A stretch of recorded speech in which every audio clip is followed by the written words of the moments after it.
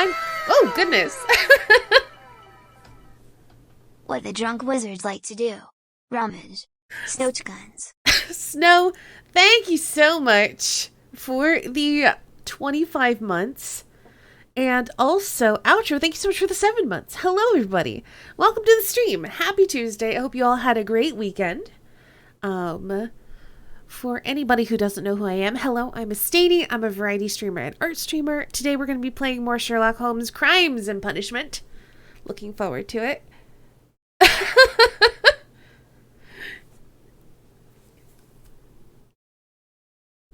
Here comes the snow chicka bow wow. But first, let's say hello to everybody. Hello, Dibria. I hope you're doing well, at least. I also like the hand cannon of Kissy Detective Voice. Outro, I don't know if you're just lurking, but hello, welcome. I hope you're doing well today. Hello, HD. Hello, Derek. I keep wanting to put together a new intro with different clips in it, but even if I did that, I'd have to keep after all the things I've seen at the beginning, because I can't take that away from you. Hey, Divine. And hello, Snow. Is that everybody? And Kulon. Hello, welcome. There we go. Here doing a Persona 5. Hope you're having fun with it. I feel like I was going to say something and I've forgotten. It's okay. Oh, you might be able to hear my fan. If you can, I apologize, but it's warm, so a fan going. And also, I'm a little congested today, so I might sound a little bit nasally, so we're just gonna have to be okay with that. And me, I exist, right? You do exist. Hello, Kulan. I was scrolling so fast, I was like, I think I got everyone. Oh, wait, no, there's Kulan. Hello, Kulan.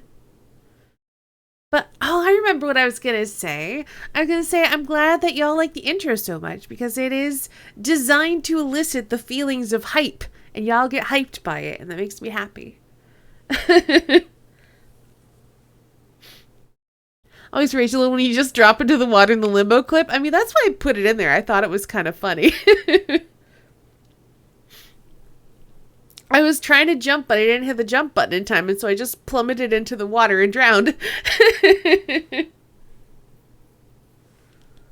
Intro was made to hype, and hype it reaped. Yay! It does its job. If you do make a new intro, eels? Oh no, maybe. I will probably make a new intro, but we will definitely start with, after all the things I've seen, we'll probably just do it from the new version. Because I want to be able to take clips that are at least, that are in 720p.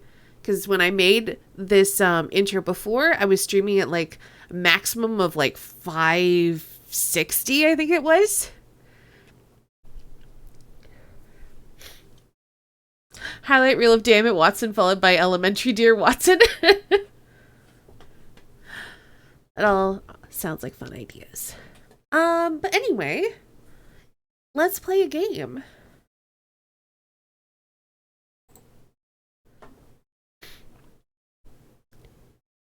I do remember Storybot telling us frequently that your internet sucked. Yeah, it was partially my internet and it was partially my computer, honestly. But yeah, it was both of those things. And then we got an upgrade, and now I can stream much better. So that's good.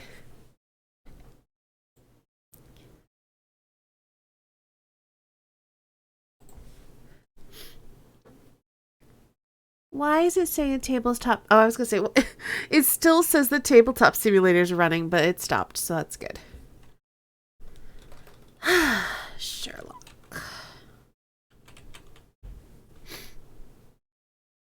Oh, it's not in even Steam. It's in Epic. I have Epic open? I do.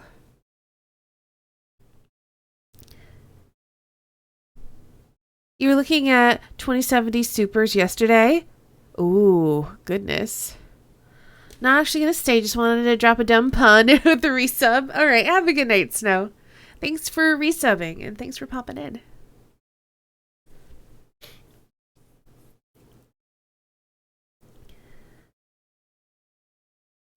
Someday I'm going to have a real good GPU and double the RAM, and then this little guy's going to be a beast.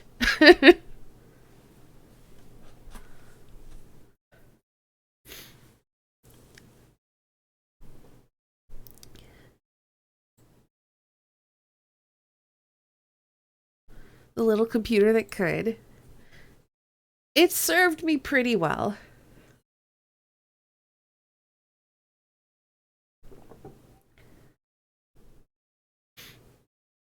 When did it become weird to read snow and not snow chick? I don't know.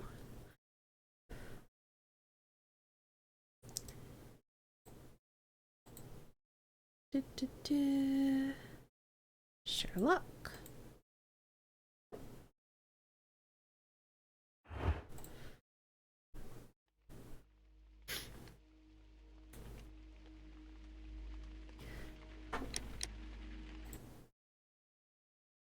Bloodbath? Detection space icon indicates some of your clues can form an important deduction, I guess. Alright, cool.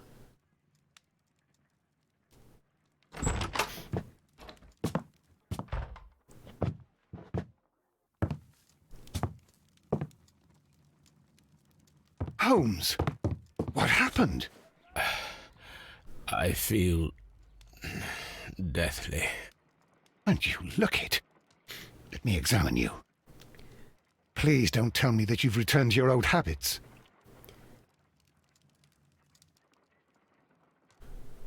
Okay, before I examine you, Sherlock. Oh, wait. I have to. Never mind. The pupil is dilated. The temperature appears to be normal. I can just skip this. That's kind of funny. I need to concentrate and count the heartbeats. Alright. Measure the pulse by counting heartbeats for 10 seconds. 1. I need to concentrate. Wait, am I supposed... Start the stopwatch, okay. And then click to count the heartbeats, okay.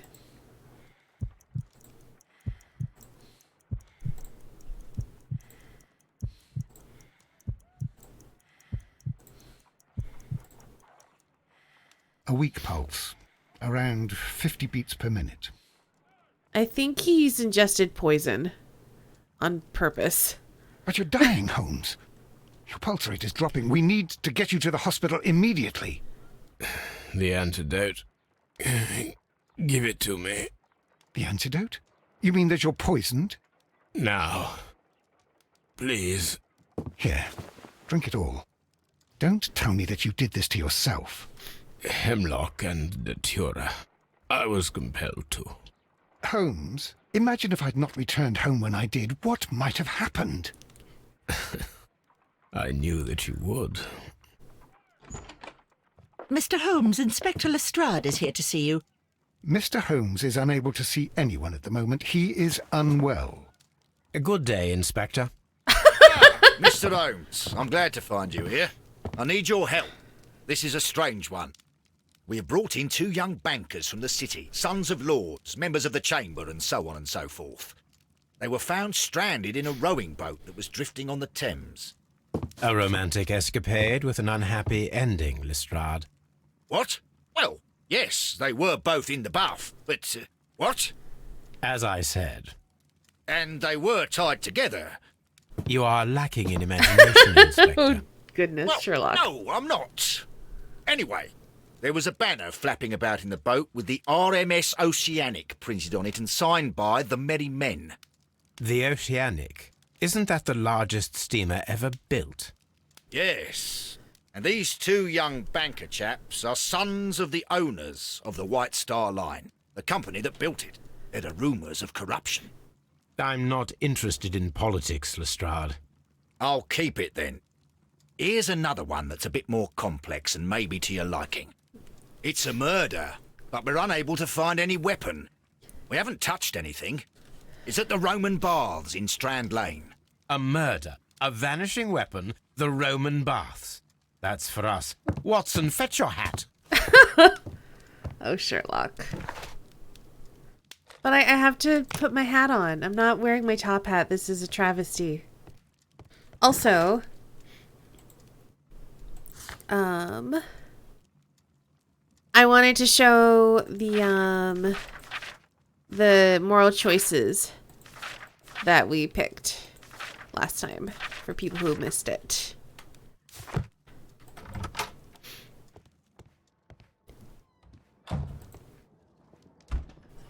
All right, yeah, I'm wearing the wrong suit. This is terrible. I want my green suit. Thank you very much.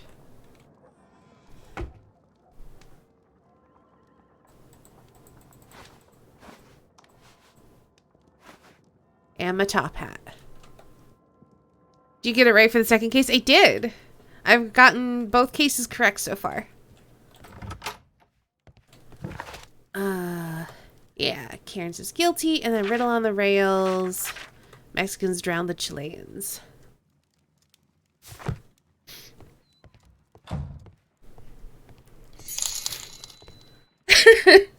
Elementary. Derek- Surriston, yeah. Thank you so much for the 100 bits. I appreciate it. All right, let's go to the bath. There was an RMS Oceanic. It was the largest ship until 1901, and it was tiny. Aw.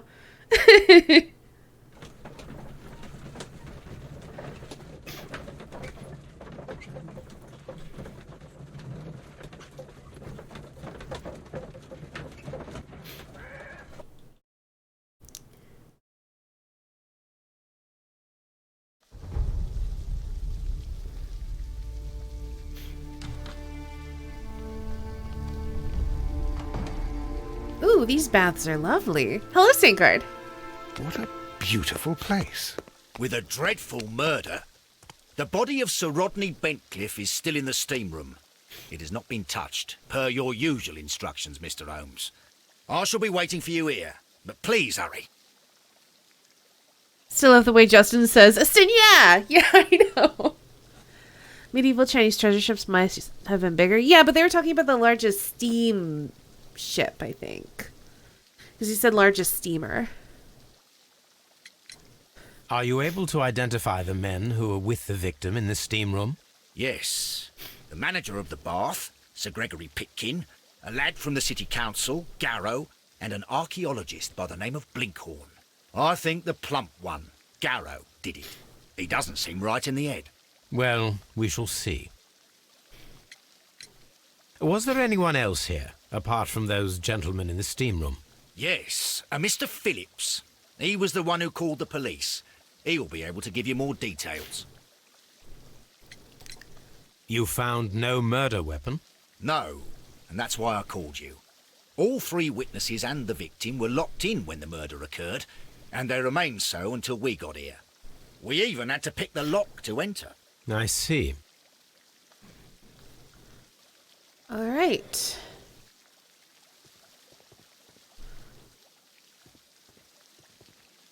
Talk to everybody. Good day to you, Mr. Phillips. My name is Sherlock Holmes, and this is my colleague, Dr. Watson. Would you be so kind as to answer our questions? Certainly, sir. First, we are going to look at all of you.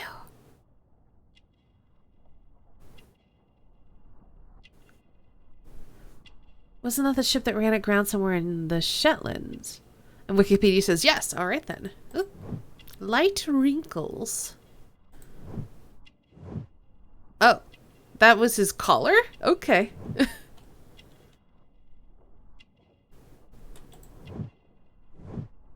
Oh, scissor cut. I guess that's what this is. Grooms himself, lives alone. Okay. I guess normally his wife would groom him. Shiny buttons. Manchester City badge. Oh. Telegram sent today. All right. Please tell us the chain of events from the start of your day. Everything that you can remember. The slightest If he goes to a barber, the barber must not be very good. Very well, sir. I came in at 6:30 this morning, and I opened the baths. I made sure that the room was clean, and I prepared the towels. The brazier was still burning. There was a fire burning all night. Yes, Sir Gregory ordered me to light the brazier yesterday. It takes some time until the room is fully heated. The gentleman had a meeting at 9 o'clock this morning. I wanted everything to be perfect. They'd been in the steam room for 20 minutes when I suddenly heard shouting. I ran to the door, but it was closed. I couldn't open it. So I ran out to the street to call for the police. One constable came up, and then there were others, and they picked the lock. Then Inspector Lestrade came along, and he told us that nothing should be touched. I'm looking at his hair. Like, the whole time he's talking, I'm just staring at his jagged, uneven hair and thinking, if he goes to a barber, they are the worst barber. Maybe he cut his ear in an attempt to juggle knives with this hair. I don't know. Did you receive any other visitors this morning? No one. Until these gentlemen arrived. Sir Gregory was the first. And then, while we were discussing work details, Sir Rodney and Mr. Blinkhorn arrived, and Mr. Garrow followed. What happened after that? I waited until they'd all entered the steam room, then I returned to the hall. The changing room door was open, so I should hear if they needed anything. You would have heard if someone had entered Look, or left the look steam at how room. jagged, like, the back Certainly, of his sir. hair These doors looks. make a lot of noise. It's like everything looks super uneven and a bit unkempt. Anyway. The steam room's on the other side, Mr. Holmes. Alright, alright.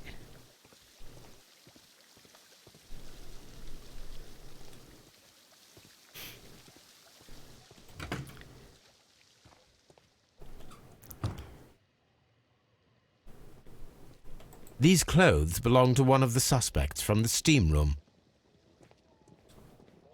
Clothes belonging to one of the suspects. Expensive clothes belonging to one of the men from the steam room.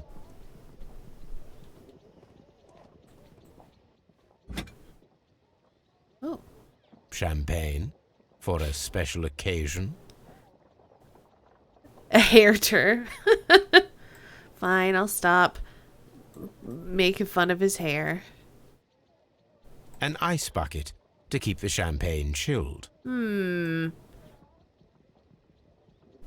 Alright.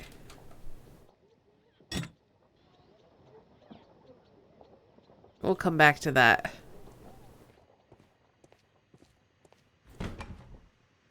Hello, gentlemen.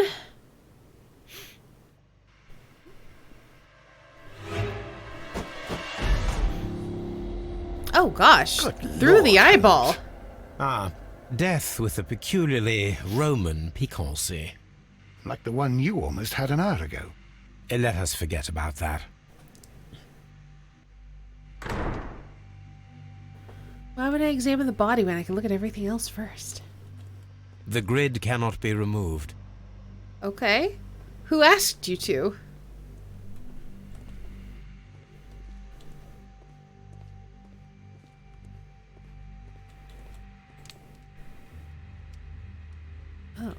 G. Newell and Sons, steam specialists, Seattle, WA. I don't want to mess with the switch yet. Oh. One lens is cracked, probably due to the temperature of the brazier. These lenses are for myopia. The wearer is short-sighted.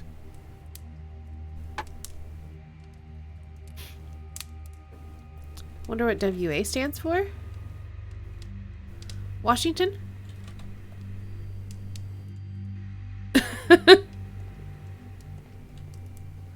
I missed the kappa at the end of that. The brazier is still burning. The heat here is extreme. I will need something to pick up this melted metal. Melted metal, huh? It is too hot. That could be our murder weapon. Blood traces wiped on the towel.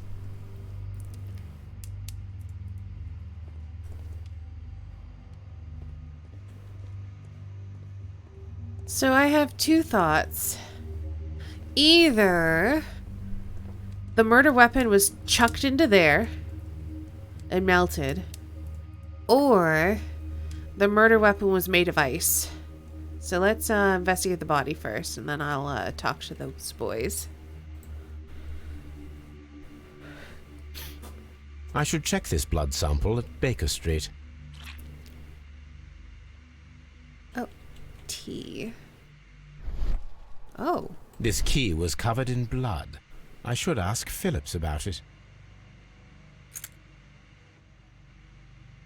Interesting.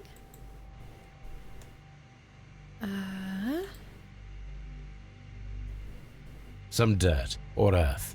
I'll take a sample. Some dirt.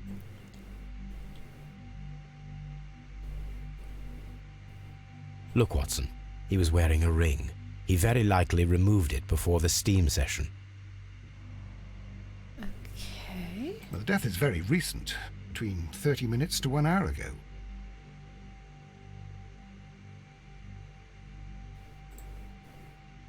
There was only one hit from the weapon. It pierced the right eye straight through to the brain. Death would have been instantaneous. All right. The wound should not have bled so profusely. This pool is rather large. Because it's mixed with water. I think we have found all that we can here, taking into consideration the abysmal lighting. Constable, we have finished with the body. We don't have many leads here. What concerns me is that we still have to find the murder weapon. Mr. Holmes? Please have the body removed without disturbing anything else in the room. All right, Mr. Holmes. I was wondering, Holmes, it's fairly reckless to carry out a murder inside a closed chamber. Why do you suppose they did it? There are a great many possibilities. The murderer was in a hurry. Or he is an artist. Or a ghost. Or he wanted to ensure that I'd be brought in on the case. Probably the latter. You are ridiculous. Do you know that? Also, the weapon his hair is looks nowhere to fine. be found. Okay. Let's talk to some boys. It's horrible. So Rodney, he's dead. Can't we speak about it somewhere else? I'm in shock. I don't want to talk. It's horrible. I can't talk at the moment. Fine.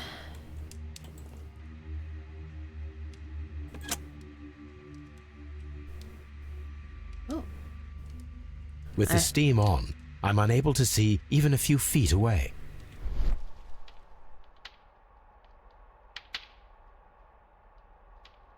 I guess let's just wander.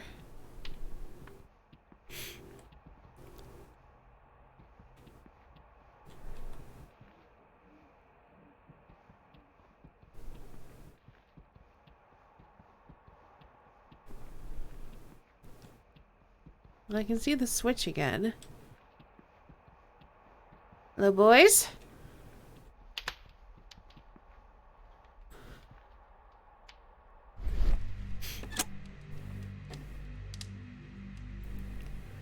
A plot to disrobe Holmes.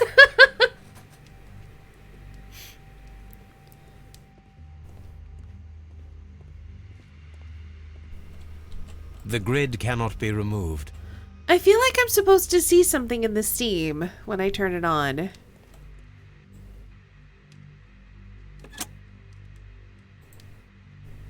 Hydrate, yes, thank you. With the steam on, I'm unable to see even a few feet away. Or is that just to make sure I can find the steam switch so I don't get lost? It was a good segue. I think it's just to make sure I don't get lost.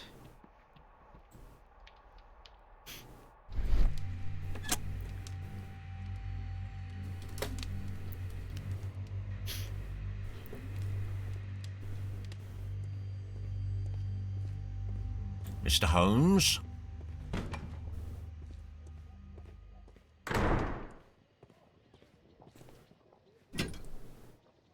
So there's more to look at here.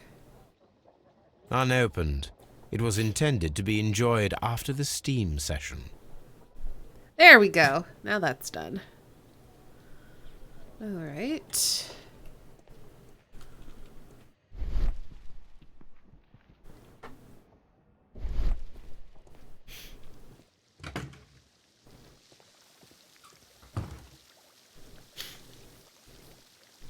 Foreshadowing for Mr. later, Holmes, probably. I should like to take the suspects to the yard. You can interrogate them there. Any objections? Not at all. Wait. Ooh. Would I have any reason to make them wait? Hold on. Please wait. I need to do something first. The fact that we can make him wait makes me feel like I've missed something. I guess, like, examining their clothes hasn't done anything. Like, it's just said, hey, their clothes exist.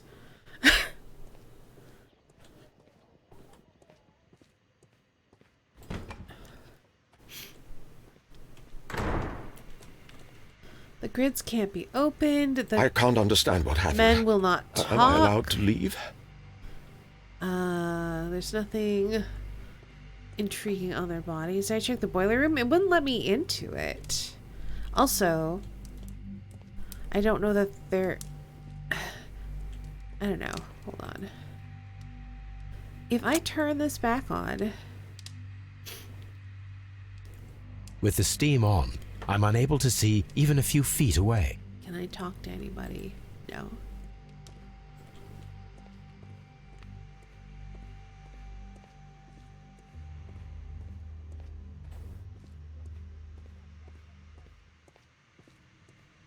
Why would I want to hold them here?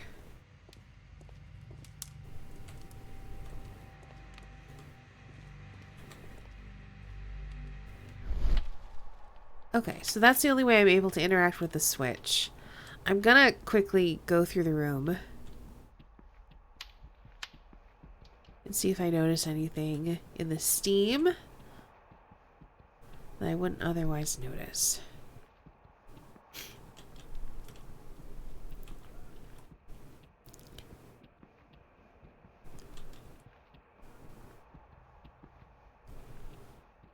Okay. Huh. Why would it give me the option to wait? Why would I want to leave these guys here? They won't talk to me.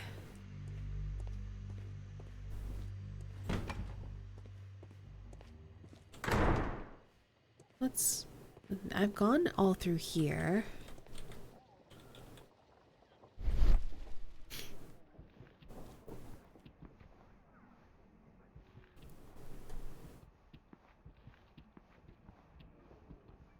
You must steam them to make them talk. I tried.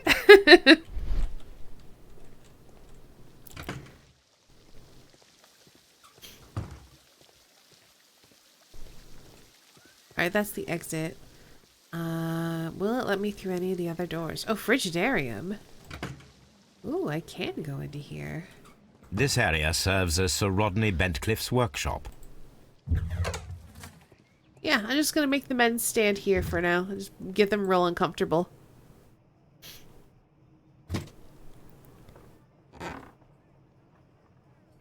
A glass plate negative is missing.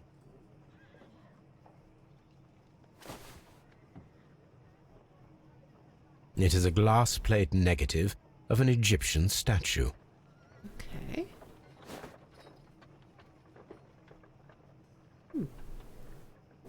Glass plate negatives. A remarkable method for recording ancient civilizations. I don't think I do have any items. I can look, though.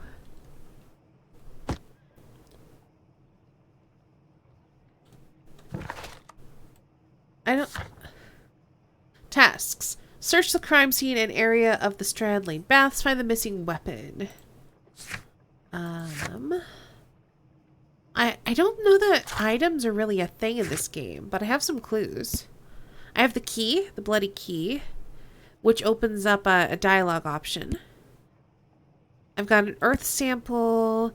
I know that there was an unopened bottle of champagne. I have a blood sample. And we know that Philip sent a telegram from the post office this morning.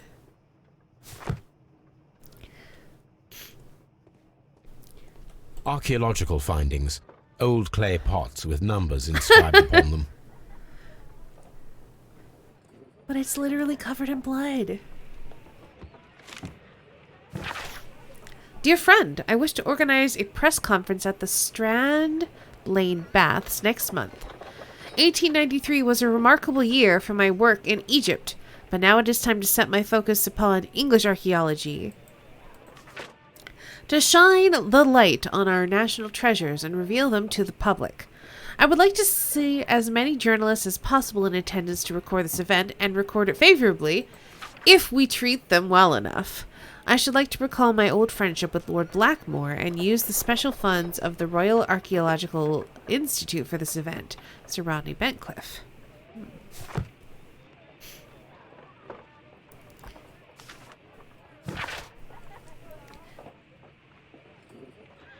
There are few among us who could claim any degree of unfamiliarity with the name of Sir Rodney Bentcliffe. He is a gentleman who possesses the wealth, notoriety, and vigor to well match the finest of his ilk abound in England. His intellect is equal to his charms, and as has often been declared by the young ladies of the European aristocracy. He holds powerful connections within the Lord Chambers and carries an influence inside the political world. There are those who would call him unforgiving, authoritarian. We should rather say that Sir Rodney is determined and ambitious. His presence at any archaeological site can only mean success for all concerned. Sounds like you need to talk to some of the staff again. I think it was Lestrade they wanted me to talk to, but maybe it was the guy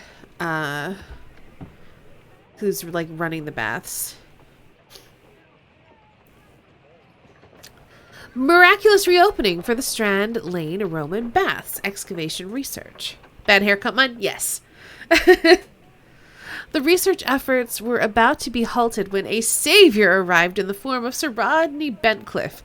Sir Rodney has taken over immediate control of the excavation, claiming that the site holds the key to a great mystery. We pledge to update our readers with all of the exciting news as it develops. Hold on.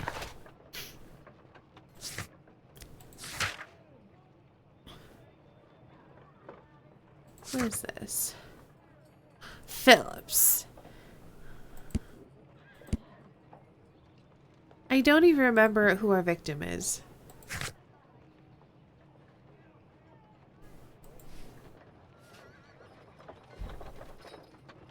Oh, it was Sir Rodney. That's what I thought. Okay.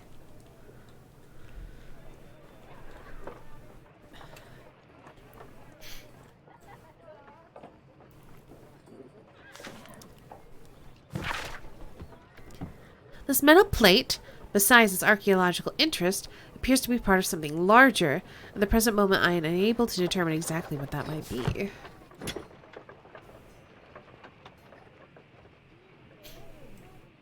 A shape has been cut in the plate. What should be done with it? Well, we'll take it. Archaeological findings. Old clay pots with numbers inscribed upon them. Okay. I'm looking for some kind of tool. Tools used by archaeologists in their research. Ooh, calipers or tongs, I will whatever. need these tongs. Yeah, I guess they're more tongs than calipers. Calipers are used for measurement.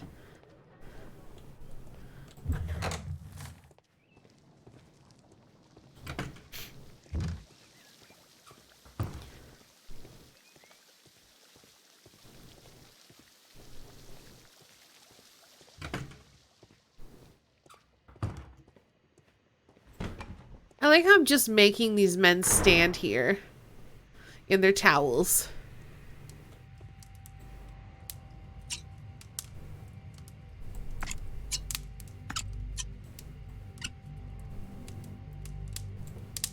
I should analyze this melted metal. I guess maybe a reason to make them stay is like if you don't notice the blood on the towel of that guy. That's the only thing I can think of. But I'm just gonna make him stay here until I'm done investigating.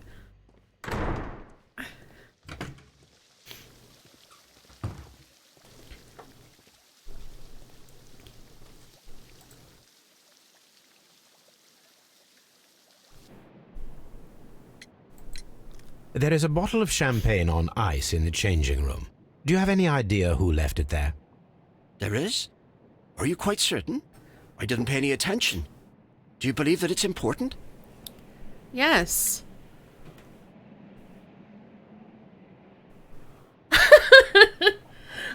I think people have said that he walks awkwardly. How many people have keys to the steam room? We have just the one key for now, which Sir Gregory gave to me. So, this morning you opened the steam room, and then? I put the key inside my desk, but when they called, I couldn't find it. It had disappeared. I don't know where it is. Okay. Did you leave the baths at any time, or receive any visitors? No, sir. I did not. Bloody key! Oh, select the correct answer. That wasn't correct? Did you leave the baths at any time, or receive any visitors? No, sir. I did not. Oh wait, no, morning telegram. You are not telling the truth, Mr. Phillips. You left your work this morning, and you went to the post office, where you dispatched a telegram at around 7:30. But how could you... No, The telegram was for someone in Manchester. Mr. Holmes, it's I'll Yeah. tell you everything. I left the baths at 7:20. My sister wrote to me yesterday, and she needed a reply, or our mother is unwell. I was away for 20 minutes, and I closed the baths on my way out. Did you receive a reply from your sister? No, she wasn't meant to. I just told her to pawn my old school uniform so that she could pay for the medication. Did you check to see if the key was still in your desk when you returned? No, I didn't. Please, Mr. Holmes, don't tell the police about this. Sir Gregory would give me the sack. I need this job. I see. Well, we'll do what we can, bud. But no promises. J'accuse! Objectione! Alright.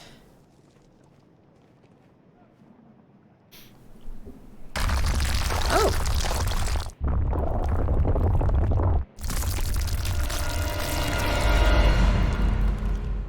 Wow, that's My suspicious. God, are you all right? I wonder how this could have happened. Yes, it is somewhat treacherous. Fortunately, I am unscathed. To where does this corridor lead? To the frigidarium, the coal room. Barely unscathed and by a very small margin. And treacherous is an understatement.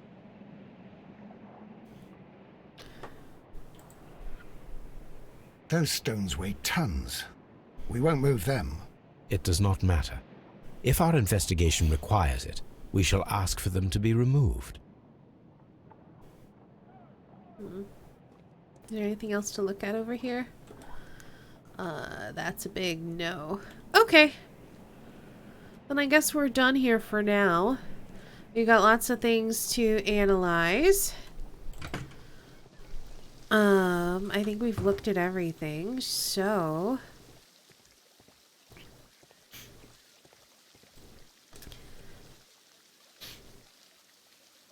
Mr. Holmes, I should like to take the suspects to the yard. No objections. None, Lestrade. Okay. Examine the crime scene in Roma Baths complete. So now we need to head back to Scotland Yard. You knew what a frigidarium is from Asterix. Don't tell me comics aren't educational. Nice. Ooh, do we have any deductions to make? Let's see. Ooh. Sir Rodney's arrival saved the archaeological research at the baths, and we know that there's champagne. I don't think there's any connection there at the moment. Let's continue. Let's go through all your stuff.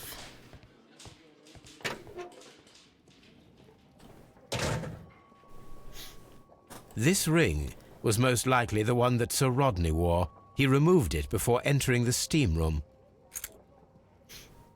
Okay, let's see. There's going to be an inscription or something. Ooh. An Egyptian symbol. It is a very old jewel. I see the join. This ring was repaired, and quite badly too, with silver. Why on earth would they wear such a ring? A very pertinent question. Oh, we're keeping it. All right, then. The champagne is the murderer, maybe.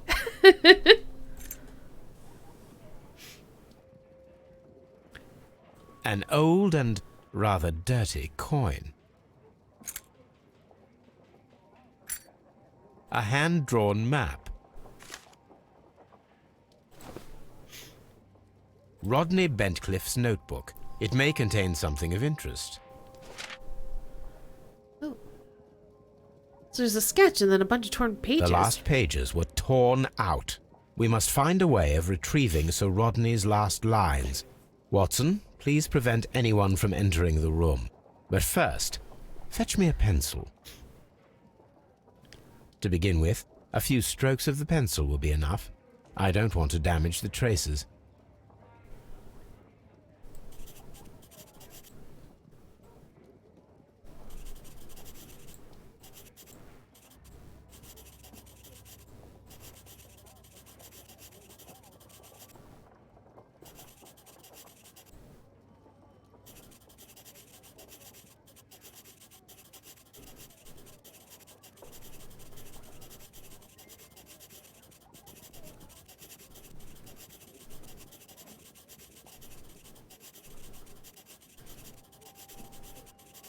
Today I almost found it. And then to gently smudge the leftover pencil marks with a handkerchief. I don't need I'm to. sure that Watson won't mind if I use his.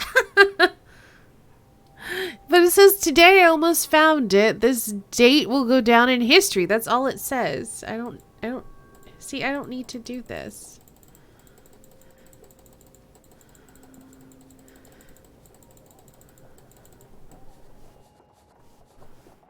Smudge everything. Smudge it all. Ugh. I should have drawn something, you're right. Oh well. Mr. Holmes, the coroner... But what are you doing? Tampering with the evidence? I prefer to make them talk. Today, I almost found it. This date will go down in history. Sir Rodney was about to make an outstanding discovery.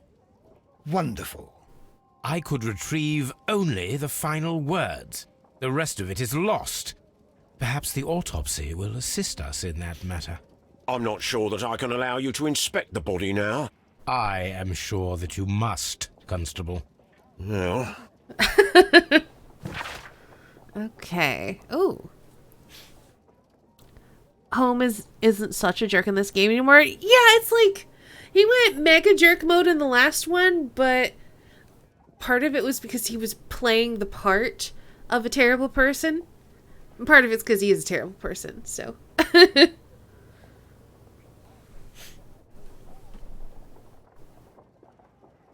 meant to type that on Discord. Excuse me, it's all good. I had no idea what you're talking about.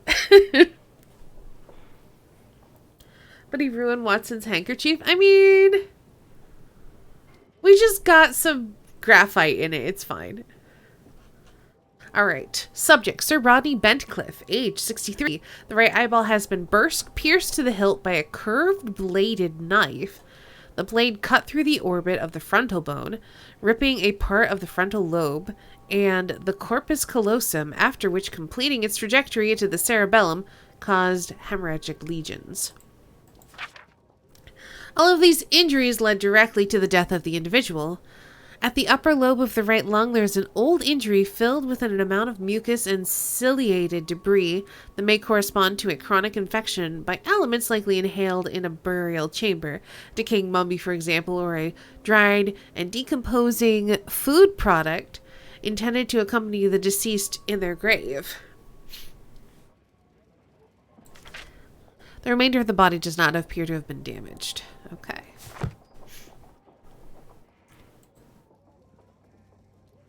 An ordinary pencil. Sir Gregory Pitkin, manager, to Mr. Blinkhorn. Dear sir, the interests that I represent require the situation at the baths to be changed for the better. At the present time, the frigidarium excavations remain under your direction, and yet the works have not progressed. You have failed to find anything of value, and we are unable to make the frigidarium accessible to the public. The Frigidarium is a valuable asset in the recreation of the Roman bath experience. I urge you to complete your work within the next 2 months. You have this remaining time to conclude your archaeological research and to find yourself another workplace. Ooh, dang. When Garrow found Sir Rodney dead, he wiped the blood upon himself. A phial with herbs. Do you know what it is, my dear fellow? It's the St. John's wort flower, Holmes. It's commonly used as a drug against melancholia. However, an overdosage might lead to a rash or even hallucinations. So we're looking for someone with a rash, potentially. Maybe they all got plied with St. John's wort in the baths and hallucinated that the guy was a monster and stabbed him. Why does Holmes speak every line like he's reciting a poem? Because he's Holmes. An embroidered silk handkerchief. A fountain pen with solid gold trim.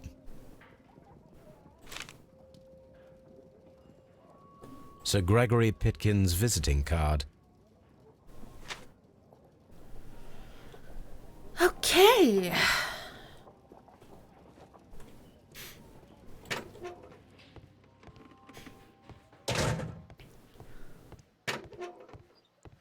Let's see. Blinkhorn, Garrow, or Pitkin. I'll have this one, please. Please escort this suspect for interrogation. Good day to you, Sir Gregory. My name is Sherlock Holmes. I'm assisting the police with their investigation of the murder that took place this morning. Would you mind answering a few questions? Tell me, Mr. Holmes, will I need to stay here for very much longer? Ooh, he's an angry boy. Let's slowly look at every part of his body.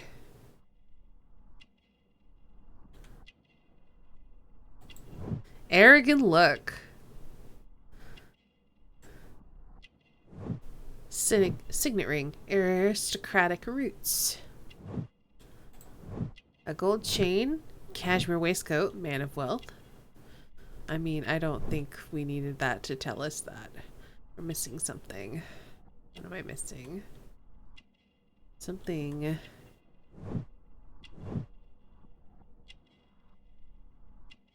Where?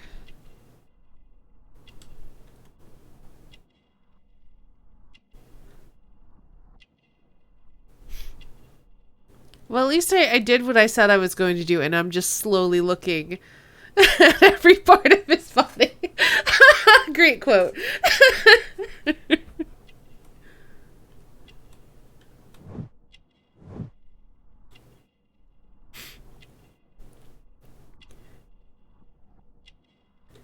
Well, I can't look below the waist. So I guess that's fine. Let's see. I don't see anything. Oh, wait. What is this? Mouth-shaped disdain. I tried to click on his mouth so much. Context is for chumps. I mean, I am pretty sure the whole reason that quote bots exist is so you can quote things out of context. So I approve.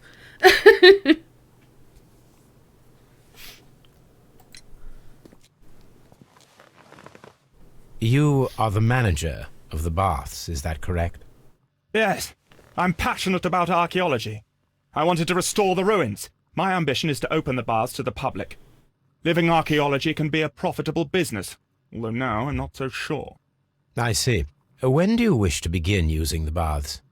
When the archaeological researches are over, I will be free to complete the restoration. It is the usual process. What was your relationship with Sir Rodney Bentcliffe? We were not particularly close. He had an unpleasant temperament, suspicious, authoritarian, unkind. People possessed by genius may be forgiven for their nature, but not by me. Was he obstructive? Not at all. Everything he did led us to greater success. He helped us increase the potential of the building. Man, I must be wondering why Holmes examines his face from every direction from 2 inches away. That's just normal police work. How was the work progressing before Sir Rodney's arrival? Rather slowly, I would say.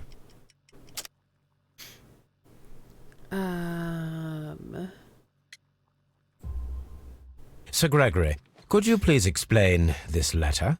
You expressed the wish to call off the research work at the baths. It was all about Blinkhorn.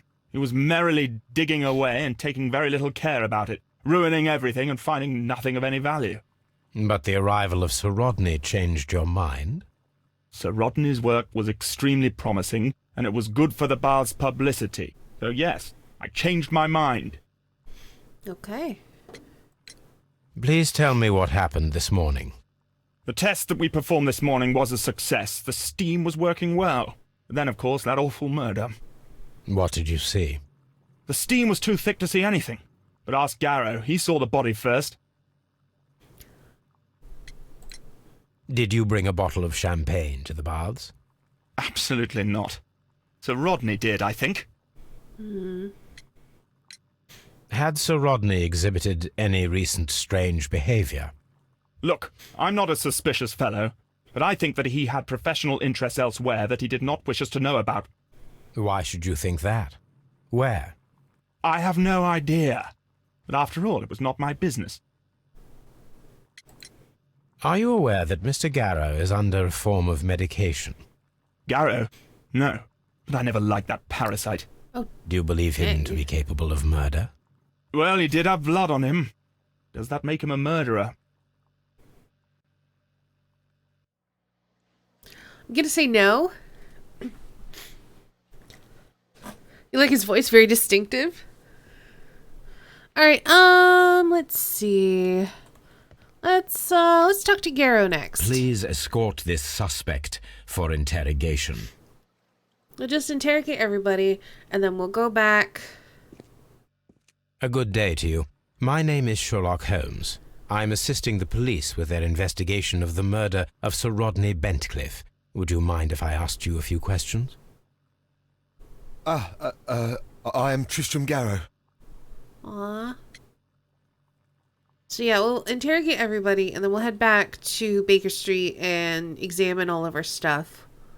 And then start making some conclusions, maybe. So he's got them sad eyes. Oh. He's got an amulet. Oh. There was something here. What did I... Oh. Oh yeah, there's dirt on his sleeves.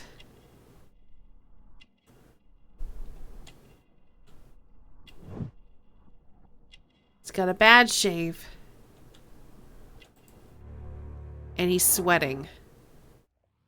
Oh, he is shiny, isn't he?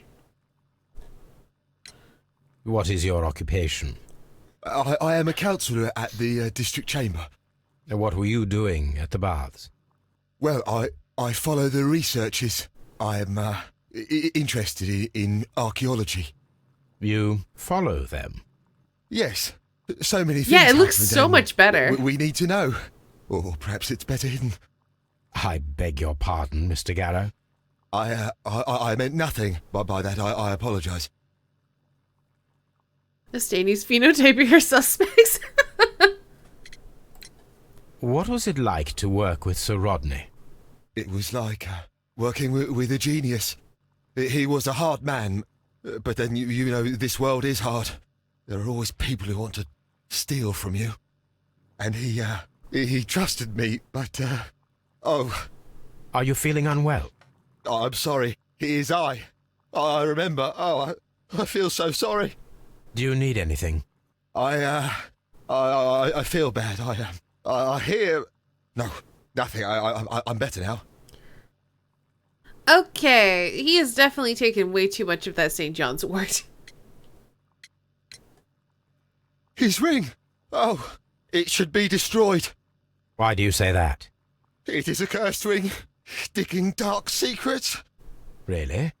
It is after me now. I know it. I shouldn't have worked on it in the workshop. It's too late now. Uh-oh. Please try to recall what you saw today. The room was so hot, I had to remove my glasses. I was not feeling so very well in there. But you found the body. I saw the knife, you know, flying through the air. I saw the blood. I tried to escape. I don't remember. Saw the knife? What did it look like? Everything was as if in a nightmare. It all happened so fast. The knife was shining like gold. Huh. Okay. The last game was the Cthulhu one. That was the first one we did. If you don't count the pearl earring one, which barely worked. But yeah, we did Awakened, and then we did the Kissy Detectives. AKA Arsène Lupin. Did you place the bottle of champagne in the changing room? What? No. Had Sir Rodney exhibited any recent strange behaviour? Well, he had been rather secretive these past few days. Last Thursday, for example, I saw him leave. When he returned, it was very late. He showed me some wet coins, Roman coins, and he started to laugh. Huh. This is the coin that he showed me. It is from the 3rd century. It must be very rare. No, I don't know. They say Holmes is still making his way through random doors. Oh, that was so frustrating to play. Thank you. Thank you. This will help me to calm down. Do be careful with the dosage. I will. I mean it. Garrow appears to be rather mentally disturbed. Either that or he is a good actor. Yeah. All right, Blinkhorn! Please escort this suspect for interrogation. Good day to you, sir. My name is Sherlock Holmes, and I am assisting the police with their investigation of the murder of Sir Rodney Bentcliffe. Would you mind if I asked you a few questions? Not at all, Mr. Holmes. My name is Percival Blinkhorn. Legends say that sometimes, very rarely, the door that you click on is the one that opens. Alright, let's look at you. Focused look. Attentive. Oh, okay. You got them suspenders. A shabby worker, not wealthy. You're saying recent earthwork.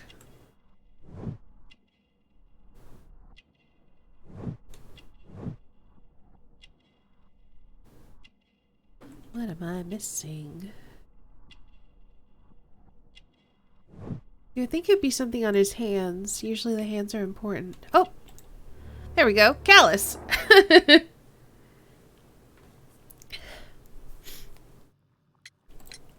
What is your occupation?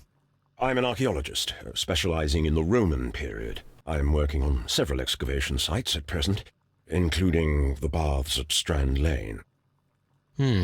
Can you tell me more about the baths? Well, we're hoping to retrieve a great many interesting artifacts from the site, and to list any items of value before their eventual restoration and exhibition. And has it been successful? It has, thanks to Sir Rodney. He's obviously a monk. What was your relationship with Sir Rodney? Well, I couldn't say that he was a kind man, no. But he was talented. I felt a great admiration for him, I must say. Was it your first collaboration? I had met Sir Rodney briefly once in Egypt, and I'd shared my researches with him. Surprisingly, my work did convince him to come here. He arrived only a couple of months ago. Surprisingly? Well, Sir Rodney was a cold man, and so very secretive too. But I learned so much from him. I can't believe that he's dead. We went out a few times, nothing serious. Great. How well were your researches progressing before Sir Rodney's arrival? Rather well. Are you kidding me?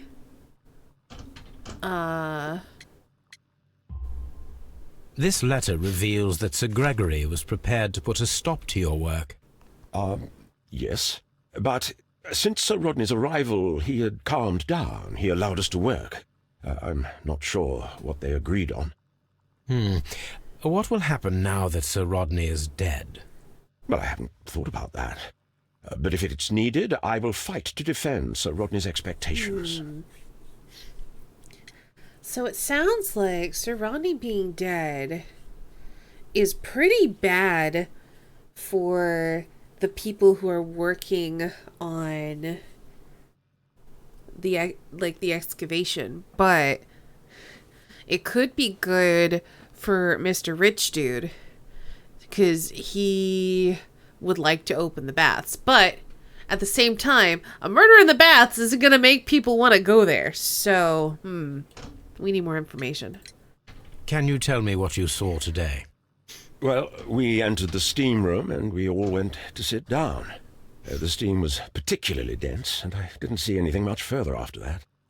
I just heard Mr. Garrow shouting, but we all ran for the door and bumped into each other. I was very alarmed by this point. What did you do? Well, the door was stuck, and with all the steam, it was quite frightening. I was barely able to see my own feet. Garrow was covered in blood. Do you believe that Garrow killed Sir Rodney? Oh, no. Garrow couldn't harm a fly. Something in the excavation that someone doesn't want to be found? Maybe. Or maybe someone was trying to steal his discovery, because we found out that Rodney was about to make a really big discovery. It's possible... Yeah, it's going to hinge on what that discovery was, I think. And then was someone trying to steal it, or was someone just trying to make it not happen? Because an archaeologist might have been trying to increase their position and further their career by stealing the discovery out of jealousy and whatever. Or the guy who owns the baths might have been like, oh no, if that gets out, then this is going to be like a protected site and then I won't be able to monetize the baths. So, we'll see. Can you recall any recent event that would occur to you now as being a little strange? Well, yesterday we had a small argument. Is that all? No. Sir Rodney informed me that he was to attend the London Archaeological Congress with me. Then he advised me of quite the opposite. And rather aggressively, too. Oh. So basically he was like, you know what, how about I go to the archaeology conference and you not? Okay. Do you recognize this ring? Certainly. It's the famous Aswan ring. Sir Rodney brought it back from his last campaign in Egypt. And he kept it for himself? Sir Rodney has had his own particular ideas of archaeology. The fact that this guy keeps using the present tense with Sir Rodney suggests to me that he didn't intend to kill him. Even if he did kill him, it was probably not intentional. Because, or at least not like a planned out murder situation. I feel like if he had gone in there with the attempt to murder Sir Rodney, he would already be thinking of him as dead. What can you tell me about Garrow? Well, he always looks so sad. And he has been acting strangely lately. He complains about voices and visions. I will keep an eye on him because I'm worried. Did you place the bottle of champagne in the changing room? No, I did not. Okay.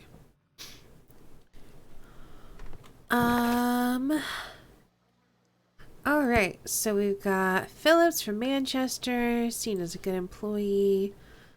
Sent out a telegram. We got Pitkin, upper class rich boy.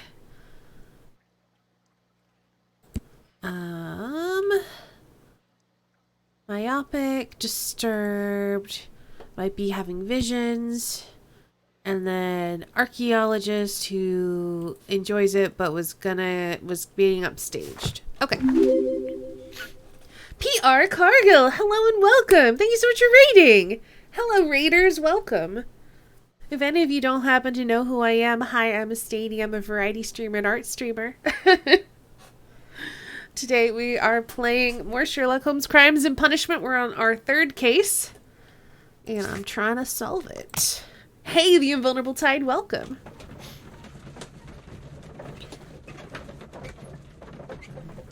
How was your stream, PR Cargill? It was good.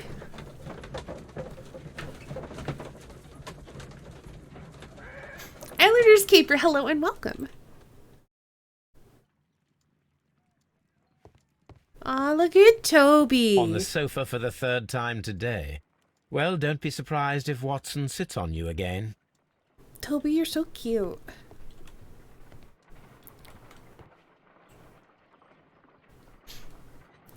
Quickly learning how annoying Majima will be. You're playing more Yakuza then? Hold on, let me give you a shout out.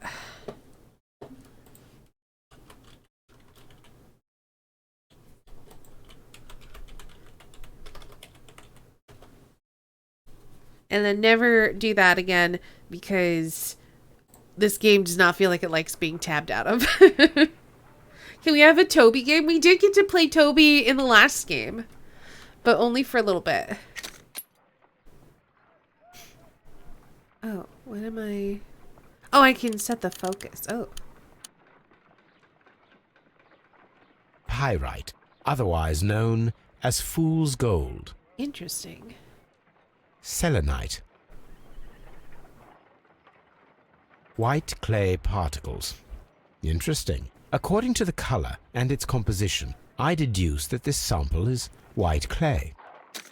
Now, I need to find which area near London this sample belongs to. Okay.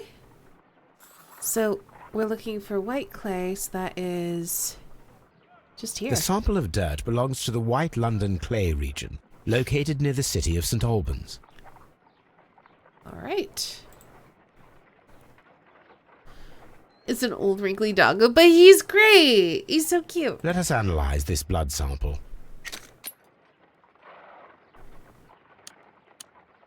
This blood has not coagulated well. It seems very liquid. That is strange. Yeah, it's mixed Let with us water. see what is inside it. Hydrogen peroxide will bring any foreign matter to the surface. It was very easy to find. I must take a pipette and place several drops of hydrogen peroxide. Very well. What? Bloop. Bloop. Bloop. Water. This blood is heavily diluted with water. Called it. This is a piece of metal taken from a brazier. It appears to be silver, but I need to be sure. If it is silver, it will be possible to melt it, since silver's melting point is at around 900 degrees Celsius. Let us compare pretty this dang sample hot. with a silver penny by testing it with acid. If it changes color to match the result of a reaction with a silver coin, then it is silver.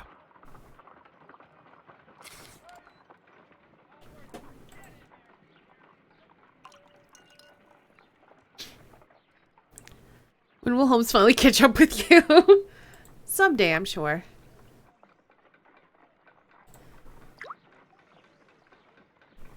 The reaction is the same red stain. It is silver, Britannia silver quality. All right.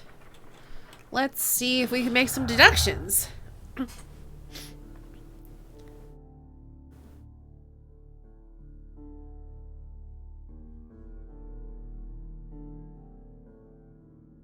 All right, so we have Garrow's drug, effective arrival, Pitkin's fight.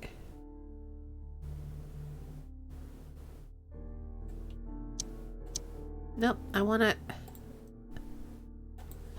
That's not what I want. I want this and this.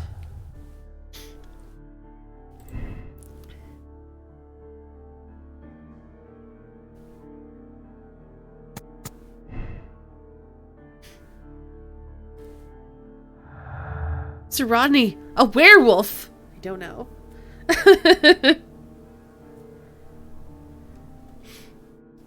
Broken glasses.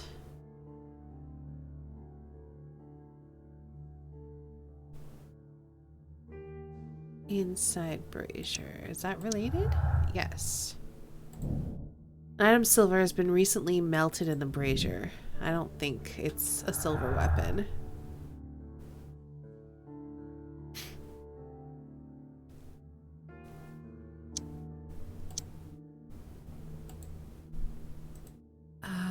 Okay, let's see.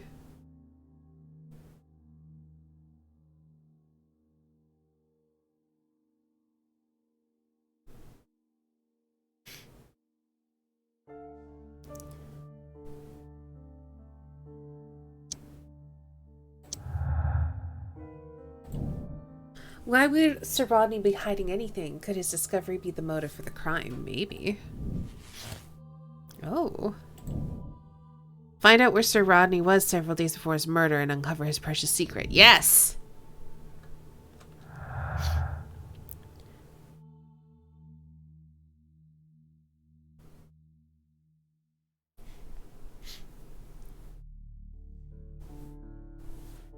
Yeah, commas is decimals. Yep. I was like, what are you talking about, Dipria? That sounds about right.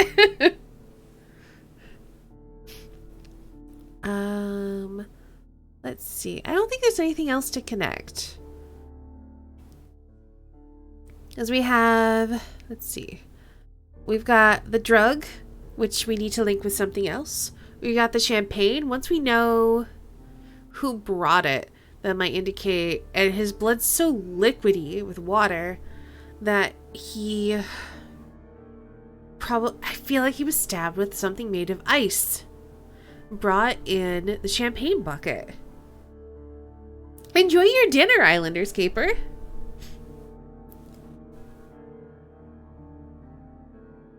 To convert to Kelvin, you first have to find magnetic zero. Oh no.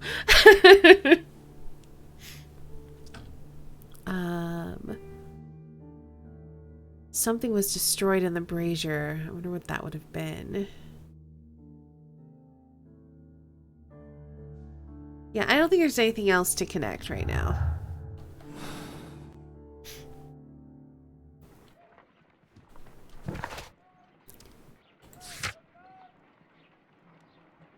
Sir Rodney's body's ready for examination. Ooh, let's do that.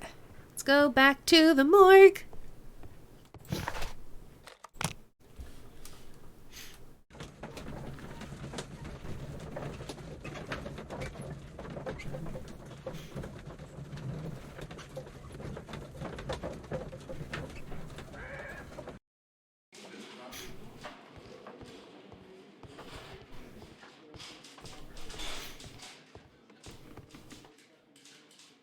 Staff room. Is this it? Morgue! Yeah! We got that body. According to the coroner, there were no cardiac problems nor lung congestion, but there were traces of fungus, possibly contracted from the Egyptian tombs. The coroner observed no stomach nor liver disease, if we're to accept that Sir Rodney was an occasional drinker and 63 years of age. Okay. An unusual wound, inflicted by a curved knife, which resulted in instant death, as the coroner's report says. What? The bruising is in lines. Some light bruising caused by a rope. They were caused by a rope around the waist. Yeah. Sir Rodney was descending. I was somewhere. gonna say it looked like he was like a harness mark.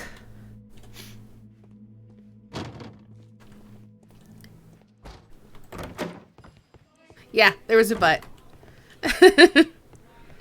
Let's see. Let's go back to the bath.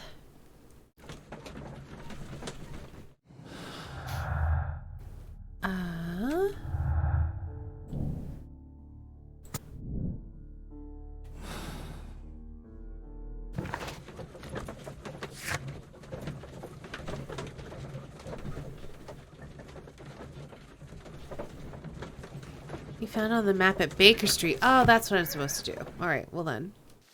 I don't want to be here.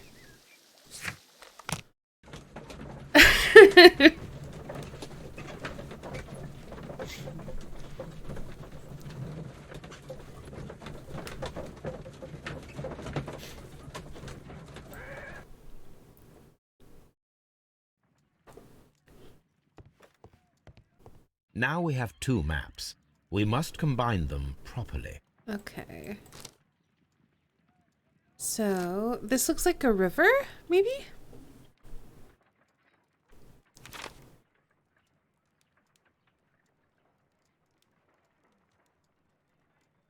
Let's see if we can find that, zigzag. Ooh. It's not this, is it? No. Is it this? Watson, pack your bag. Yay! We are visiting a location in St. Albans marked on Sir Rodney's map. Yay!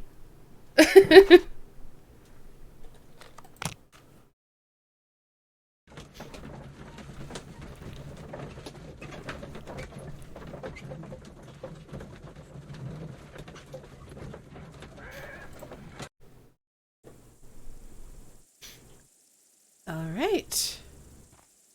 This archaeological site has been abandoned. Why did Bentcliffe come here? Abandoned schmandon. Let me at it.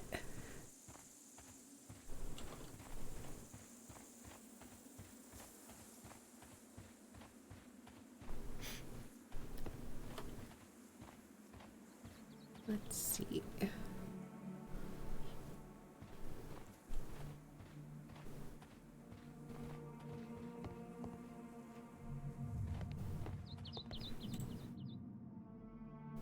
This is the map of the site. We are at the heart of an old Roman city. Ooh, cool. Okay.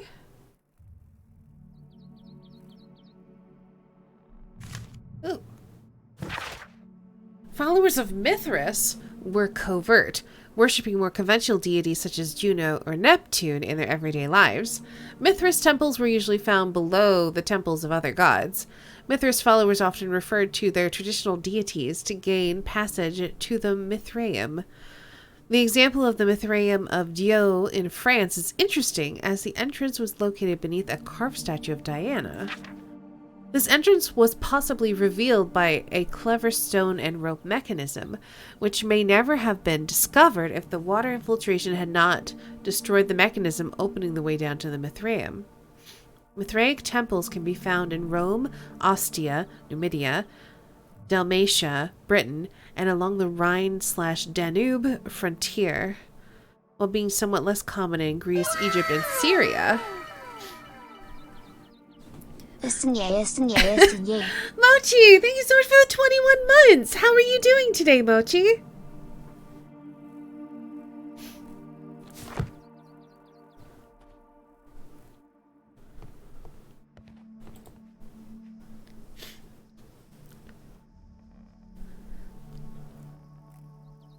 Am I solving all the mysteries? I'm working on it. We just started a new case. I did 2 cases last week, and we crushed them. So now I'm working on this new one. Found an awesome walking route through some forest near my apartment last night. Nice. And I have a strong suspicion that it could connect to the other awesome walking route that I found a few weeks ago. I had no idea any of this was here. Awesome. That's super cool. Oh, give me those cubes. And I'll take the documents. Oh, this is... Okay, it's new information on Mithras. The cult of Mithras was a mysterious religion practiced within Roman Empire from around the 1st to the 4th century A.D. Of course, you crushed them, a detective is stating. Well, thank you.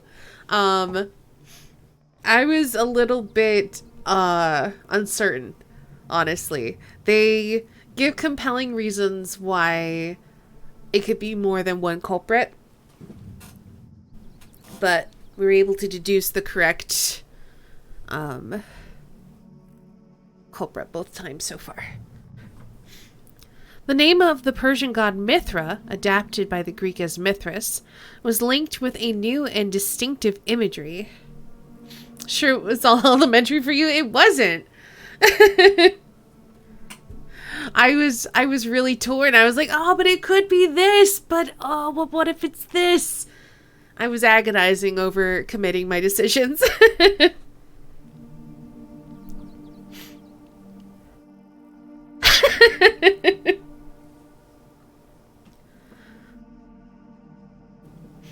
Worshippers of Mithras had a complex system of 7 grades of initiation. With ritualistic meals, initiates would meet in the underground temples called Mithraea that were retained in large numbers. The iconic scenes of Mithras show him as being born from a rock and slaughtering a bull. Tauroctony. Okay. The knife used by Mithras for the Tauroctony, the sacrifice of the bull, is originally a curved sacrificial blade of Persian origin. Its curve can be from 5 to 15 degrees. The name is derived from the Persian shamshir, which means sword. This radically curved sword family includes the shamshir, scimitar, talwar, kilij, pulwar, and Mongol saber. A myth of the golden knife is the key to the Mithraic mysteries that some describe as an equivalent to the Holy Grail. The golden knife carries a curse that will spill the blood of the unworthy who would dare to touch it.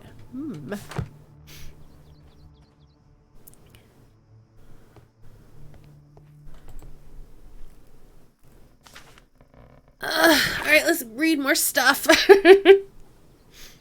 And the empty coconuts that they used to imitate the sound of horses' hooves, another strange ritual for the old gods to keep the evil spirits away. The people, feeling that the dark eye was upon them, would melt their valuables in the fire. Sub-Saharan tribes burned fruits, and the rich Roman family spared no expense melting silver or tin. It is not recorded if such valuable offerings were thrown away with the ashes or if they were used at a later date. Some, but I wonder if that's why the silver ended up in the fire. Hydrate. Yes, I should. Thank you.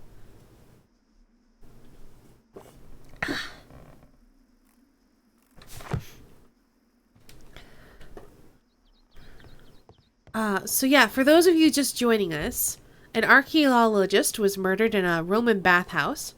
The door has been left open. Someone did not care or was in haste.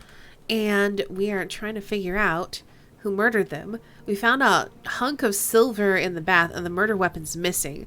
I think it was made out of ice.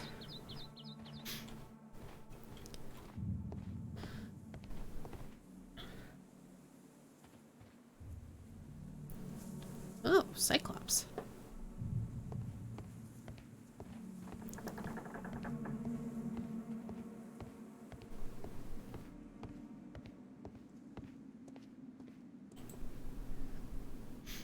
The Cyclops, a one-eyed creature helping Vulcan at the forge.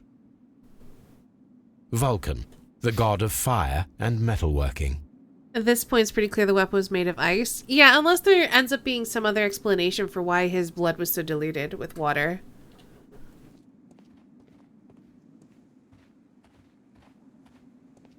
I mean, I guess it's possible that the steam could have gotten in it somehow, but that doesn't make a lot of sense. Or someone maybe dumped water on him, but that also doesn't make sense. So yeah, until we find another explanation for the water, I'm gonna go with ice weapon and some guy melting his valuables in the brazier. I don't need the ropes for now. Okay.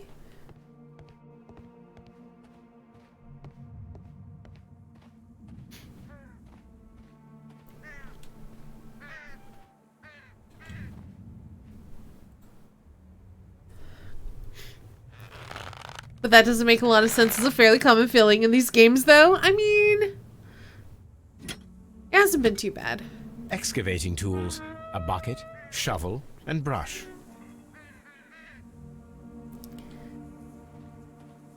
I feel like this game has been more straightforward than the last couple of ones we've done.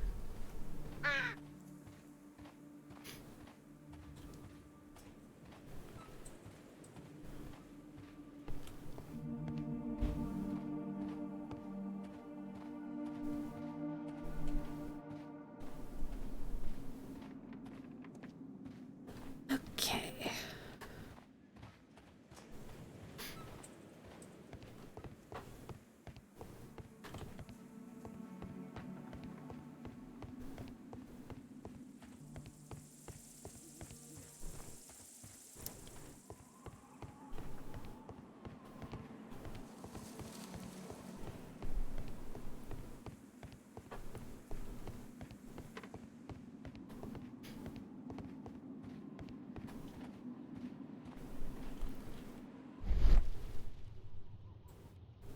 This wall was covered with mud recently.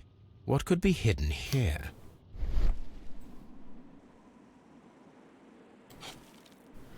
Do-do-do. Oh, Frigidarium.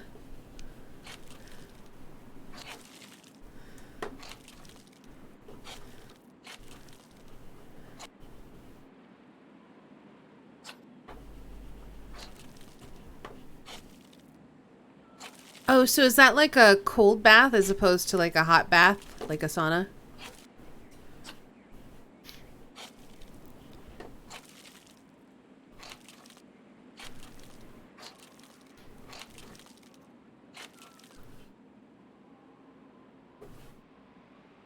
I can see now. Cold pool, nice. Okay. Frigidarium. It is located at the Roman Baths in London. Someone took the time to hide the fresco, but what for? I need to visit this place. Frishavacado? What? Maybe they brought the ice weapon in the champagne bucket? Yeah, that's what I'm thinking. They blew up the Frigidarium to hide where they made the ice weapon? Maybe. It's possible. We have to get in there.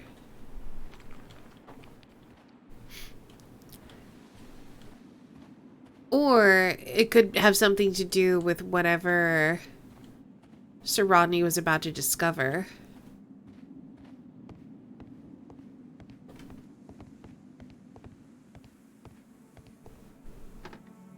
Common typos, it's all good. Ooh. It is a statue of Minerva.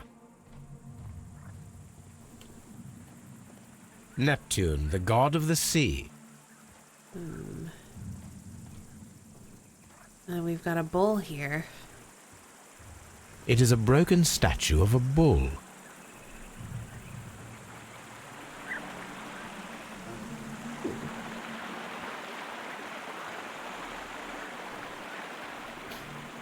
Romans might have planted the bomb.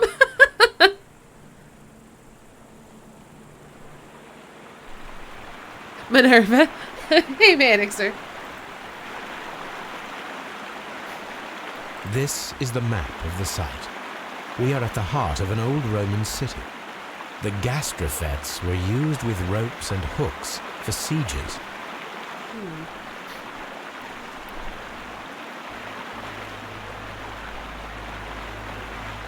I have a feeling we're going to have to do something related to that. He was talking about how we're going to eventually need the ropes. This is a reproduction of an ancient Greek crossbow. This... Okay. We're going to need that as well, and the ropes. I bet we're going to have to reassemble that and like attach a rope to it and then fire the crossbow with the rope on the bolt into something and then pull it. I think that's what we're going to have to do. Dear Lord Blackmore, the manager of the bath, Sir Gregory Pitkin, was quite a nuisance at the start when I arrived. After you stepped in, he became rather more helpful. Occasionally people of his rank are not well suited to a work of such great magnitude. They lack the necessary vision. In a few weeks' time, I hope to bring good news of the Strand Lane Baths. I'm on the verge of discovering a major archaeological artifact. One that might be used politically by your party to demonstrate the strength of our ancestors. and fulfill the need to protect our empire from any present and future threats. Kind regards to Ronley Bentcliffe. To Blackmore. Why does that name sound familiar?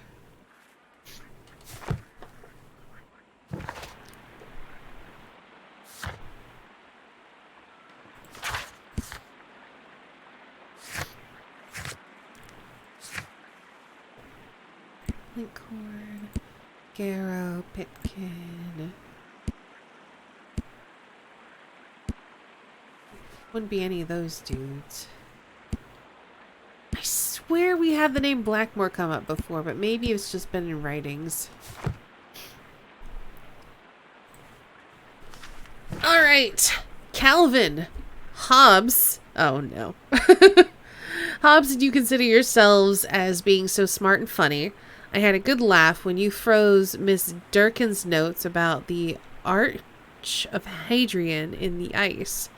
However, our thesis exams are just ahead, as you are the so-called brain of your improbable duo, I have to warn you that my Gastrophetes model, the ancient Greek crossbow, and not the medical device used to relieve constipated people, as you might have thought, is not to be touched. Or else I'll have to inform Mr. Wormwood of everything you've done these past 2 years. P.S. I ate Hobbs's tuna sandwich. Espinal.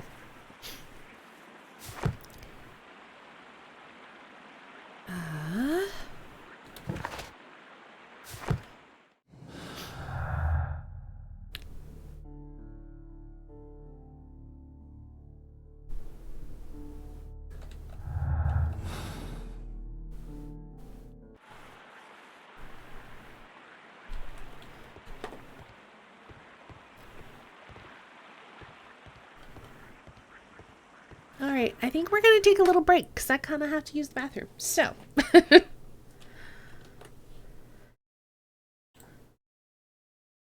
going to put some music on and we'll be back in a couple of minutes. Have a good break, everybody.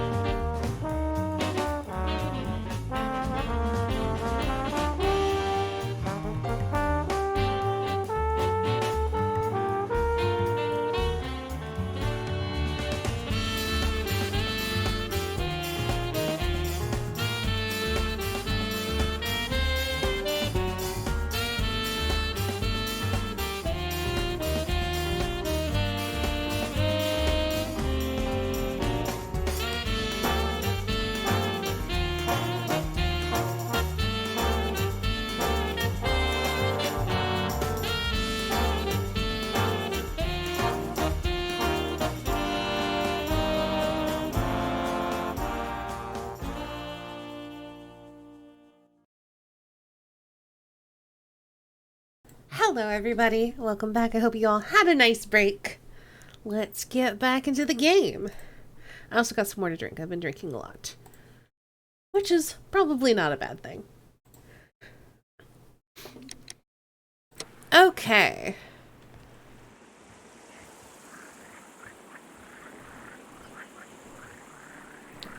This is making me think of the previous case.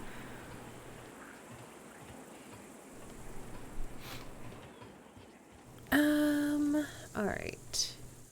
So at the moment I have no reason to reconstruct the crossbow thing. I guess let's look and see if there's anything of interest in here. I haven't been this way yet. Construction hooks. Okay, yeah, I'm definitely going to be firing a hook with a rope attached to it via crossbow. That's gonna happen. I just don't know where I'm gonna be firing that yet.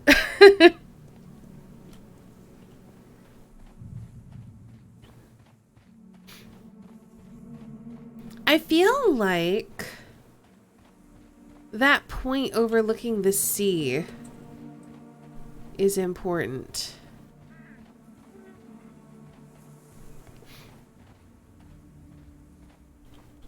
Yeah, it's full of cobwebs, so there's not going to be anything there. This one is not dug up at all.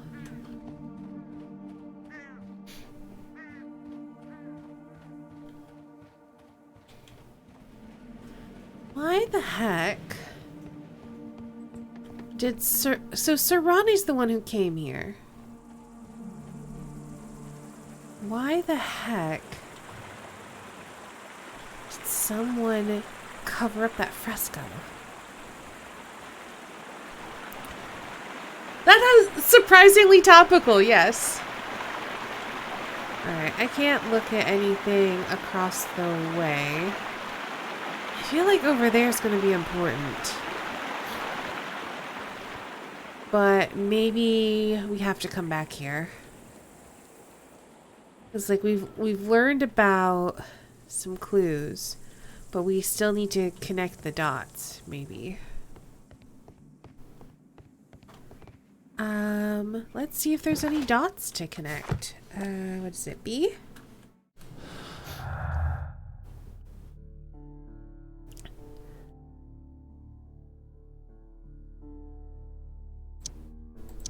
No. Okay.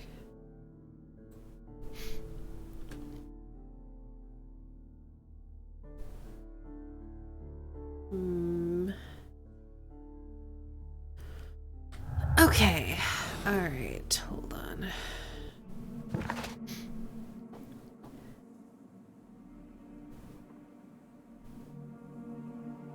Sir Ronnie Banclift has left leads that point towards the Frigidarium of the Roman Baths. So maybe we need to just open up the Frigidarium for now.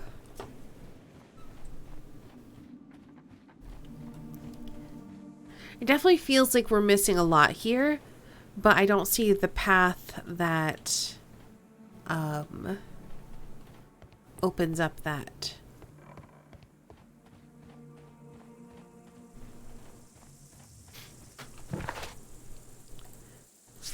Let's pop down to Scotland Yard.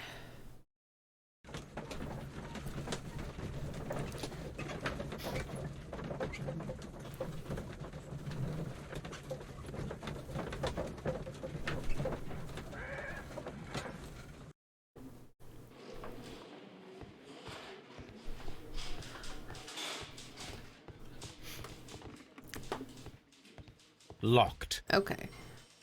Let's see if we can question any more of the witnesses or potential suspects. Please. Jammed. Closed. The paintings in the baths are focused on Mithras, I understand. Yes, they are what make this place remarkable. And that is why Sir Rodney came here? He believed that the golden knife, which is an ancient ritual item, was hidden somewhere around the baths. I admit that it would be wonderful if it were true. And you are not concerned by the reputation of this artifact? You mean the curse. Before someone is dead, it is a blessing. After they are dead, well, then it becomes a curse. Some melted silver was found inside the steam room brazier. Do you know where it came from? Silver? No. Okay. Please. The lighting under Holmes's top hat is acting strange. I'll have to keep a lookout for it. We discovered some melted silver in the brazier. Did you put it there? No. Silver, you say? No, I don't know how it got there. Clearly, HG, we have candle in our top hat. What can you tell me about Mithras? Oh, so much. It was the core of our work. Why do you ask? Were you seeking the golden knife? I see you are an amateur. Yes, the golden knife was our grail. It is said that it bears the only text explaining the ritual of the cult of Mithras. I understand. I read something about immortality. A myth. The knife would provide immortality only to the worthy one, and yet it is cursed, and it would kill you if you are not initiated. Did you expect to find the golden knife at the baths? Well, Sir Rodney thought that it might be there. Did you observe the knife representations there? They are so extraordinary, and we had hoped that... It is a tragedy that he has passed away, taking all of his secrets with him. As soon as I've been released, I will continue Sir Rodney's researches in his memory.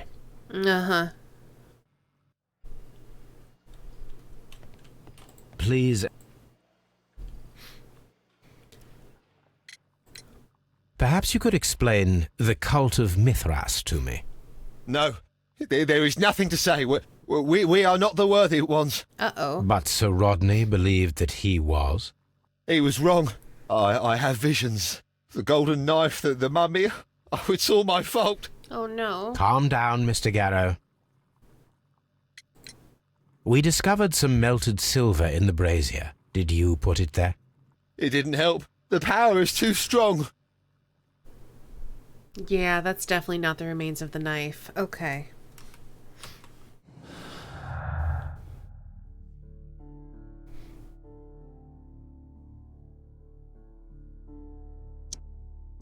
Nope. Let's see. Why can't I say that he put something in there?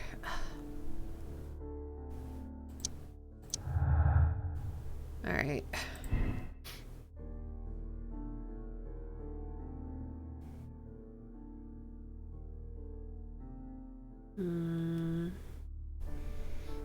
I feel like it's an illness. Oh, but those are inconsistent. Okay, oh, I get it, because they're two contradicting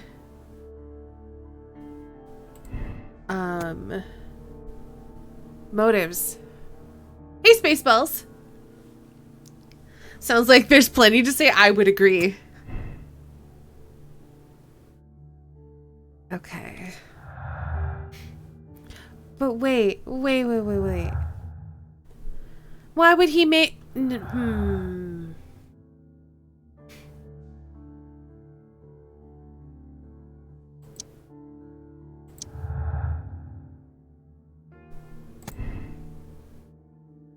Presence of water is due to the human atmosphere caused by the steam, or... I think it's that. Okay, good. Making progress.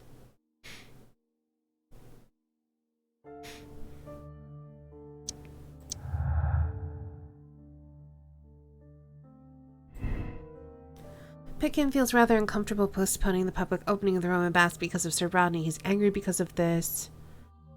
So it's either this, but then that messes up with that. So, okay, we've got our three potential motives. We've got humiliation, we've got the illness, and we've got Pitkin getting impatient. Perfect.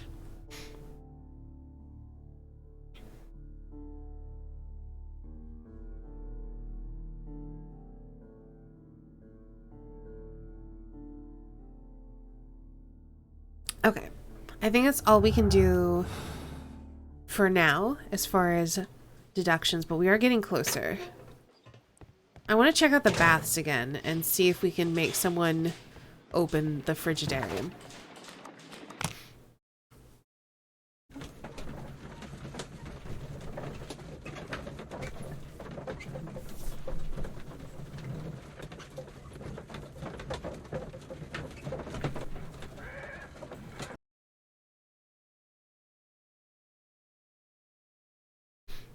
Mr. Holmes, we've cleared the corridor to the frigidarium.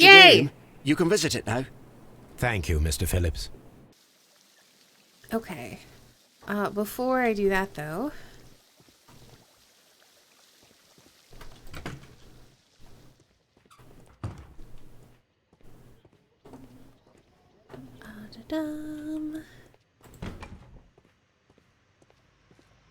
Alright, there's still nothing we can do with the grids. Just want to have another little look-see.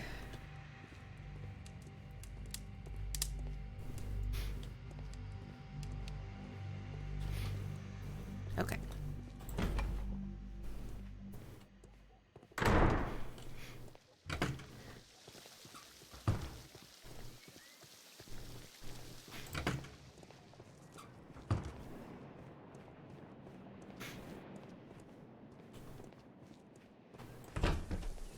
Ooh, lovely.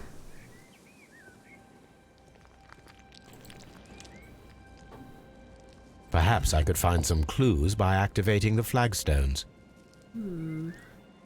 Oh, it's gonna be the way to get into the Temple of Mithras. Or something.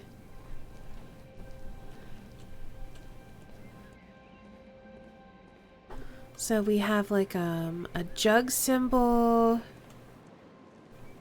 We have a spider. Can I... Yeah, let's reset everything. I bet there's gonna be a clue somewhere. There's a helmet.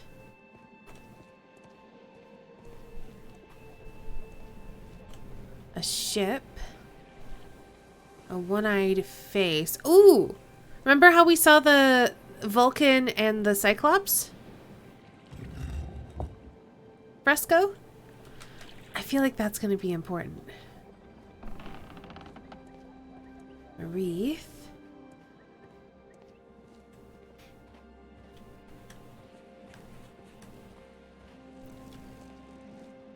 Scorpion.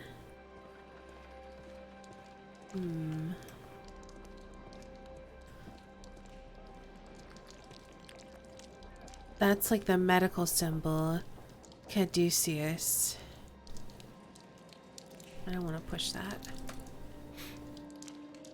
Let's go tomb rating. Top hat, check. Detective skills, check. Lara missing, psychic useless, check. Ancient ruins, good to go.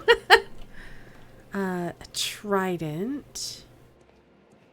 And that's everything. It could be the helmet, potentially.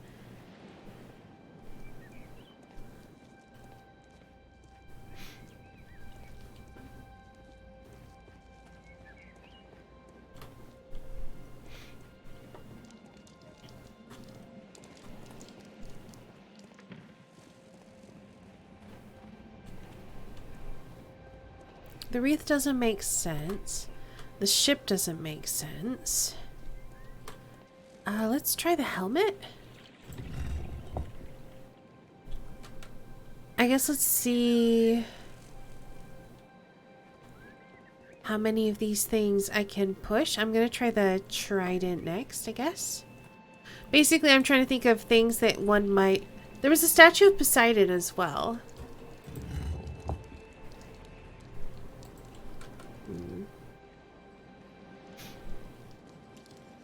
Alright, nothing's happening. Pushing all of them is probably not the thing to do. Scorpion doesn't seem right. I'm thinking it's gonna be like things one would forge.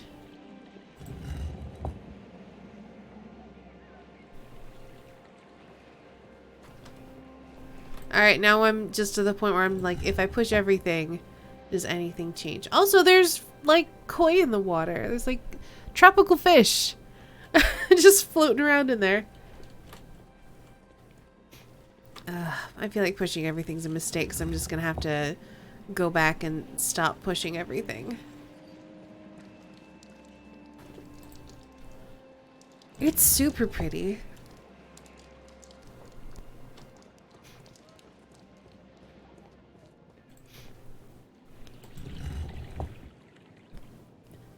Because it's going to be one of two things. Either a certain number of these have to be pushed, or they have to be pushed in the correct order. Oops.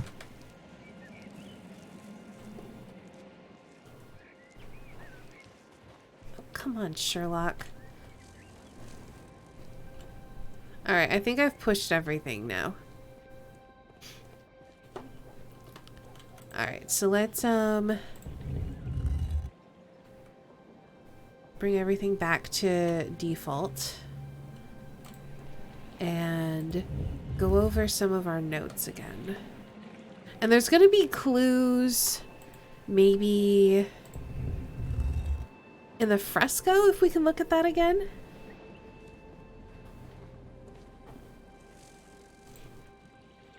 Either that particular fresco or if there are other frescoes to look at, because like there was one that showed Cyclops working with Vulcan at the forge. There were statues to Neptune and someone else. I want to say Diana.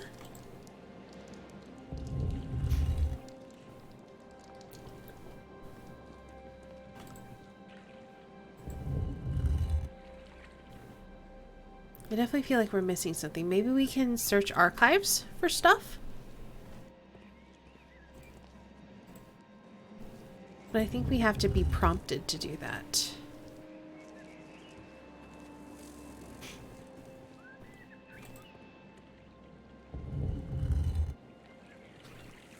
Okay.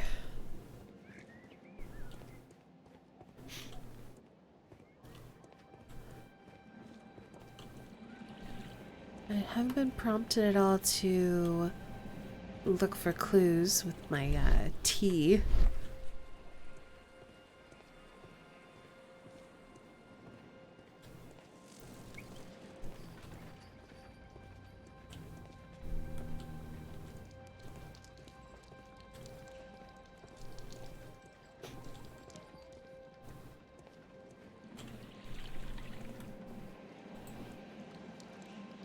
Wait, why is this?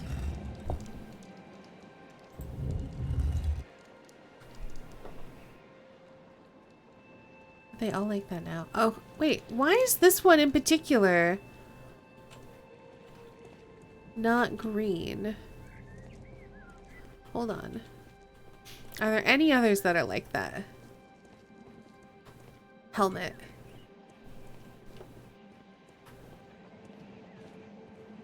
The one-eyed face.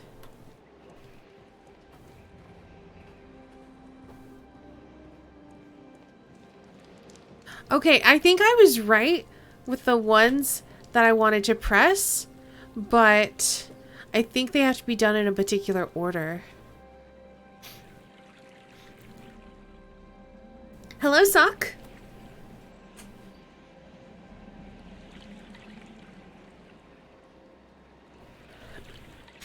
Something about Minerva, Virgin Goddess of Music, Poetry, Medicine, Wisdom, Commerce, Weaving, and the Crafts. So maybe just press the related ones? Maybe.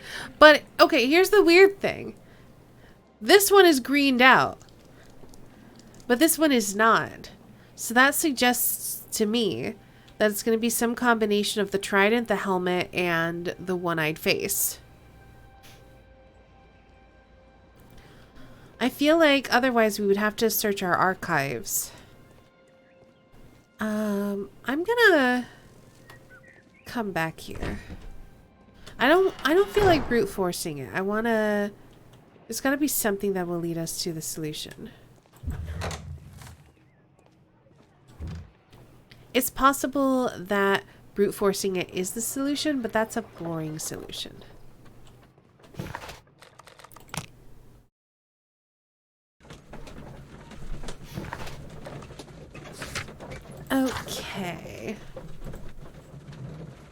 St. Albans had a statue of Neptune, god of the sea.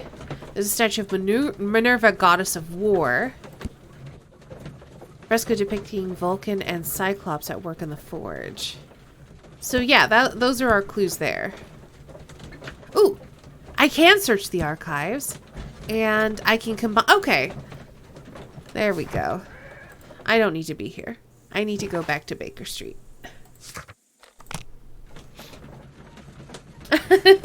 We just went for a lovely day trip to some Rowan excavation site.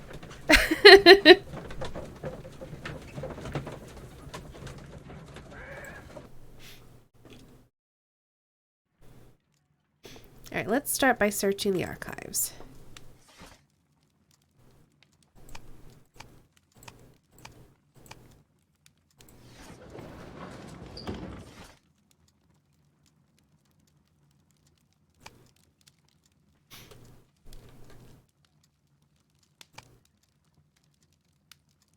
Hold on.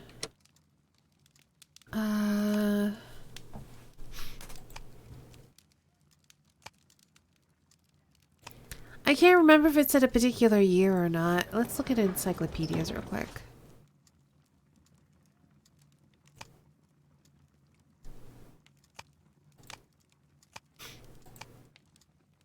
That is not the one I need. Alright, well, what am I looking for? I don't remember. Oh, 1893 was a remarkable year. It literally says it right over there. Okay.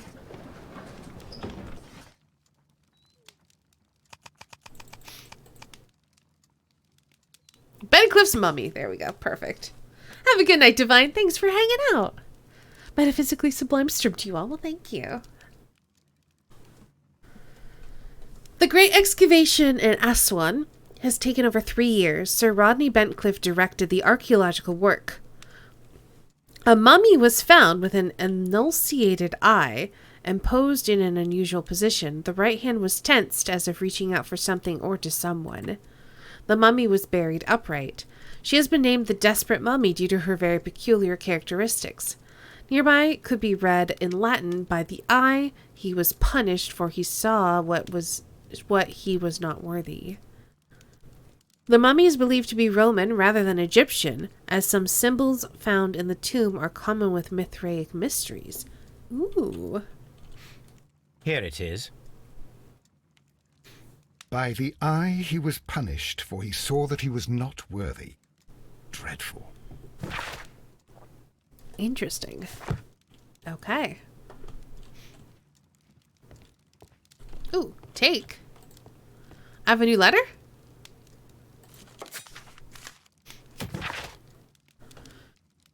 The power of the Empire is growing stronger day by day. As of yesterday, the Mexican consortium, Caracal, began serving the cause of the British Empire.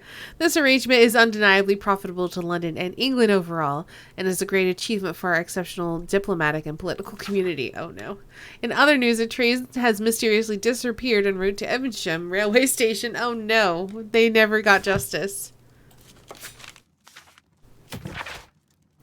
Grotesque murder of the former Captain Peter Carey, known as the Private Black Peter, has been resolved. The evidence that Scotland Yard received from a trustworthy source was more than sufficient to conclude that the murderer of Peter Carey was Pablo Conventrao, one of Carey's former harpooners. However, lawful justice could not be awarded. Conventrao was found dead of natural causes, possibly from his remorse at committing such a terrible crime. I'm happy with that one, but I'm not happy with the other one. Alright, we'll see you in a bit, HD. Well, I like that the letters tell us how our moral choices have affected the game. I think it's interesting.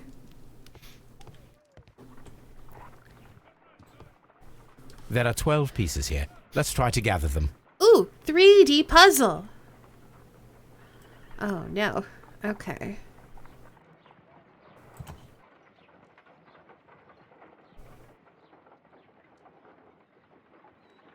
Okay, it looks like they can only rotate. Okay, so...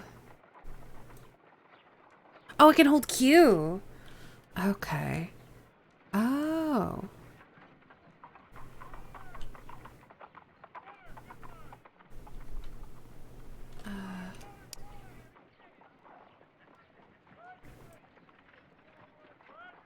Why do those not fit together?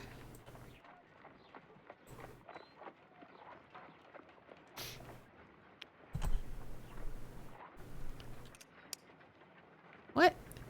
Oh, I have to get them all facing the correct direction. Okay. I think I get it. I don't think I can swap them, though.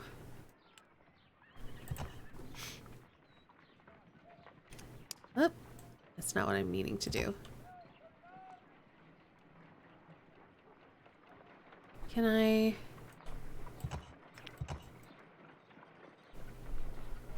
I'm kind of confused.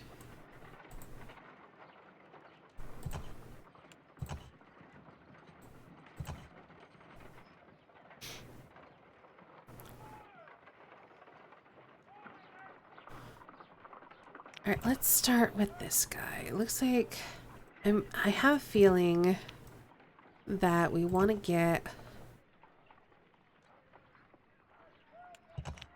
all these things on the outside.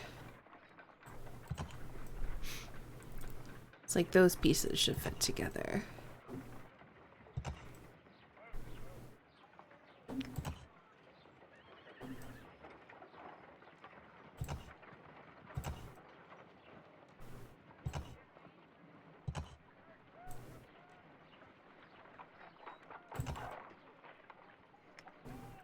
Okay.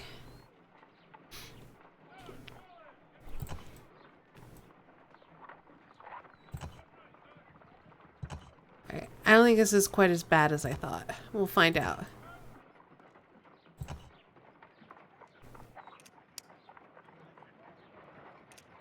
Why is that?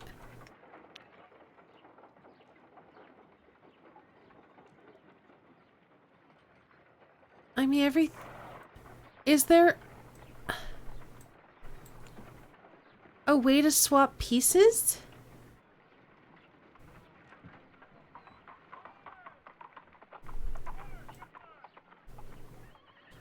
I can do this.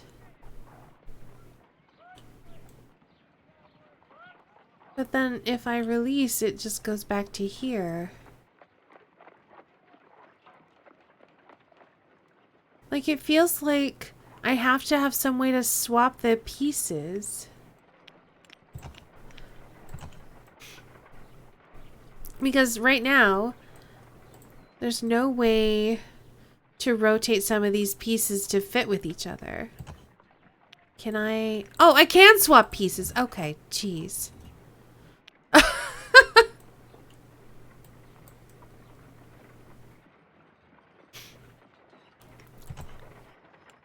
Alright, that needs to be a bottom piece as well. This is a bottom piece. They did! They didn't make it clear on how to swap the pieces, but it's all good. And then this is a bottom piece.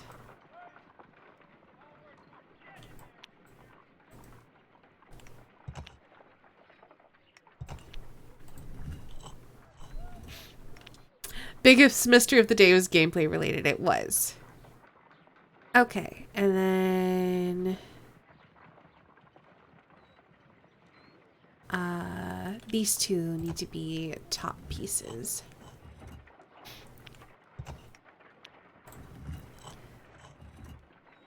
Okay, so now that we've done that, do these all fit together? I think they do.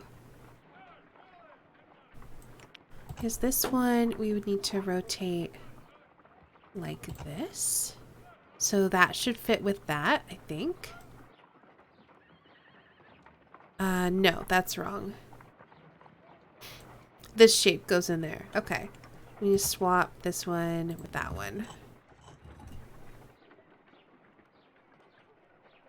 And then rotate this one like this.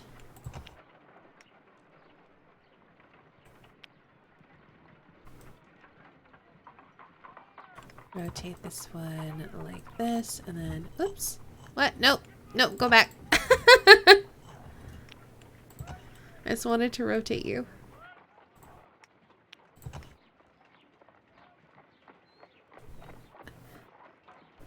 Okay, this top layer should be done. I'm just gonna line this up slightly more.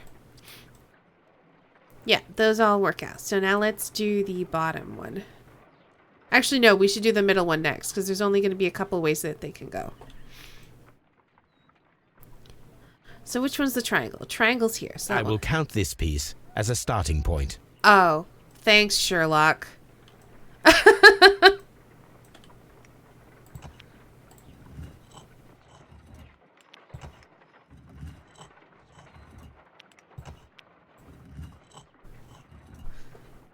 Yeah, that was a bit late, Sherlock. It's all right. I guess it makes sense since it's a different color, but still.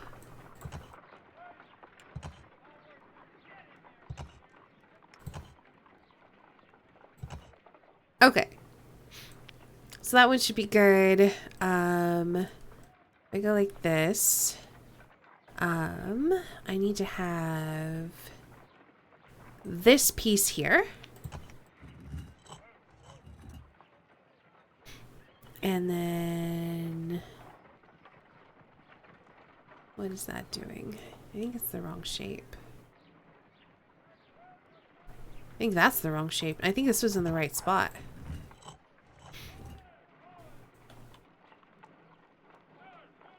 Yeah, that's correct. It's these two that need to swap. And then this one needs to rotate like this. And then these should be correct. That look right? Sure. Is pondering what flavor to go in his pipe tonight? Maybe. Alright, so now we have the bottom ones. We have a triangle one needs to go here. Where's my triangle piece? This guy.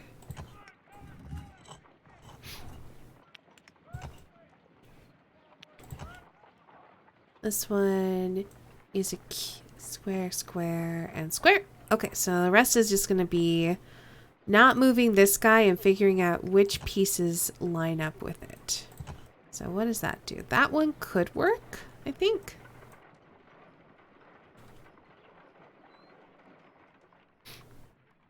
And then that's a triangle, so that should be in the right spot. And yeah, I think that's correct. It is a mold. Yeah. And it is ready for casting. I did it. The mold is prepared for casting. We just need to fill it with certain material. Sir Rodney has made a reconstruction of the mythical golden knife. He seemed unafraid of maledictions, and yet half a glass of water should be enough to create a plaster solution.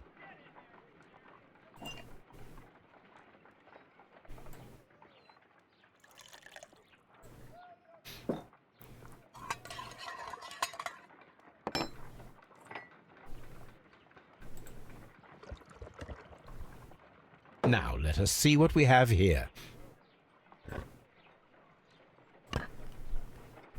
Ah, it's a curved knife. This knife is very similar to that described by the coroner as the weapon that killed Sir Rodney. You should not leap to any hasty conclusions, Watson. Yeah, we'll have to jab that into his eye to make sure.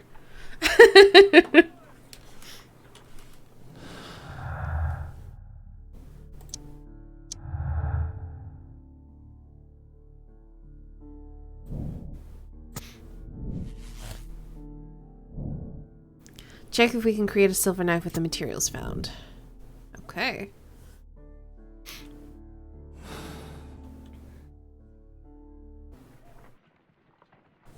Let us try to create an object from silver by using the mold.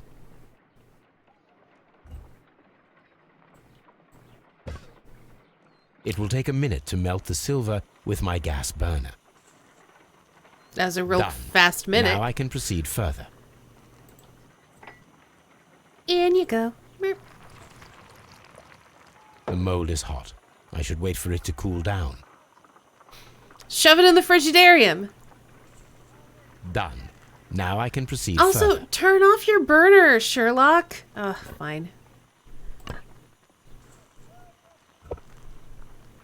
Well, A homemade silver knife. it's possible. Excellent. We have created a knife with the silver that we found. It could have been used to kill Sir Rodney. It was extremely clever to create a weapon that could dissolve at the scene of the crime.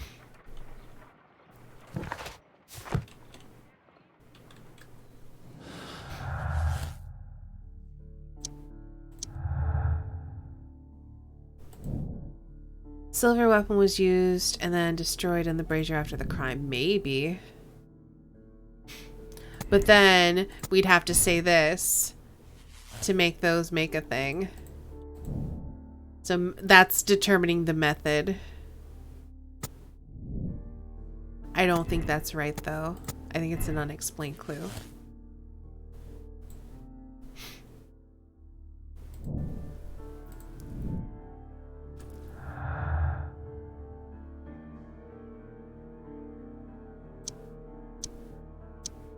So we still need to find out who brought the champagne. And we have something that relates to the stolen notes. Maybe we can ask the suspects about the Frigidarium? Let's see who killed Sir Rodley Benclift. Left leads that point to the Frigidarium with their own baths. What important discovery? We still haven't figured out the discovery. And there's still something we can do at St. Albans as well. I'm gonna go back to Scotland Yard.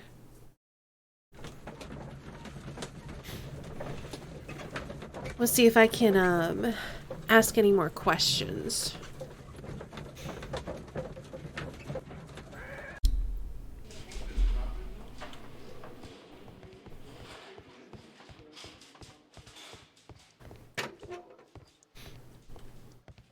Do you have something else to ask me? I'm not sure that I can be helpful at the moment. I'm trying to rest. Okay, we're done with them. So let's go back to the Strand Lane bath.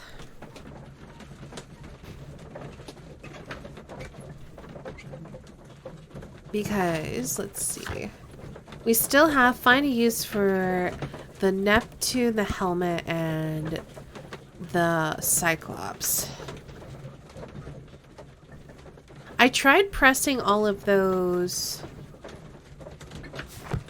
things, though, and nothing happened. These baths are becoming sinister. Mr. Holmes?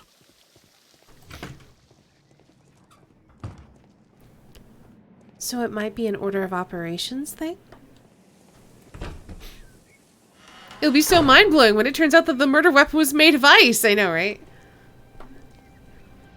So let's see. Let's try Poseidon. Then let's try the helmet. And then let's try the Cyclops.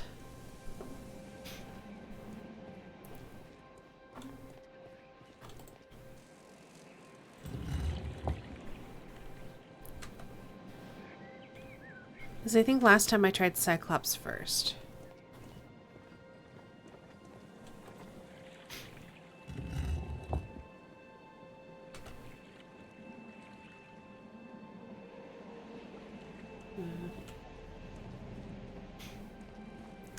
Well, we do that and nothing happens. I guess it's also possible... That doesn't... I was gonna say maybe we have to push everything but those three, but that doesn't make a lot of sense either.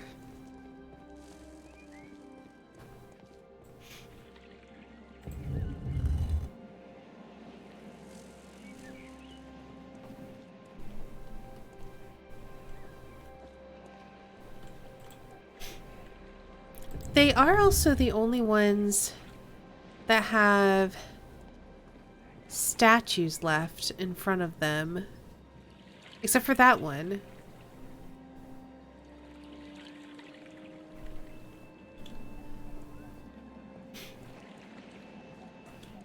Which one's this one? Because this one also has a statue in front of it. That one doesn't have anything. Okay. Okay, I guess let's try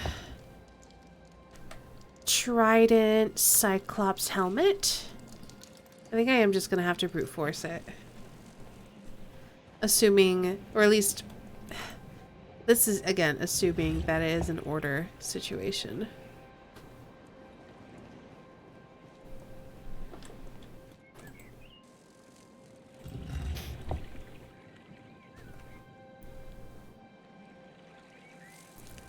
Okay, if it is, Trident can't go first.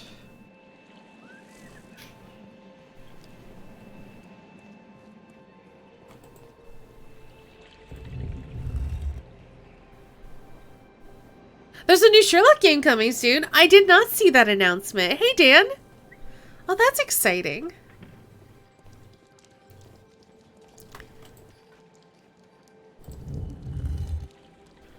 Let me look at my... It's next year. I mean, that's still pretty soon. Let me look at my notes.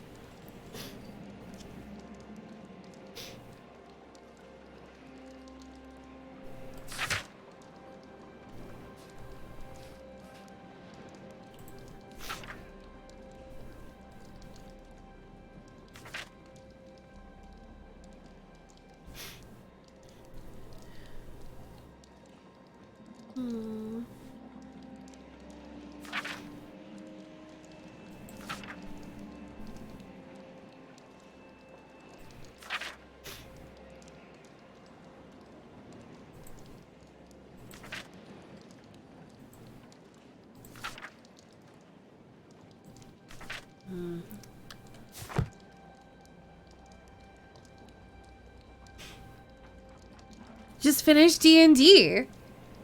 That's exciting. How was D&D? Alright, I'm gonna try Cyclops helmet trident. I'm gonna try all possible combinations.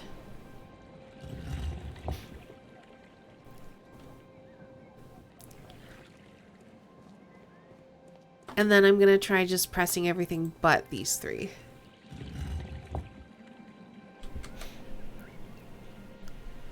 Playing my childish tiefling warlock in Curse of Strahd. Nice.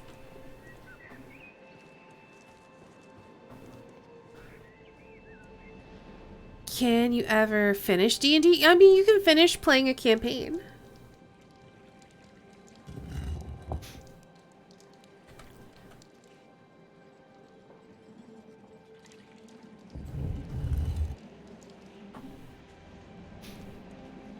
I feel like I'm missing a key clue. I can't imagine that they would want you to just brute force this.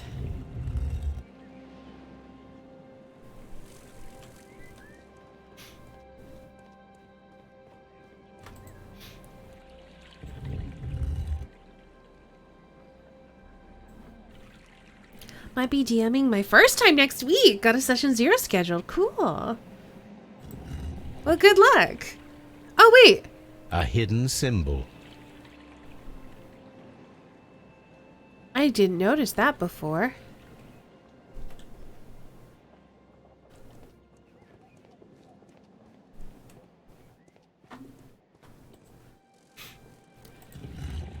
Yeah, this one has one as well. A hidden sign. No wonder these stayed the color that they were. This one is also going to have a hidden symbol. There we go. A symbol. Now I have all the clues to help me find where these symbols are leading. All I need is imagination. Perfect. All right. F.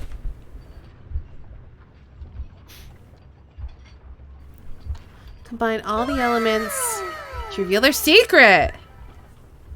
A Zine detective. Dezo, thank you so much for the 21 months. Hello and welcome. Oh. Okay.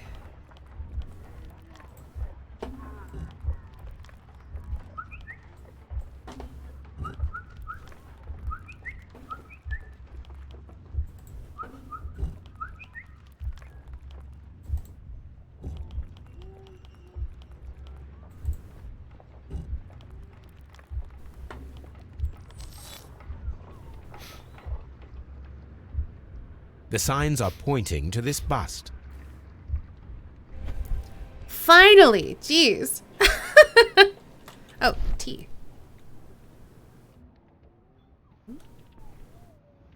Oh, this bust.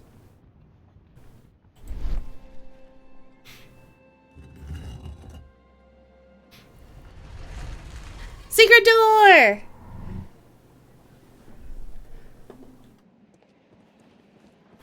Where's this door?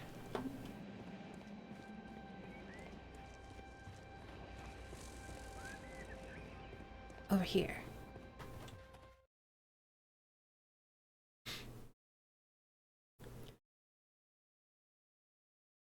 Set up the dynamic lighting on most of the maps, but I've done hardly any reading. You'll get there. It's okay.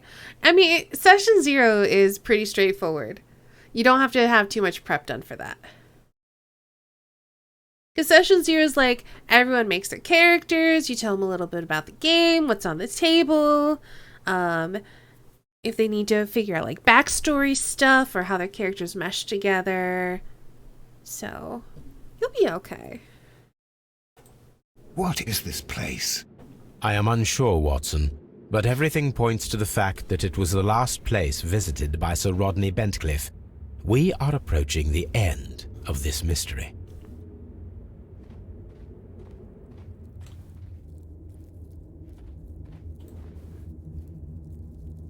A broken glass plate. What is it doing here?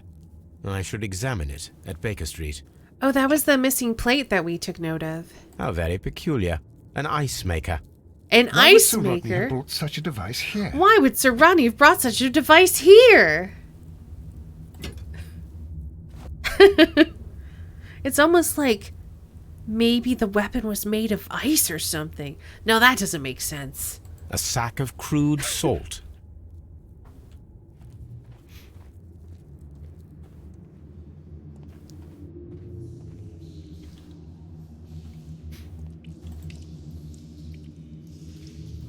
It's natural to be nervous. Oh, it totally is. I was really nervous when I ended up DMing stuff for Derek and Snow and Phil. The past couple times I did that. The first time I was nervous. The second time I was not so much. Helped them make their silver weapon. I mean, it helped them cool it faster, I'm sure. But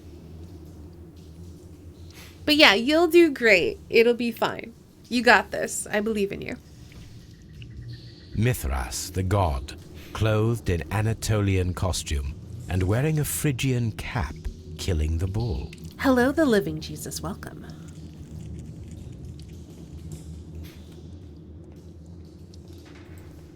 This fresco resembles either a ladder or a hierarchy.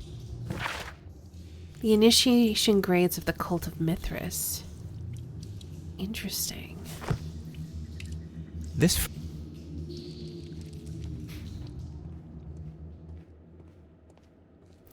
Oh, look at all the bones! Oh, they look cool.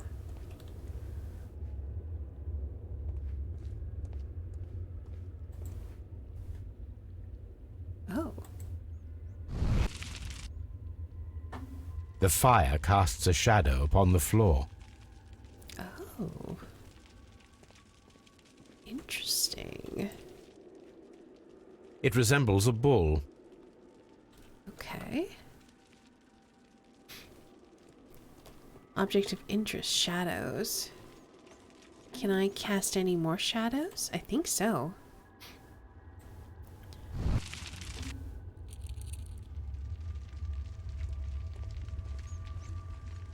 That one's casting like a face. It is very similar to the face of Mithras. Okay.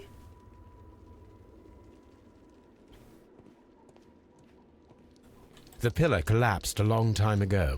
Hopefully we don't need it. Oh wait, F.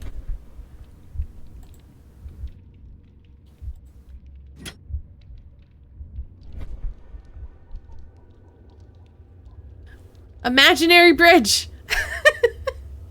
This shadow seems to represent a bridge. So the young Sherlock Holmes game that's coming out next year will also be on next-gen consoles. Oh, neat.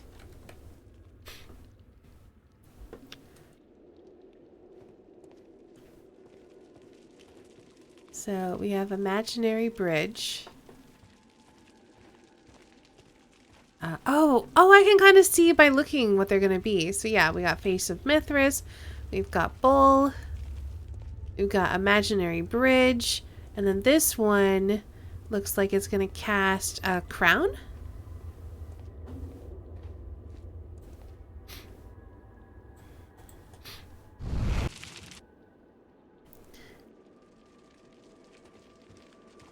Or a trident, maybe. That is the symbol of Neptune, the god of the sea. The shadows show us the way to go. We will find Mithras after Neptune, the bull, and the bridge. Okay. So, how do I do that? So, Neptune, bull, bridge.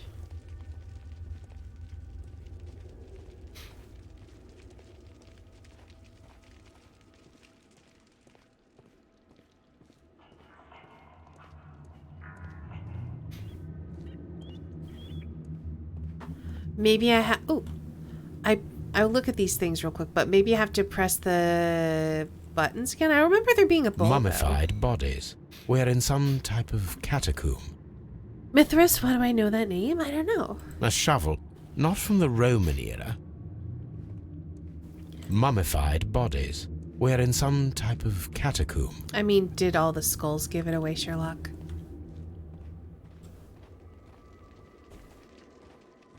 Mummified bodies. We're in some type of catacomb. How dreadful. Judging by the broken orbit, this poor fellow met a death similar to Sir Rodney's. This shoe is not from the Roman era. It is medieval at best. This man was a tomb raider who met with an unfortunate end. By the eye he was punished, for he saw that he was not worthy. Dreadful.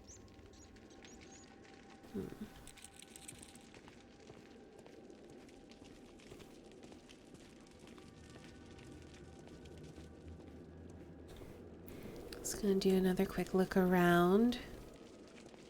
Make sure I'm not missing anything here. Yeah, I think we're done down here.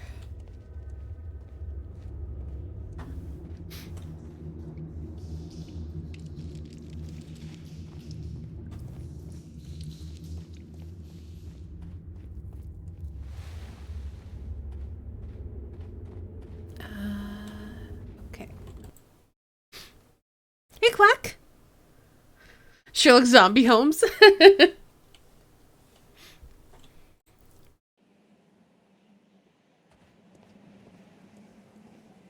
Okay, so let's look at our clues. We need to perform an analysis of the shards of broken glass. Who killed Sir Rodney Bentcliffe? The Mithraeum lies hidden at St. Albans excavation site. The bridge piers seem to hold a secret. Okay, cool. So let's go home first. I want to analyze the broken glass. Oh, it's in Persona. I see. Well, there you go.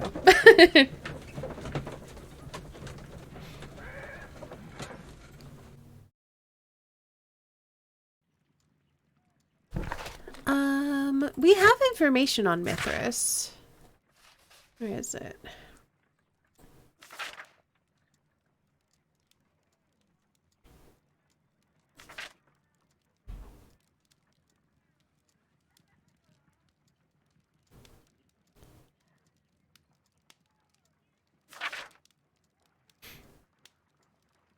It was practiced within the Roman Empire from the 1st to the 4th century. It's a Persian god, Mithra, adapted by the Greek as Mithras. There we go.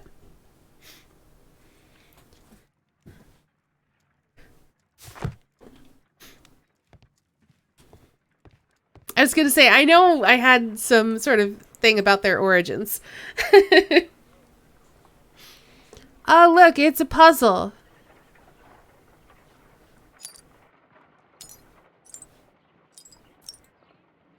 Okay, good. It doesn't seem to have rotating. Wait. Okay, no rotating. That makes me feel better. Alright, that lines up. I need some kind of corner piece somewhere. If this corner piece, so that goes over here somewhere. This attaches to that. This goes here, and that all goes there. Alright, easy peasy. This goes here. This goes here. There we go. Done. Watson, could you please use this negative and your photographic equipment to process the photograph?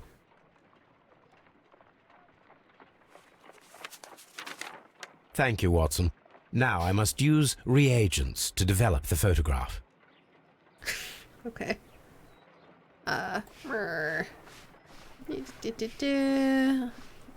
Ice cream in the desert. We are indebted to the Romans who developed the technique.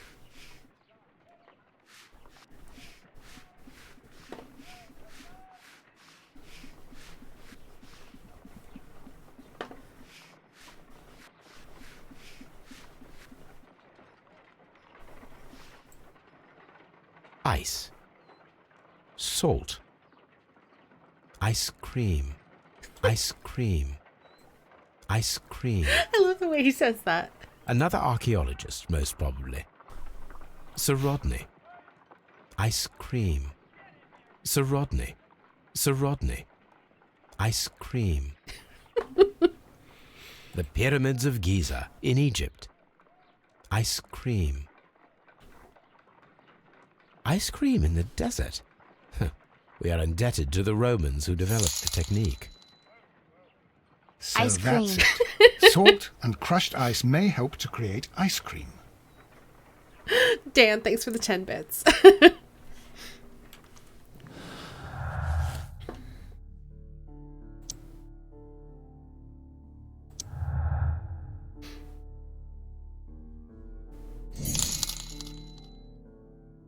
Ice, salt, ice cream, Sir Rodney. Deso, thanks for the bits. Someone was experimenting with the Roman method of ice production. Check if an ice knife can be created with the materials found. Finally! Jeez.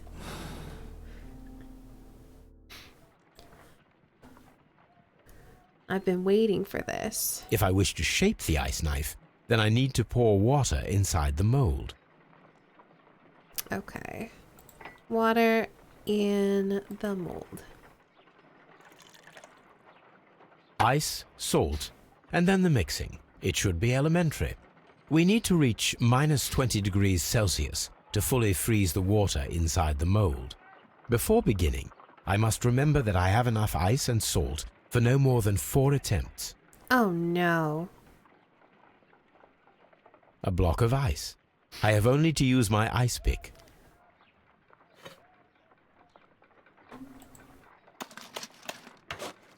Holmes, look. The temperature is reducing.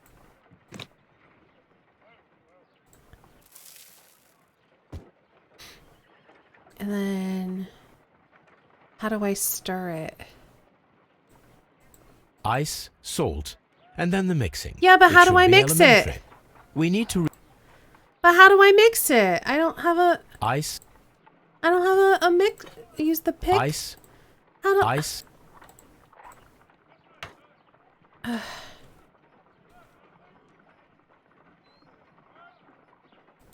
I would think it would be that. No, that's not that. How do I mix it?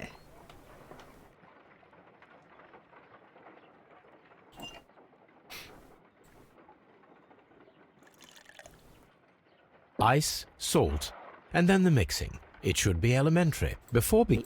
Okay.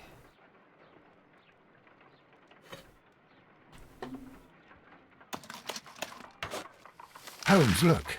The temperature is reducing.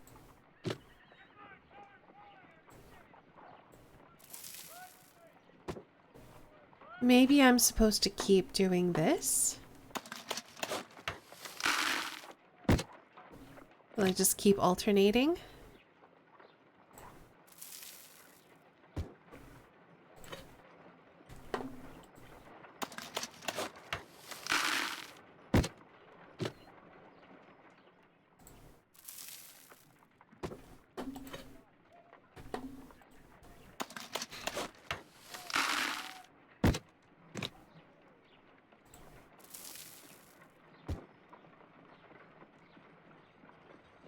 Excellent.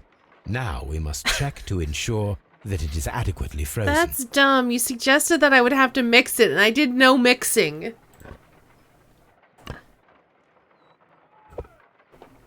An ice weapon for a cold-blooded murder. An ice knife. A surprising and yet a very brilliant idea. It's the perfect weapon. It enables one to kill a man and then it melts. The only trace it leaves is a small puddle on the ground. All right. Ice weapon. Champagne. The ice weapon was initially created and then preserved inside the champagne bucket. The murderer hid the weapon inside the ice bucket with the champagne. After the attack, the knife was left to melt, so causing the excess water in the blood pool. That would make the most sense.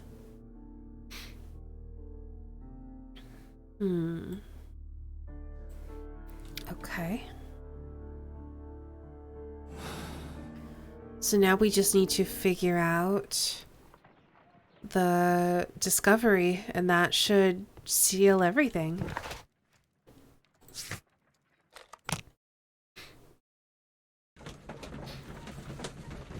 No fingerprints? Apparently not.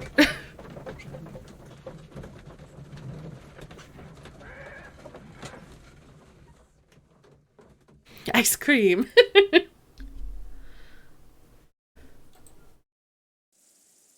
So now we know what we suspected more than 2 hours ago. Yes.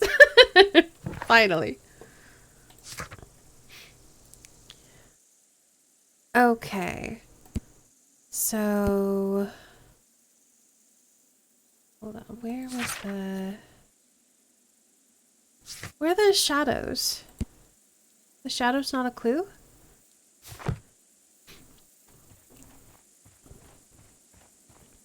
It said something about, it was like the bridge, Neptune, and then the bull? Or was it the bridge, bull, and then Neptune? Let's find the bull first. That should get us on the right track.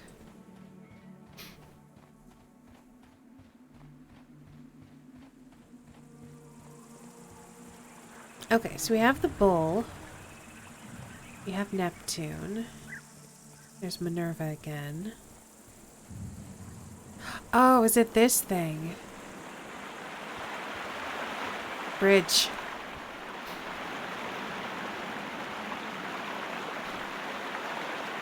We should use these metal rings to help us reach the bridge pillar. Okay. Well then, let's make a crossbow and collect some stuff. I know what we're doing. I suspected we were already gonna do this. Masks are mandatory now at schools, which means I'm wearing contacts every day. Oh no. I definitely personally prefer glasses over contacts because they're just like way more comfortable. But they like masks definitely will fog up your glasses. Which is not fun. I think the crossbow thing was over here.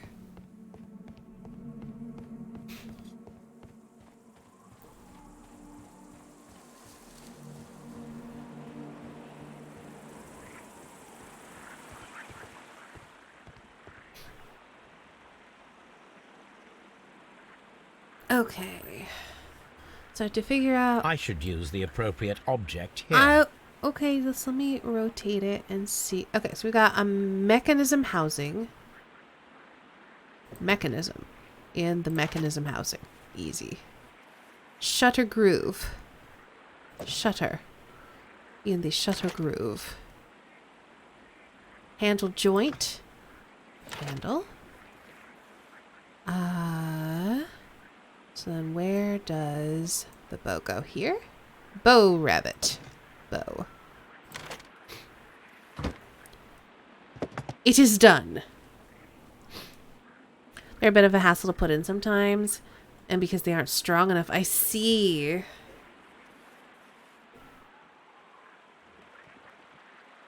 Isolation decreases vanity. Fair enough.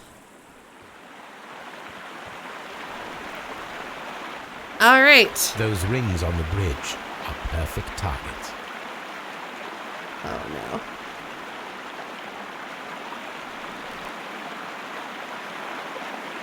I'm really bad at this. Okay. And then... What? Okay, I click once. Okay. This one is ready. I got really confused by the mechanics. I'm good.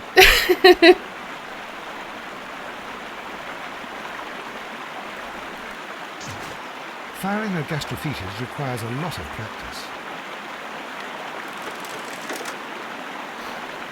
It's okay, I got this. This one is ready.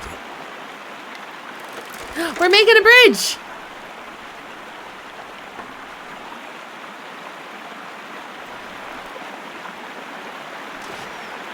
The bridge is ready. Now I must cross it. I thought I missed, but I got it.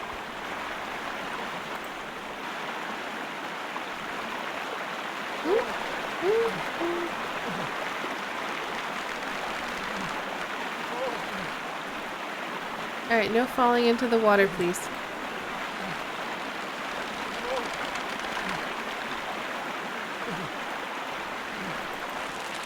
Okay, I took my first step.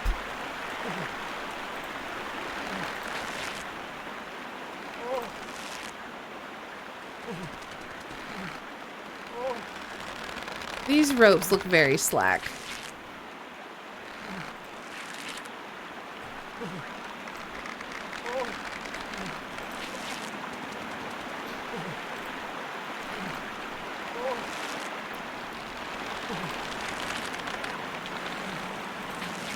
Watson, come here. I have found something.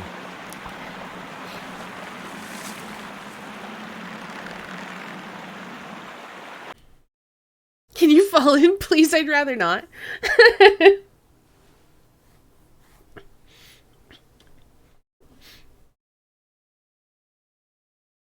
And I think what HD was talking about, Quack, was that that wearing contacts over wearing glasses is sometimes the sake of vanity. Are we inside the hidden temple of Mithras, Holmes? I am not sure. We had better be careful. And yeah, his scared sound was funny. All right, let's look around.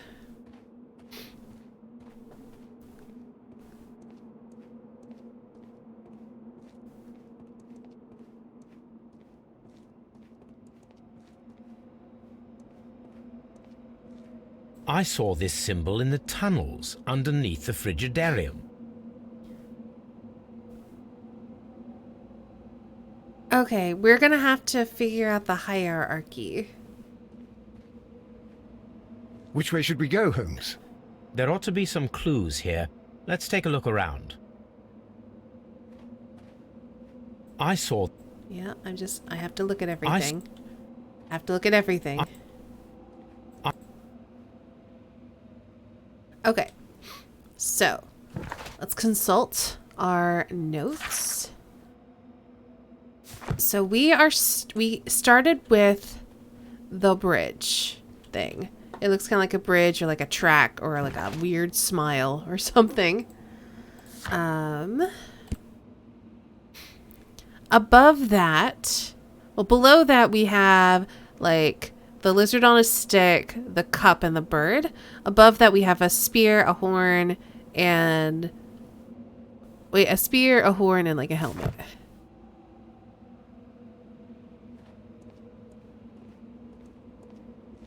I don't see... I would assume we'd be going above, but maybe we're going below? Unless... No, that's at the very top.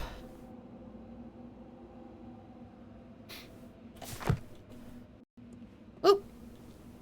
Let's follow the lizard on a stick.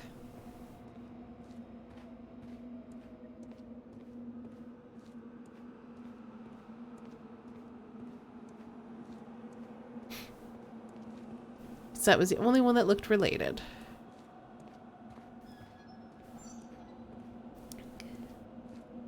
Oh. Now we've got new symbols.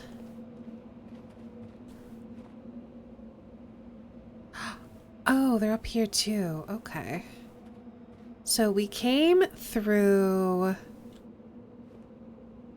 lizard on a stick. We see bridge. We see ant and we see helmet.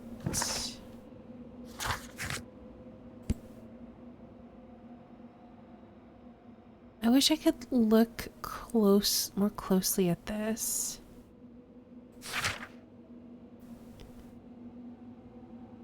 Well, there's ant, there's helmet, and then there's bridge. So, I would think we'd go this way. I feel like both of these ways are wrong.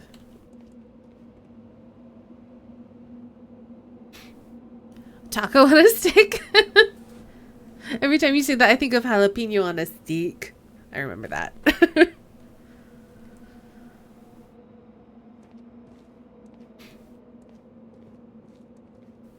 I'm just gonna explore the thing that I think is wrong. Oh. Well, it's taking me somewhere. Is it gonna be a dead end? Yep.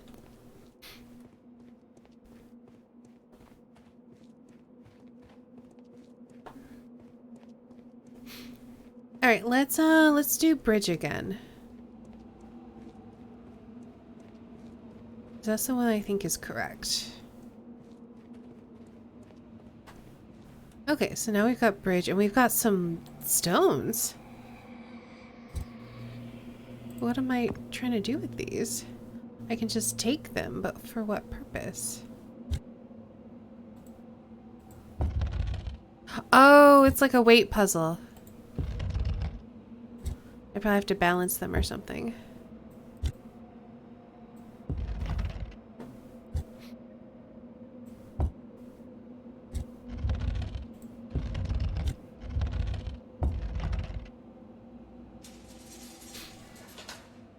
You always say jalapenos purposely incorrectly. Why?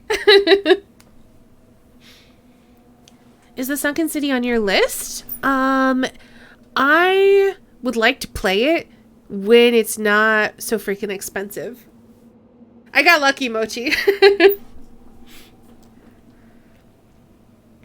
Okay. What opened? Helmet? Helmet must have opened, because that's the way we need to go.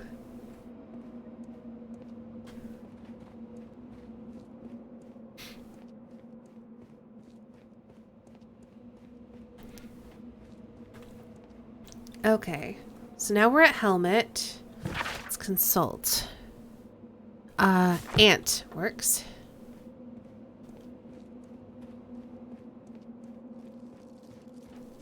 Oh, there's water down here. Hopefully it's cheap sooner rather than later. I would love to play it. And then after ant, it's this symbol.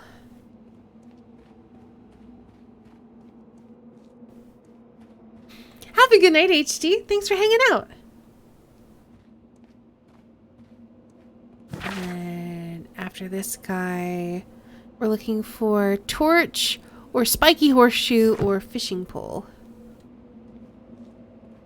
Spiky horseshoe it is.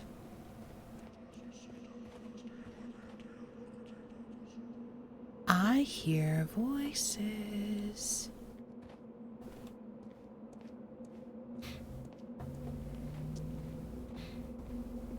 I think the puzzle was easier because you could move the stones however you wanted instead of limited ways you can usually move water-based ones. True.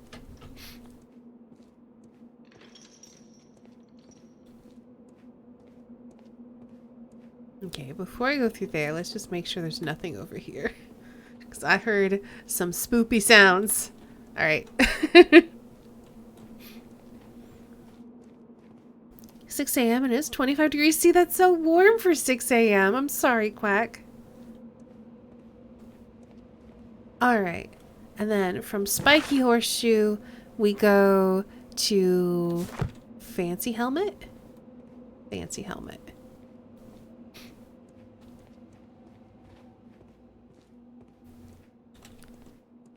Ooh, we'll go that way in a minute. What's over here first?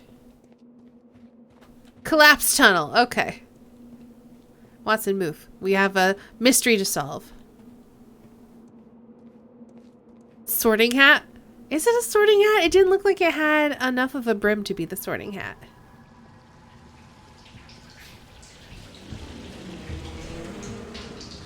Oh, dang! Look at this temple! Look, it's the golden knife. But how to get it? By solving puzzles, Watson. Of course. This lamp is not old. The oil is still fresh. Perhaps Sir Rodney passed by here. No, I do not think so. Remember, he went no further than the catacombs underneath the Frigidarium. The murderer left this lamp. Interesting. So the murderer... We're going to have the golden knife as an option too, I think. But I don't think that's going to be correct. Okay. Just going to do a quick look around, see what I have access to over here. Okay, it's going to be like some sort of maze situation, I think. Access to a lever.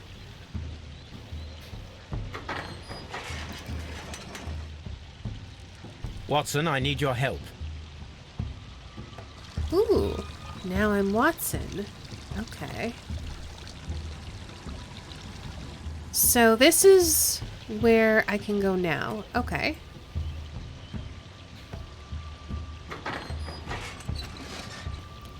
Has he never worked in a Victorian Minecraft?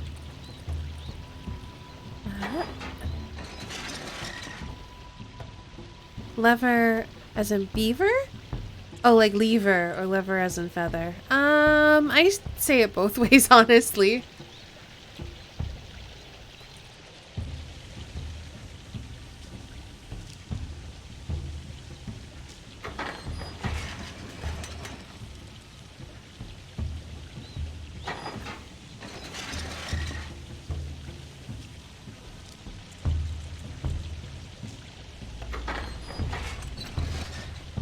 Alright, that lets him out.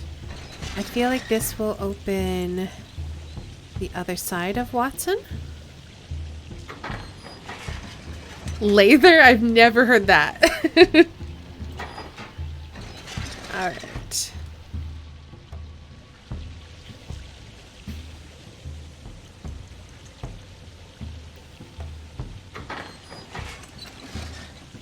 Alright, that'll let Sherlock back out.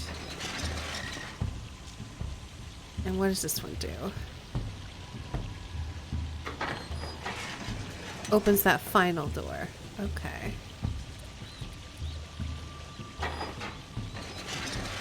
So I open this one. Where does that open? That opens that door. And then this one opens back there. Okay, hold on.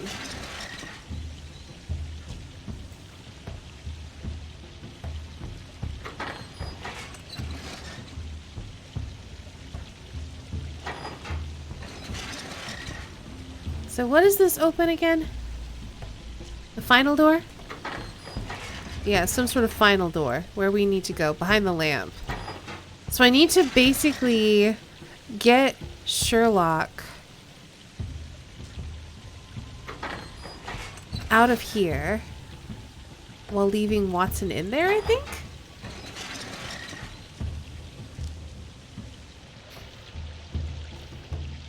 Yeah, so I can just go here. And then Watson can just chill here.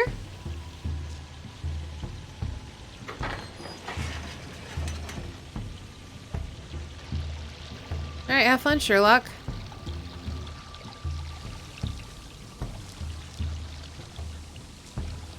The golden knife of Mithras.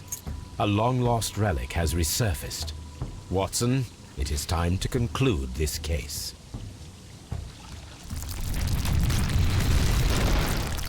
Excellent. Now, we should find another way of getting out of here. Alright, Sherlock.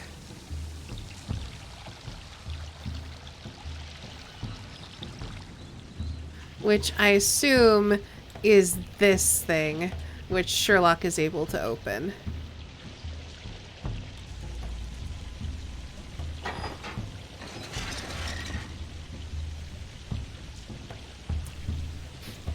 Or they should be able to open. Oh no, I need to open the other one. There's a good series on YouTube called Sherlock, where someone edits the BBC Sherlock series to be the weirdest show ever. Interesting.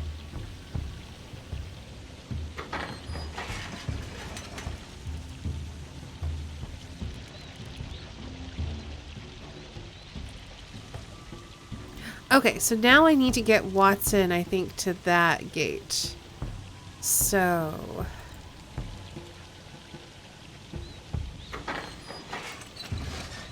okay, not that one.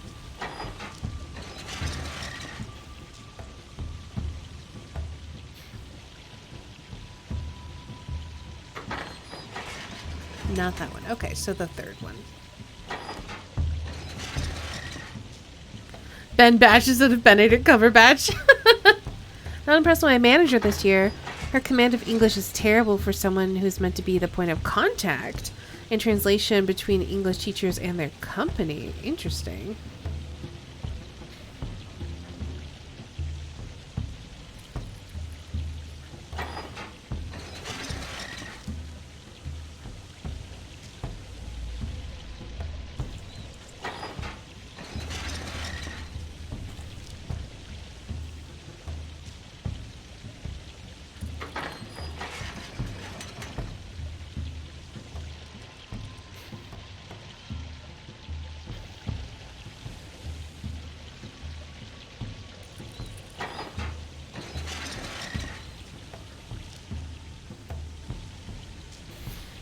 Alright, let's see what's on the other side of the door, because there's got to be a way for Watson to get Sherlock out of here. This mechanism seems inactive. Most likely the door it controls has already been opened. Then we do this one.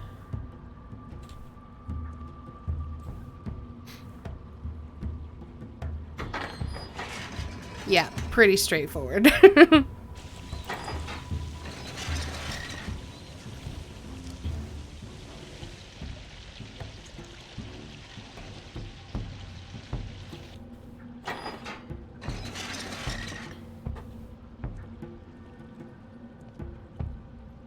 School year ended a month early, and so it's starting in 2 months. And the school year's starting 2 months late. I see.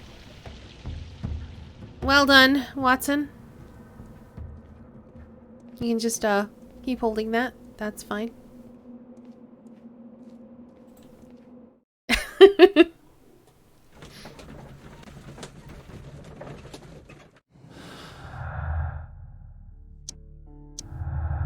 There we go, last clue.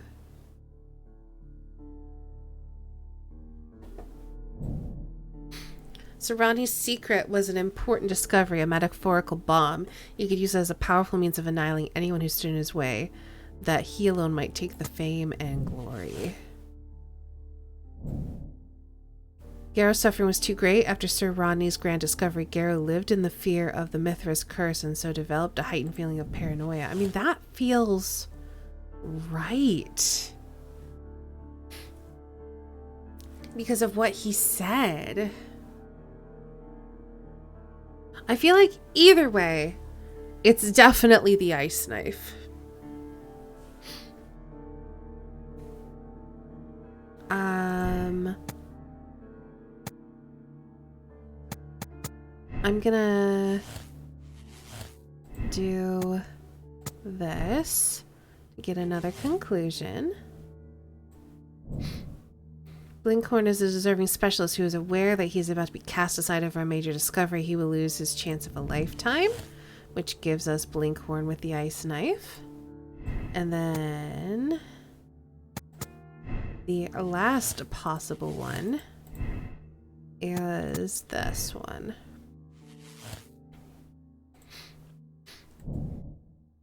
Even if Pitkin is the owner of the baths, he will surely lose them, for this major discovery will change everything. It will turn the baths into a permanent excavation site to preserve the research. It will never achieve the commercial status that Pitkin desires.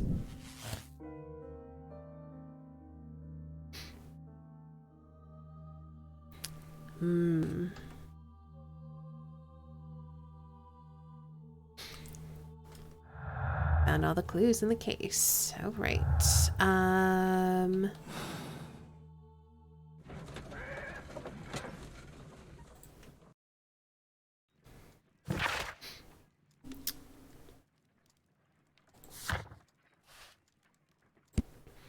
All right. Philip sent a telegram from the post office at 7:30 this morning, which gave someone the opportunity.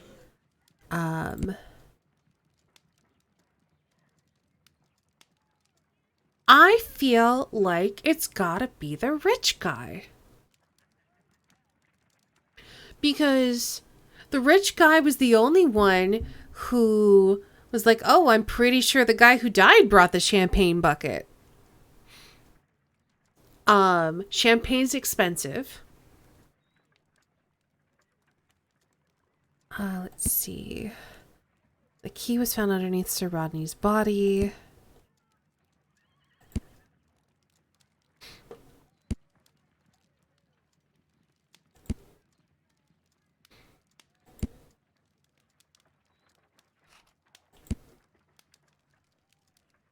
Champagne.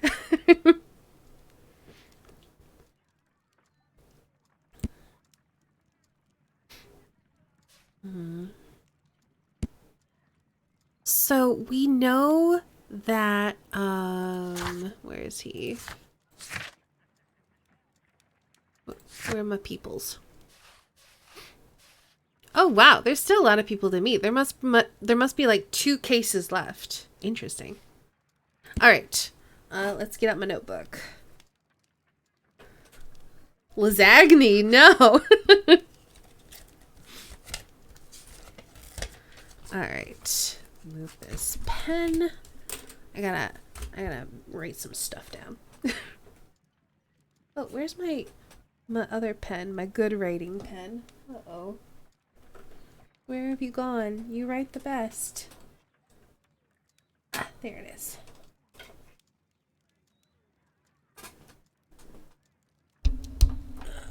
I gotta turn my light on because it's a little dim currently. All right. So, also, Garrow suffers from severe myopia, which is, I'm pretty sure you can only see things that are close up. I'm pretty sure I am myopic as well. So if his glasses were cracked, he put his glasses down on the thing, he wouldn't have been able to see. I don't think he would have been able to stab the guy in the eye. But then why would Pitkin have been well, I guess maybe whoever killed him wanted the golden knife.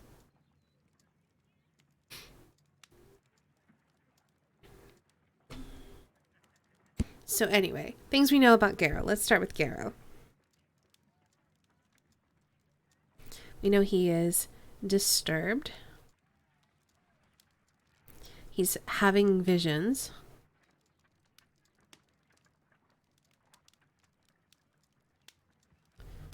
He is worried about a curse.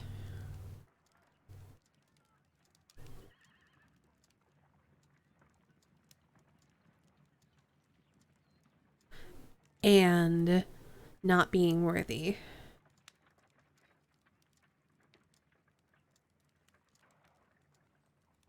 He's also myopic. And he threw silver into the brazier.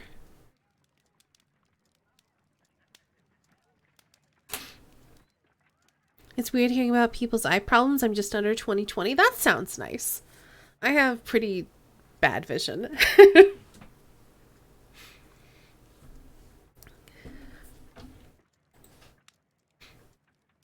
All right. So now let's do Blinkhorn. I don't think it's him. He is an archaeologist.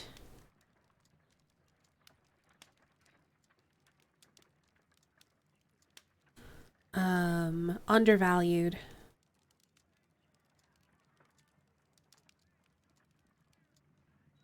He had like a professional rivalry, I guess.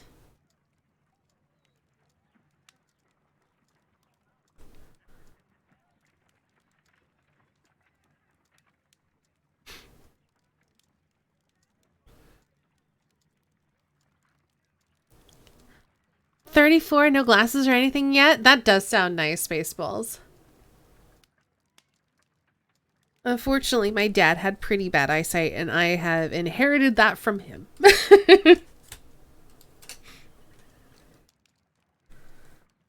So, archaeologist, undervalued, professional rivalry.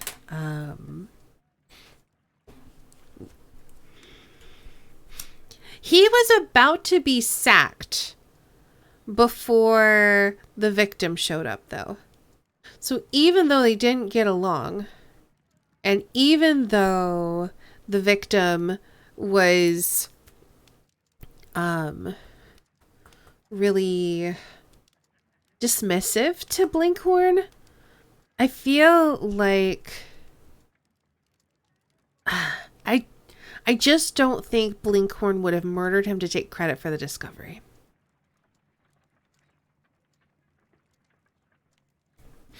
Professional rivalry that he was losing, but the victim was the only reason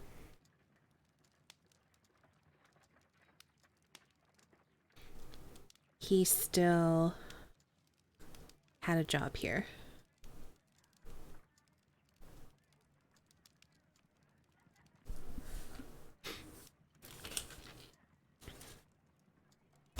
And then our last suspect is Pitkin.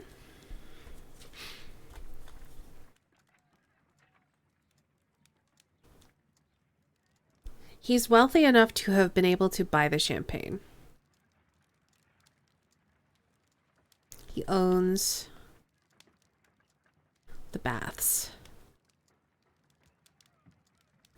My gut is telling me it's Pitkin, but I'm worried that I'm wrong. Wealthy, owns the baths, because he said that Rodney, our victim,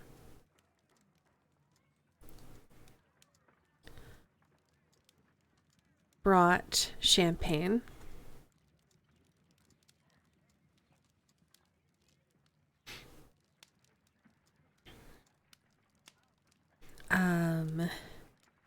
If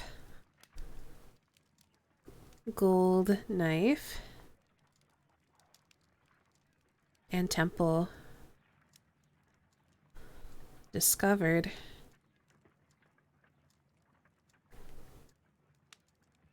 baths become archaeological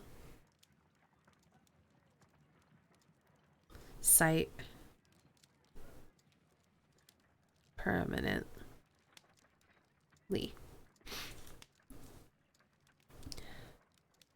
I feel like he has the strongest motive. I worry that he doesn't have the know-how That's the thing that worries me.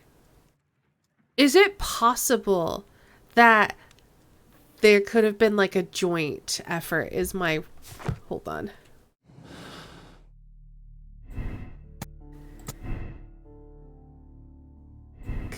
Can I... Are there any of these that can go together?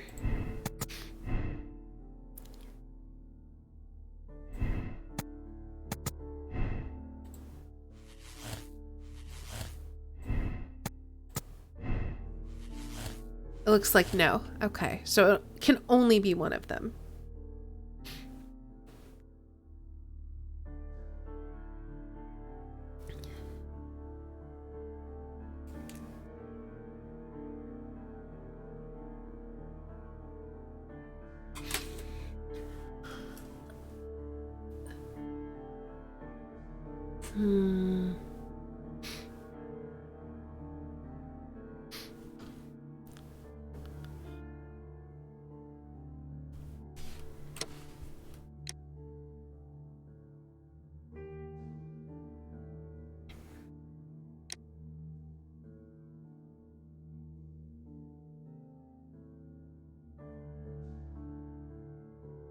I feel like it's Pitkin.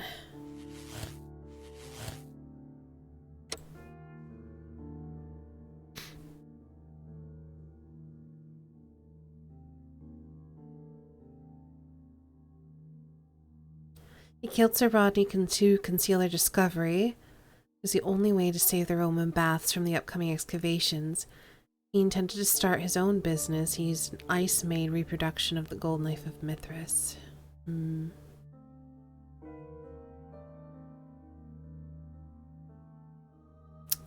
I don't know. I'm gonna read all of the things first.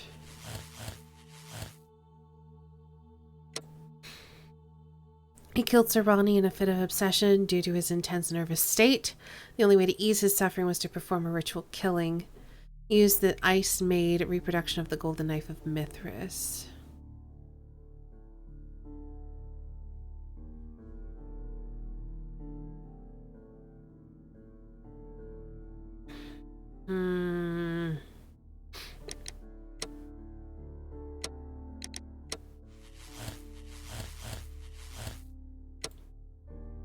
He killed Sir Ronnie to avenge an abuse of power.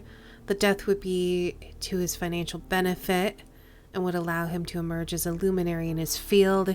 He used an ice-made reproduction of the gold knife in Mithras.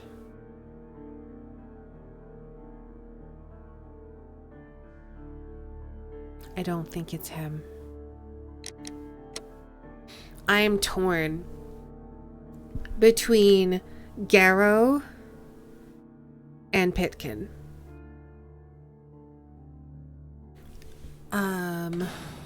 Hold on. Because we had some interrogations with him that were interesting. His eye, I remember, oh, I feel so sorry. I feel better now. His ring should be destroyed because it's cursed. Shouldn't have worked on his workshop. It's too late now. The room was so hot. I had to remove my glasses. I was not feeling so well in there.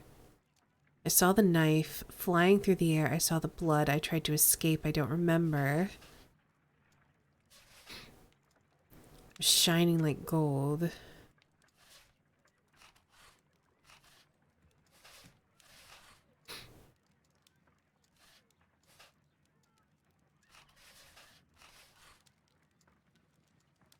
We are not the worthy ones. I have visions, the golden knife, the mummy. It's my fault.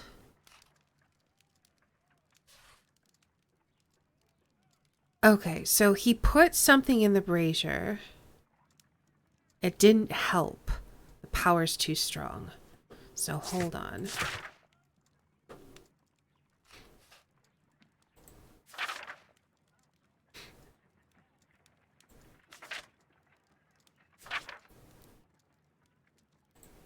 There's something about a sacrifice.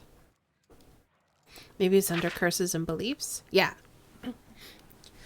The people, feeling that the dark eye was upon them, would melt their valuables in the fire.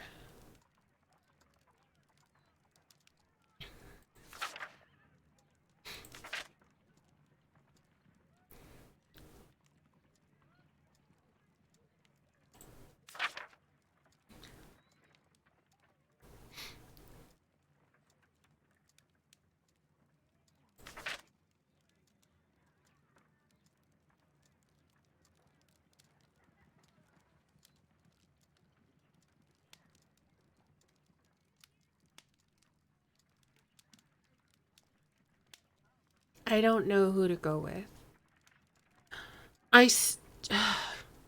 Would a rich... Okay, so here's my conundrum. I feel like the rich guy brought the champagne. Would he have the know-how to make a cast of an ice knife?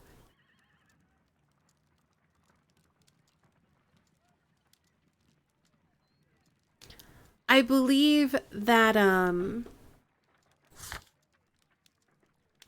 where is he? I believe that Garrow certainly could.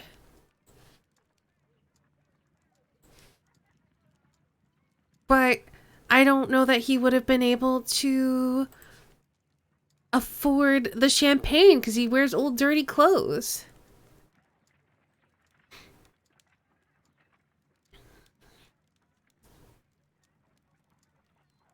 Don't see why not, but I have absolutely no basis for it. So basically,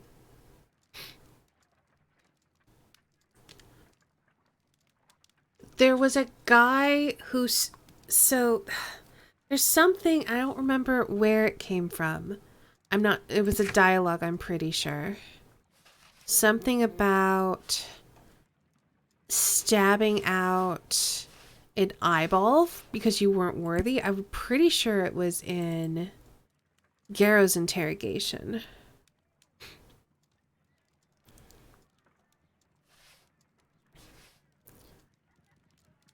He's interested in archaeology. But he knows so much about Mithras. What if he's like a Mithras cultist person?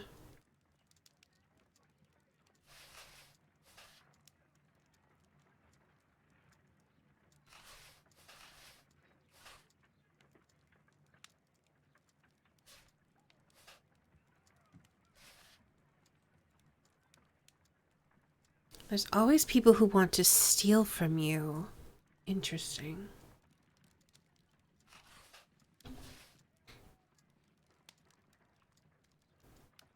That's the impression I got of him, that he's a Mithras cultist.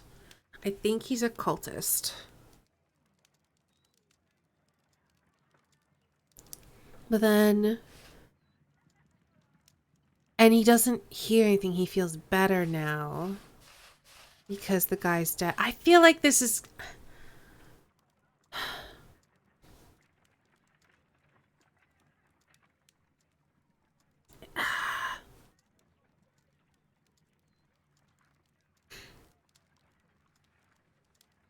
So he threw maybe silver coins in the fire.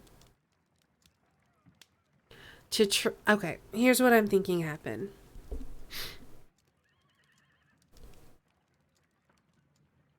He was working with Sir Rodney, and he knew that Sir Rodney was not worthy to take this knife. He's like, no people are worthy.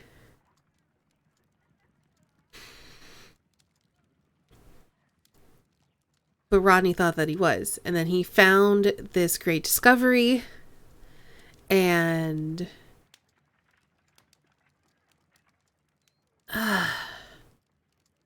just feels so convoluted, though. Like, this feels really convoluted. So, alright, hold on. So the order of events here would be Tristan Tristram starts working. I'm just gonna call him Garrow. Garrow starts working with Sir Rodney because he's a researcher looking into Mithras and that sort of thing. Sir Rodney thinks that he's one of the worthy ones and that he's allowed to hold the gold knife, but the gold knife will curse you if you aren't worthy. And Garrow, being a cult of Mithras cultist, is like, no, we're not worthy. Sir Rodney's about to uncover the knife. Why do they know? I guess his research must have pointed him in that direction, because we had research saying that he was about to make the discovery of a lifetime. Today I almost found it. This day will go down in history. Yeah.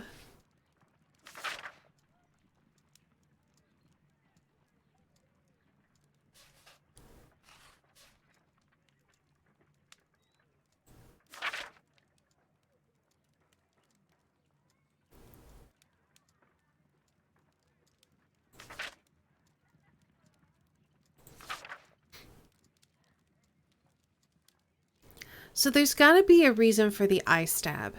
There's a reason that this knife was used as the weapon in particular. And there's a reason why they were stabbed through the eye. I think it has to be the ritual killing.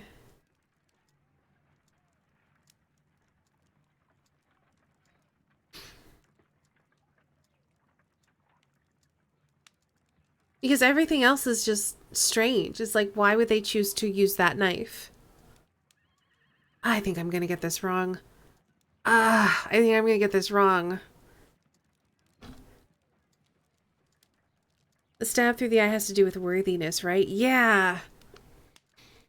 It was, I can't find a reference to it, but there was something about they thought that they weren't worthy and so stabbed their eye, but I can't find it. I don't think the Cyclops has to do with that. The Cyclops, like, so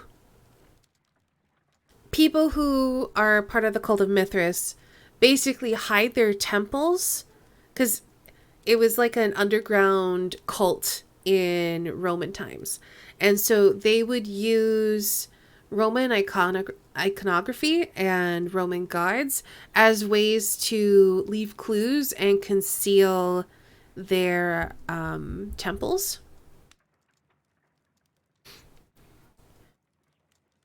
Yeah, Watson mentioned it when we found the medieval body, the medieval skeleton in the tomb. I just don't remember where we first heard it from. But yeah, anyway, Dibria, I don't think that the Cyclops has to do with stabbing of the eye. I think the Cyclops is there just as a clue for how to get into the secret Mithras temple. I could be wrong, but that is the idea that I'm getting. Let's see. So that was the bridge plate. We already used that. The last note, report from the coroner, Pickens' letter.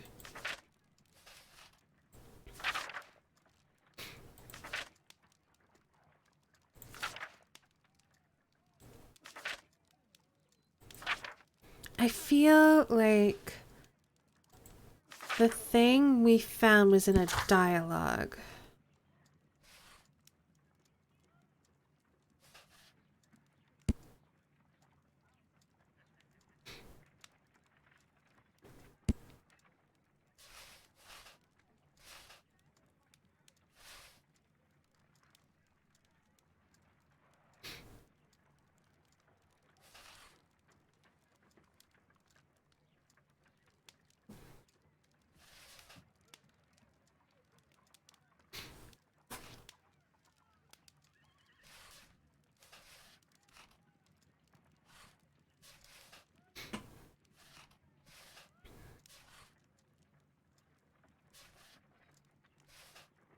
And he's the one who's blaming Sir Rodney for taking this, for bringing the champagne. Which I find weird. Everyone else is like, I don't know who brought it. He's the only person who's saying that Sir Rodney brought it.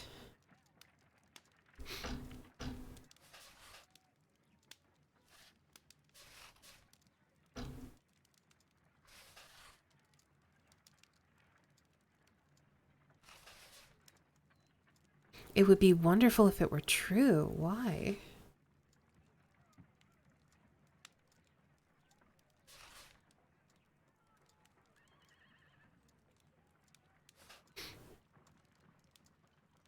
Still think the rich guy did it? I'm still super suspicious of him. Because he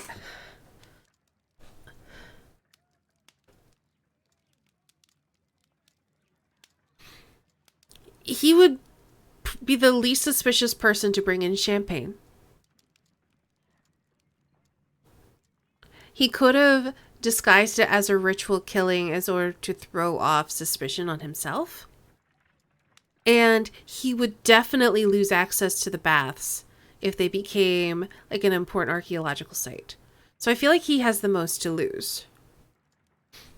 I don't think it was this guy at all. I want to scroll down and see.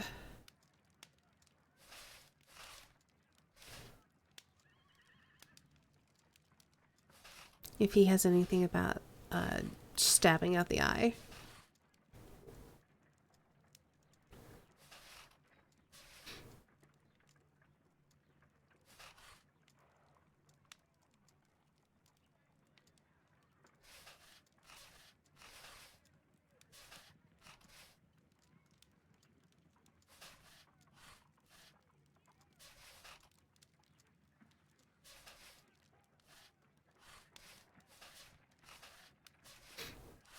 Oh, maybe it was him. Okay. Kirsten will kill you if you are not initiated.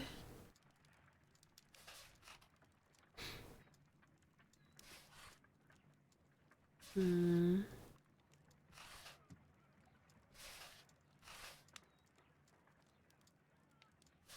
Hmm. I don't think he said it, though. You'd have the most access to the Frigidarium. I mean, that's also where they were doing their latest research, though. Like, they all had access.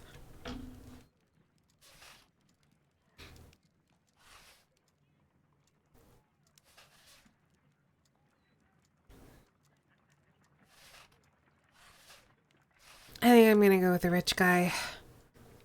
I'm not happy with the choice. I feel like he's too nearsighted, and he tried. I think he just threw the I think he just threw money or coins into the brazier to try to stop his delusions, because he was buying into the Mithras stuff. I don't know that he killed him, though. Yeah, I'm in that's literally who I'm in between right now, Safeguard. Oh, it's a hard choice, though.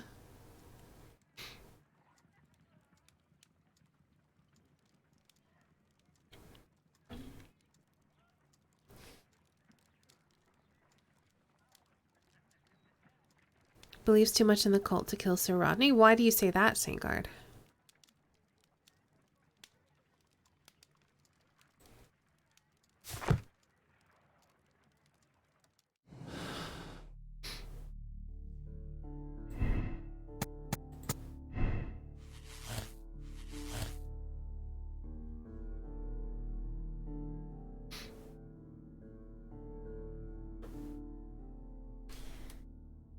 Alright, so if we look at this,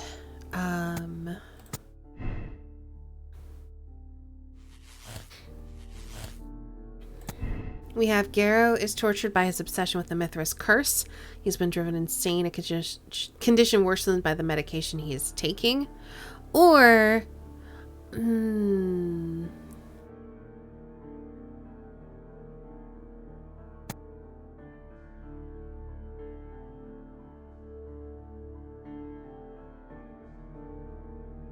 I feel like... Yeah. I feel like it makes more sense that the medicine is recently starting to bother him. Hold on. We even said something when we were talking to Blinkhorn.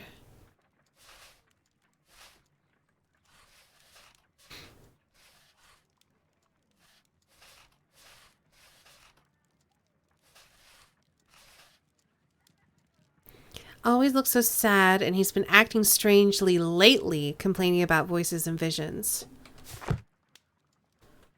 So it's not like he was having voices and visions previously. Like, that's new. So I think it's gotta be Pitkin.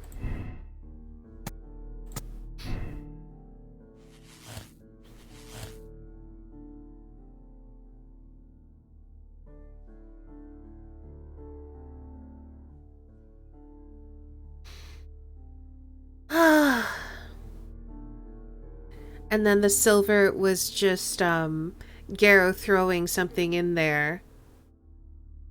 Like, we know it's the ice knife because we know Garrow threw something in there. I think this has to be it.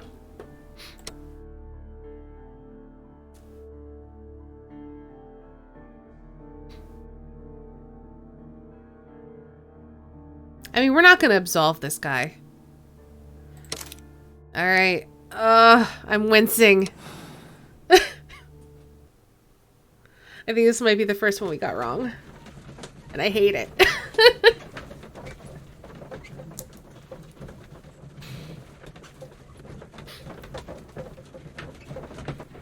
I still feel like Garrow needs help, though. Why did you bring me here? I saw that you released the others. Sir Gregory, I would ask that you listen carefully to what I am intending to reveal to Inspector Lestrade. You murdered Sir Rodney Bentcliffe in cold blood, and you did it for money. What? No, that's not true. I am afraid that it is. The ingenious ghost weapon that you used only served to prove the premeditation. You're insane. It was a spectacular felony, one that intrigued the police and encouraged the press. Scandal is an excellent means of bringing the public's attention to your baths. And eventually, of course, it brought me too. You have it all wrong. Well, I didn't expect you to possess much in the way of courage. May you be a fraction more inspired before you meet the hangman. Farewell, Sir Gregory. I think I've got it wrong. He didn't confess.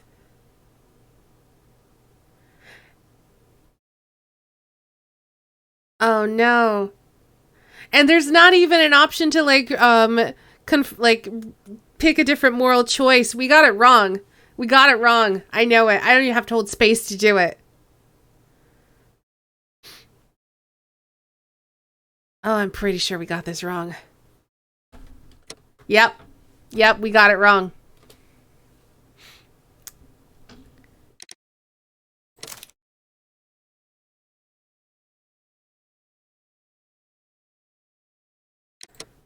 Because all I can do is replay ending. I can't pick another moral choice. I did! I sent an innocent man to the hangman! Woo! Go Sherlock! I'll have to. Only 3% of people solve the case the same way. Oof. But those who did, I'll send him to the hangman.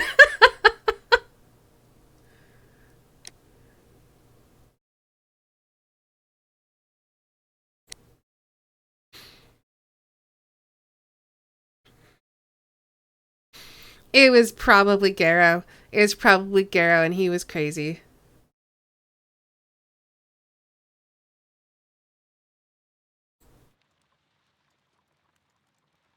I mean, we'll find out if we ever replay this. Not a word. Into your clothes and come.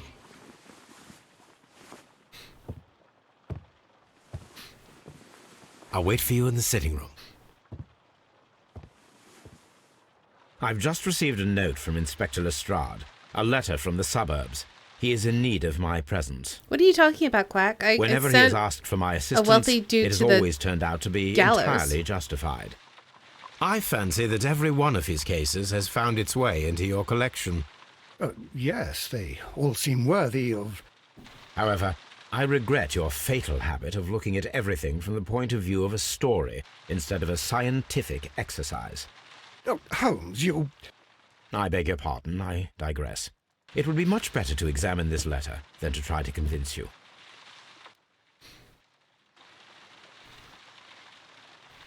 Yeah, so basically we decided that Pinkin, or whatever his name was, did it for money, and that was definitely wrong. Hello. How you doing?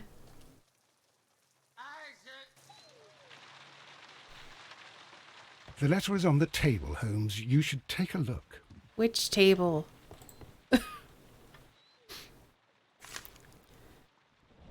I can tell from Lestrade's handwriting that he was in a hurry when he wrote this letter. A wax seal with the monogram E.B. The Brackenstall family coat of arms.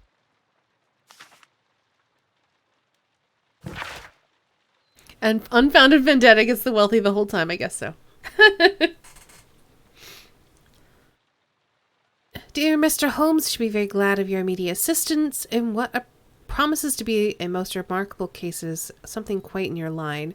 Except for releasing the lady, I will see that everything is kept exactly as I have found it, but I beg you not to lose an instant, as it is difficult to leave Sir Eustace there. Yours faithfully, Inspector Lestrade. So, what is it, Holmes? Promising, as always. It appears to be a case of murder. So you believe that Sir Eustace is dead? I should say so. Lestrade wouldn't have sent for me for less. His writing shows considerable agitation, and he is not an emotional man. These people belong to high society. The quality of the writing paper, the E.B. monogram, their coat of arms. The crime was committed before midnight. Holmes, how can you possibly tell? Well, it is all thanks to Lestrade. He wrote his letter at 3:30 in the morning. Imagine the chain of events before that. The local police had to be called in. Scotland Yard was notified. Lestrade himself had to make haste there, and finally compose the letter he sent to me. All of that makes for a fair night's work. It makes sense. Lestrade also speaks of the woman he released. That seems to indicate that she had been held somewhere during the crime. Much time has been wasted.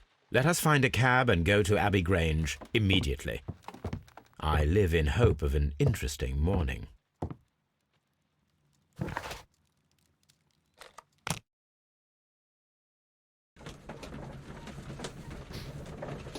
I'm still thinking about that last case and where we went wrong.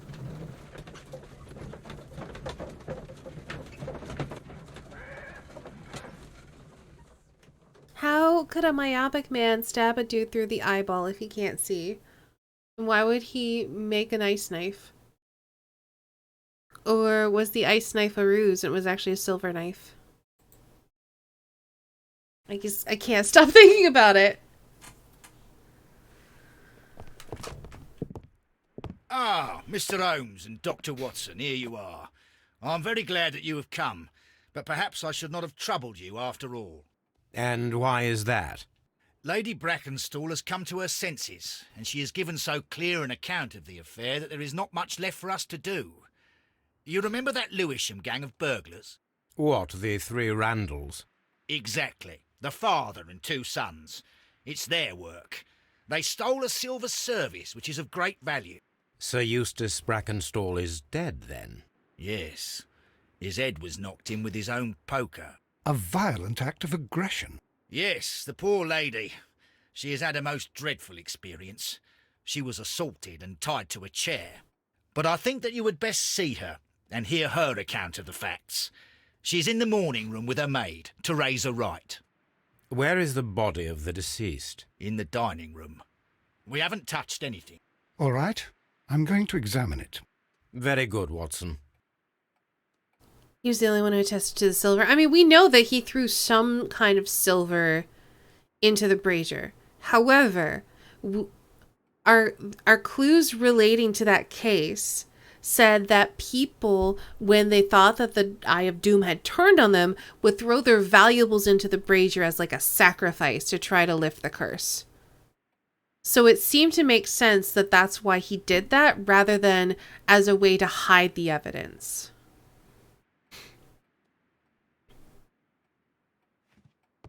Lord Ramsay Brackenstall.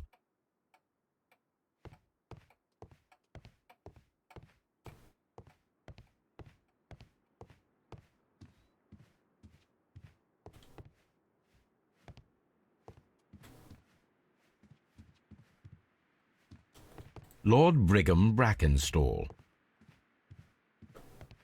Sir Warthen Brackenstall. I still think that it's an ice knife, regardless of who did it. Lord George Brackenstall.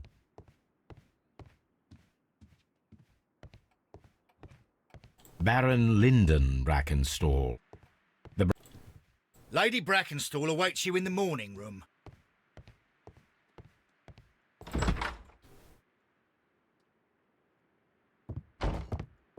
Ladies, allow me to introduce myself. My name is Sherlock Holmes. I'm assisting Inspector Lestrade in this investigation. Mr. Holmes, I am the wife of Sir Eustace Brackenstall. We were married only a year ago. I am sorry for your loss. Please accept my deepest condolences. I suppose that it is no use my attempting to conceal that our marriage has not been a happy one. I fear that all would tell you that, even if I were to attempt to deny it. All right. She's been punched in the eye.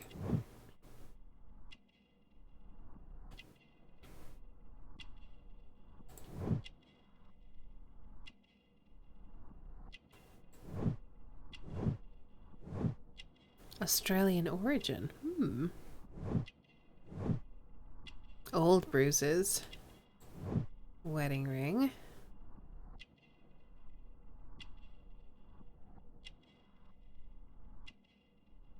What am I missing?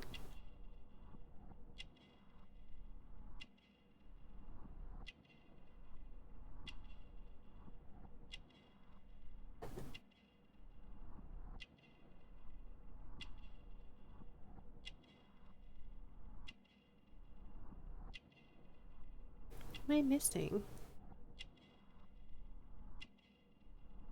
Aside from the fact that her hands look kind of weird. Oh. I was trying not to look at her boobs, okay, game?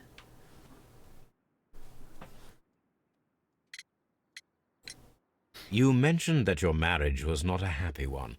Was there anything specific that was troubling you? He was not a nice man when he was drunk, and he suffered from dark moods, but nothing else.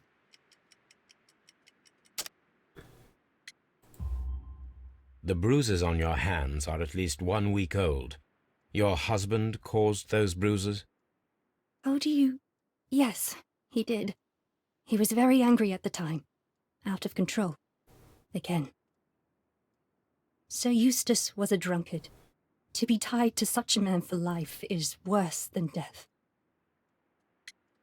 Try not to be obvious about it. Can you describe to me the events of yesterday evening?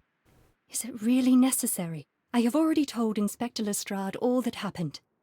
Yes, madam, it is. I will tell you then. Sir Eustace retired about 10:30. I sat in this room until after 11, absorbed in a book. Before I went upstairs, I entered the dining room to fetch a candle and... oh God.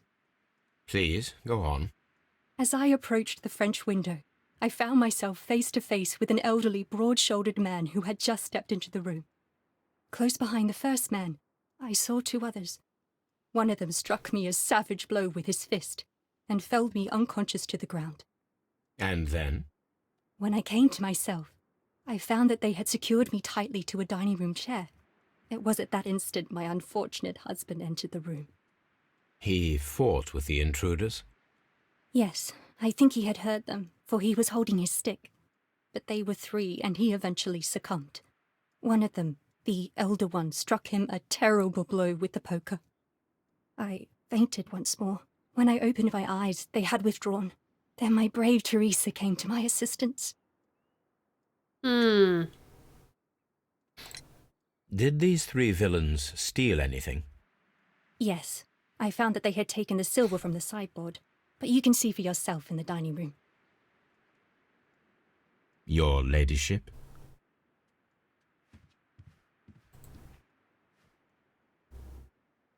Teresa, I would like to hear your testimony. Certainly, sir.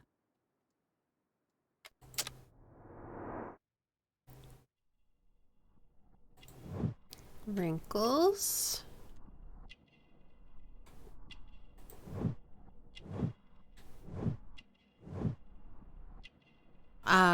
Thanks for cutting most of that off, game.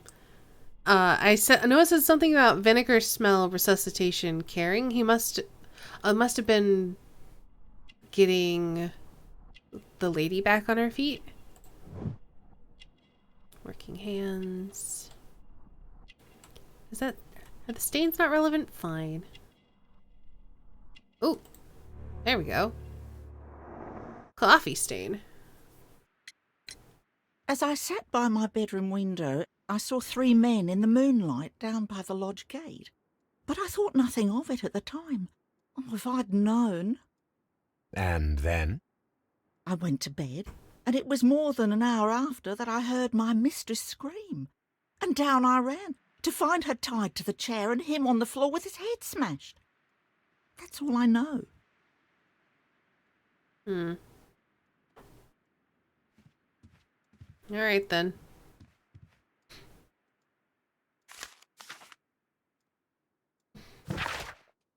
Less than a fortnight ago, this infamous family of burglars, the Randalls, as they are known, made their reappearance by way of a brutal but successful intrusion into one of the wealthier homes in Sydenham.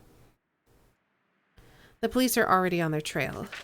However, the details of the crime are being kept confidential, including that of the name of the victim. A witness was able to provide a precise description of all 3 men, and this will surely give the police a chance to complete their profile in this family of delinquents. We would take the liberty... I got a hair in my mouth all of a sudden. Where'd that come from? Did she come from Australia with the brooch? I mean, we're assuming. We would take the liberty of reminding our esteemed readers about this highly dangerous band and to provide the full description as it is available at the moment. The gang has been in business for some considerable time, being a family of 3, a father and his 2 sons. The elder, Jack Randall, is a man in his 40s and already gray-haired, while of average height and build. Being the mastermind behind the burglaries, he retains control over his sons, both of whom are very close in age, but very different in appearance. The first son, William Randall, is tall and broad-shouldered with a small, disproportionate head. The younger brother, Melvin Randall, is of somewhat weaker constitution and is skinny as a rake. The gang is wanted not only for their frequent thefts and break-ins, but for the exceptional, brutal pirate career they all enjoyed before returning to England. Be alert. May your valuables stay safe. The description of the Randall gang provided by Lady Brackenstall is identical to the one in the Times article. I mean, it's not, but okay. She said it was a gray-haired man who was broad-shouldered, but the gray-haired man should be average build. It's fine.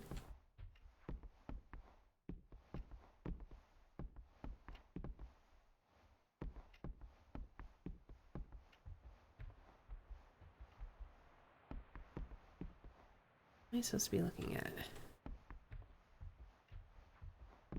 Oh, this. These scratches are most definitely made by the picture frame. This is Sir Eustace's safe. There may be something important inside. I must ask Lady Brackenstall to open it. All right. This photograph of Lady Brackenstall and her maid Teresa was taken at a port, but which one?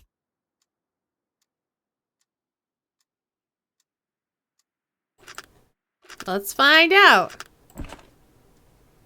So the lady and her maid came from Australia a year and a half ago on this ship. We'll just take that. Thanks.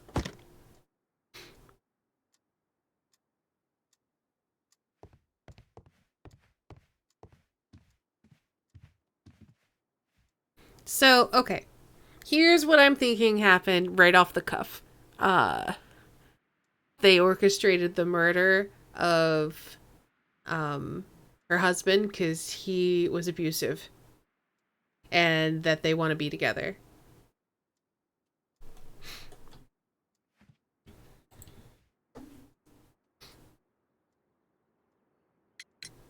Lady Brackenstall, could you open this wall safe? No, it is my husband's safe. I do not know the combination. We have to open it. Well, Your ladyship? I tried.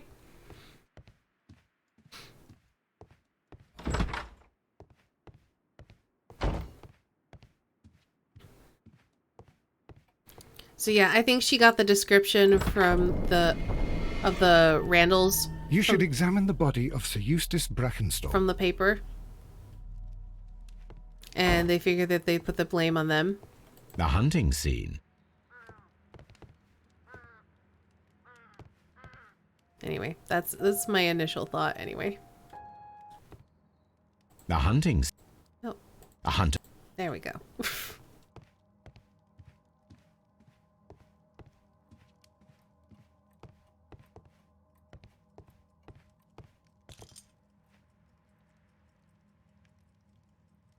Seems totally legit. I mean, I think that's what happened. These wine bottles are expensive and mostly from France. An empty silverware box. It appears that the intruders have stolen the contents. I guess we'll see if we find the silverware anywhere.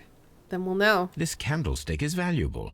It is interesting that it was not also stolen. Exactly.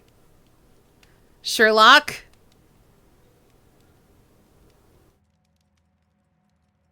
A bottle of wine is missing here. The criminals did not thoroughly ransack the house. They only took a little silverware. This door leads to the upstairs bedrooms. Apparently the criminals did not venture there. The hunting scene. Sherlock. A deer hunt. We'll look at the body later. We're looking at everything else first. A decanter standing next to the open bottle. An inseparable pair indeed. Chateau Calon Ségur, French wine, Grand Cru. This glass has some wine traces, but no visible beeswing. What is a beeswing? There is beeswing at the bottom, as if the wine had not been decanted before being poured. This glass has some wine traces, but no visible beeswing. It is rather strange that only one of these glasses has dregs of beeswing inside it, while the other two are clear.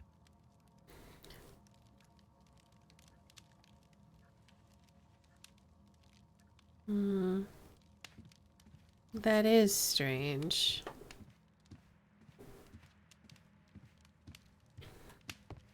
A fur trader's cabin.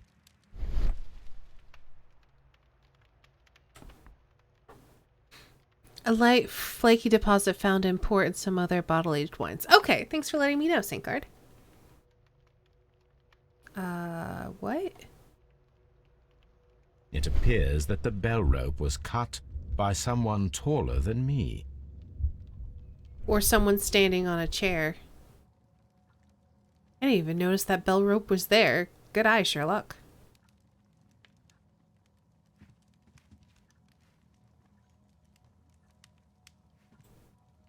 So, Watson, what have you learned from examining Sir Eustace's body? Well, I can confirm that the death was instant. Sir Eustace was facing his attacker when he received the blow to his head. There are no other apparent injuries.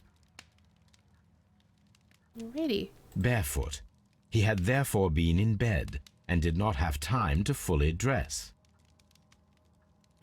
The Wiktionary quotation for the word is actually from this case. Funny. Quite a large stick, a formidable weapon.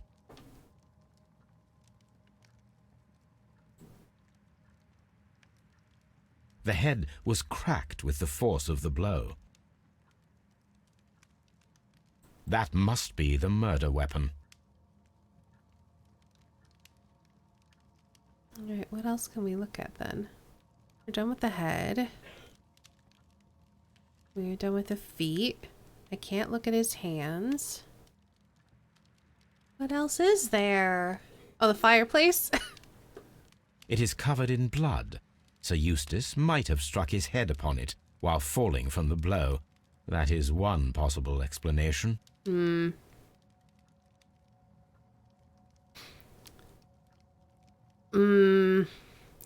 Or he was given sleeping pills and then they bashed his face in. Oh. Sherlock, can we please take the wine? Oh, Sherlock, why? Sailor's knots. That's interesting. This rope was handled by the murderers. We need a scent hound to follow their trail. Do we get to be Toby again? I think we get to be Toby again.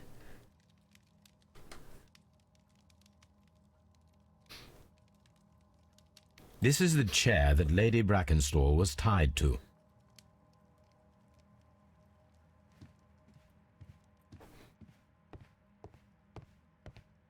All right.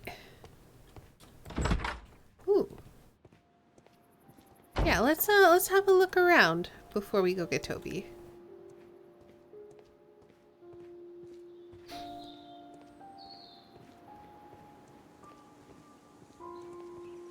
This is a lovely back garden.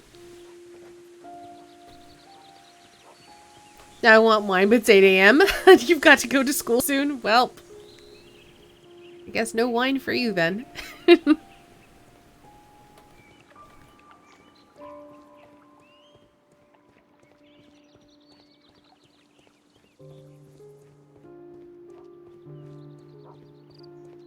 I guess maybe it's less of a back garden, more of just a grounds. Can't go in there. But what if the silverware's in there, Sherlock?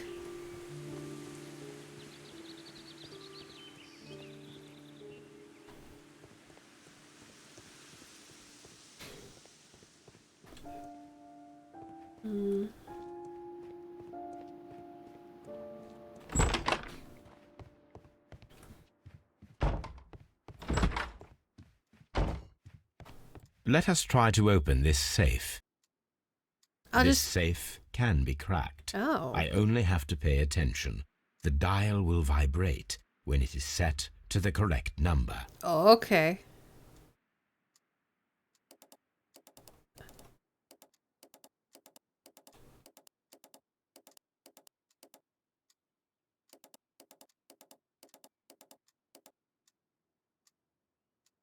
All right, have a good lurk, Saint Guard. It's different drinking before or at school when you are a student to when you are a teacher. No, that's totally different. Oh.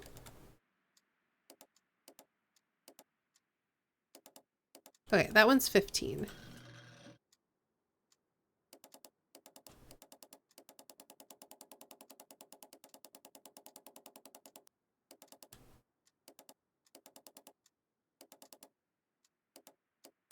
Five? No? 5, okay.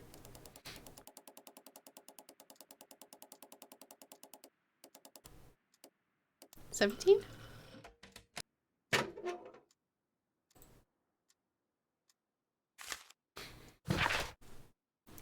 Best safe cracker ever. Your physical and mental state is of great concern. There are several signs of hepatic decomposition, aka his liver was failing. The last time we met, your eyes were bloodshot and your skin was tinged with yellow. Oh no. Oh no, he's jaundiced. That's really bad. There's a particular odor from your breath that is common in those suffering from liver damage. Then there are lung abscesses that you have discussed. The leg cramps you have described to me are caused by an alteration to the nervous system, which in turn is caused by an excess of alcohol. That includes the tremors. The safe mechanism is a major security flaw. Yes. Your liver seemed excessively hard at the time of your examination, which is a sign of an evolving cirrhosis. There are also signs of ascites, fluid in the peritoneal cavity, which are evident with your swollen stomach. Oh, that's also real bad. The pain beneath your left rib indicates a pancreatic malady, which may lead to your fatal and fulminant pancreas. Your condition may pose a risk to others. Your excessive alcohol consumption lowers your self-control and heightens your aggression. I am available to help you with this problem. There are a number of treatment options. Nah, dude was gonna die. Antique coins, possibly of value, but they're scattered without care. It is common practice to keep one's valuables in a safe behind a painting. It should not really pose a challenge for a criminal. All right. Hey, Golden.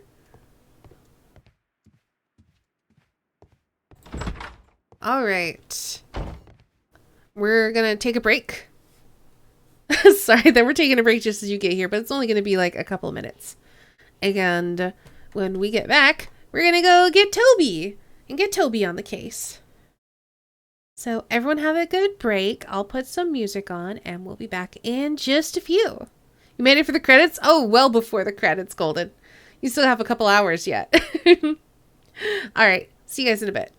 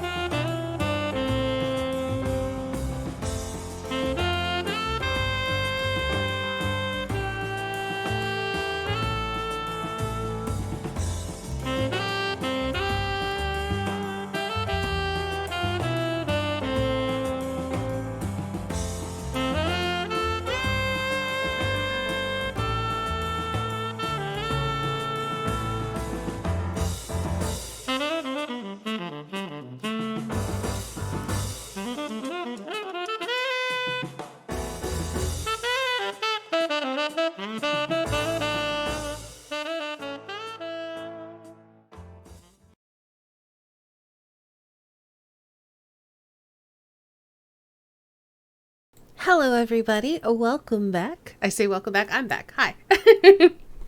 Is it BTTV one or FFC? It's one of the two. I'm not sure. Hold on. I can check somewhere. But yeah, I hope y'all had a nice break. I'm still salty that we got the last case wrong. Alright. Let me look. I got an emote showcase. I can find out. It's a BTTV one.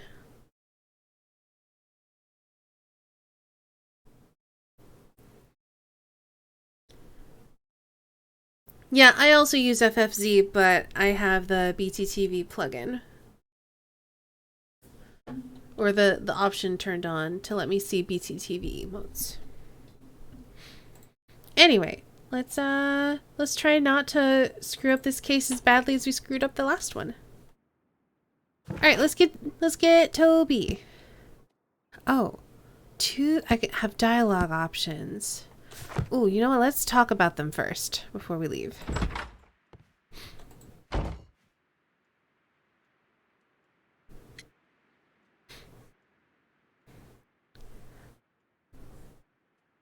Don't know what nonsense I've been doing that to manually to streams. I don't know. You're on mobile anyway. Ah, yeah, fair enough. You can kind of see them in the chat on screen, but it's going to be way too small for you. There are 3 glasses on the dining room table. I was wondering if... Oh, I forgot. When I came to myself the first time, each of them had a glass in his hand. They might have been a father and his 2 sons. They talked together in whispers, and then they left. No. Your ladyship? You're lying. You're lying to me. Sir Eustace's doctor speaks of his violent behaviour.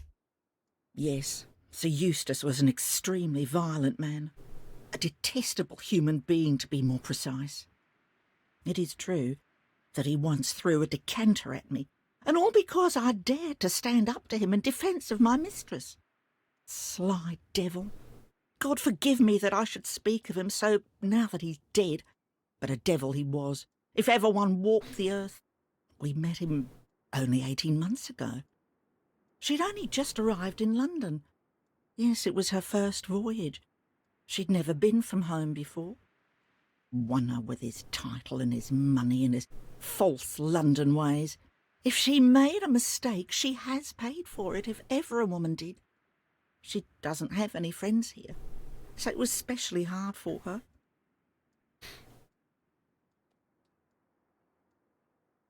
All right, then. Let's get Toby. And also, like, literally her maid is already saying, like, if she murdered him, he deserved it because he was beating her. So just like don't throw her in jail. Like, I think my I think my instinct is right here. All right, Tobes. Actually, first, let's This is where I keep... Oh, I don't even get any letters because I've ballsed it up. Come on, Toby. We need the best nose in the British Empire on this case. Toby, you're so cute.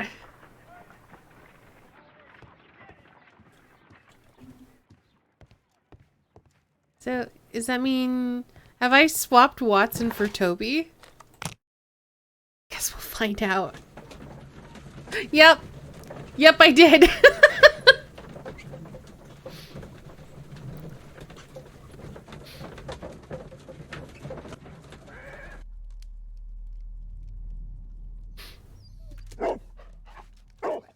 Search, Toby.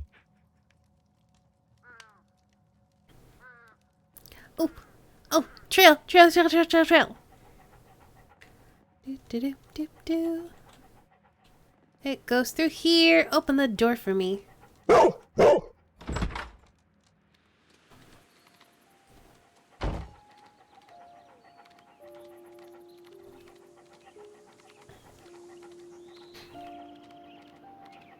And along here. Oh, do we finally get to go into the shed? We do. Perfect. Oh, maybe not. Or maybe we do. The intruders entered the shed for some reason when they were making off with the silverware. And then this way. Teen boy and maid? Could be. It's not, but it could be. Oh, and they dumped something down the well.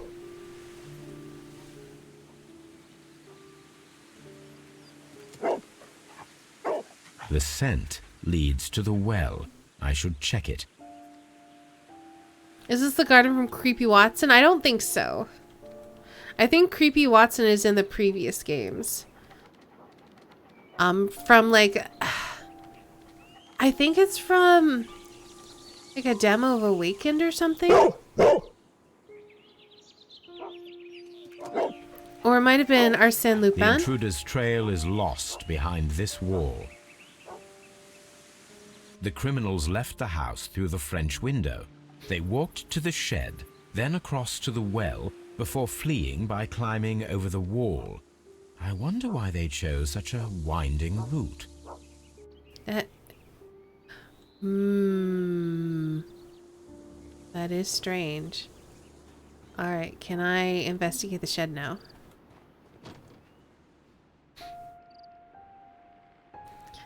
Betting there's an extended Holmes X Lupin makeout scene? No! I'm so disappointed. This hook might be useful. Small gardening tools, nothing of great interest. Bags of seed. Some empty bags were recently moved. I know, he spent the whole game flirting with us, and then he made out with the queen and ran off, and then we just gave some bullshit speech about how we respected each other. This old suitcase sounds hollow. It must be empty. Alright, well I got a hook.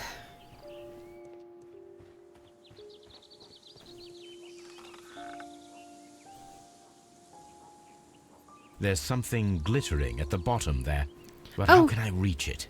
Is that perhaps the silverware?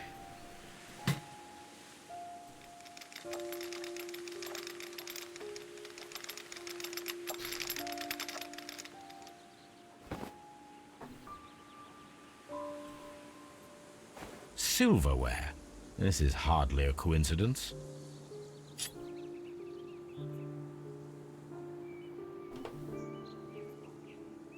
The Brackenstall coat of arms. It appears that we have found the stolen silverware. Well then.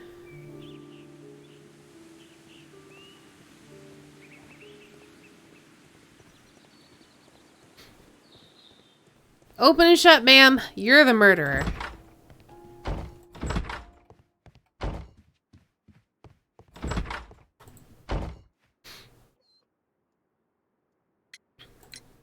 We found your silverware, Lady Brackenstall. It had not been taken very far. Is that true? I am very thankful to you, Mr. Holmes. Your ladyship?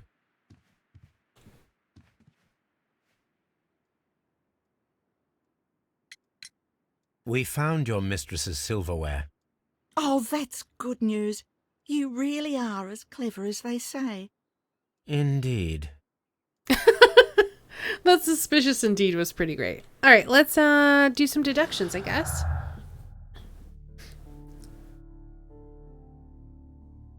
In TV shows where dogs had to appear fierce or threatening, they often have CGI tails to hide their real tail, which is often up or wagging.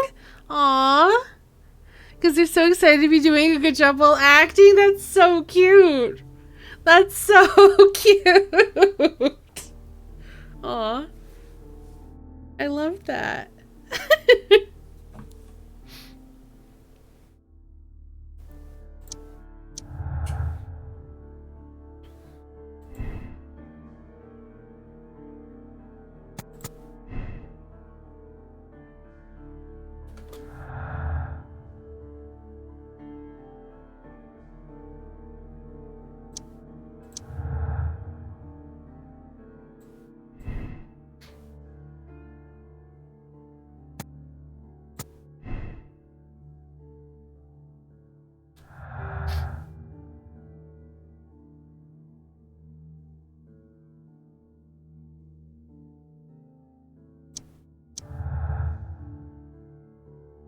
Okay. 3 people or 2 people?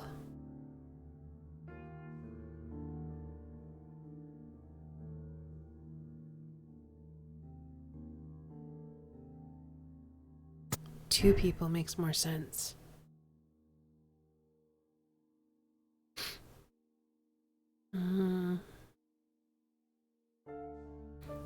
One preferring B-swing is weird. It's possible, but I don't think it's correct.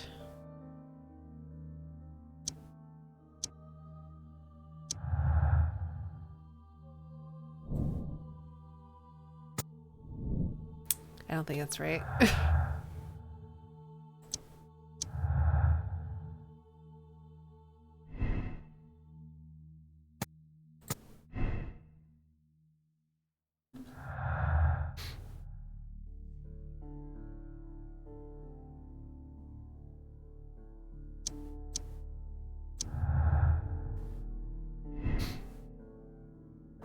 Oh.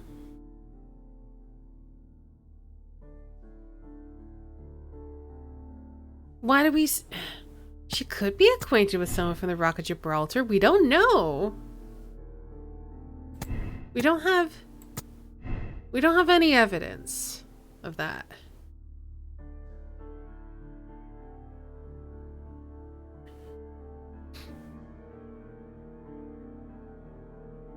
The example image was one of the direwolves from Game of Thrones. Aw, I want to see it now. Yeah, and those are not related at all. Okay. So, we are missing something. All right. You know what? Let's look at our clues. All right, so I can still talk about the silverware, I can talk about the poor health, and I can do an analysis on the sailor's knots.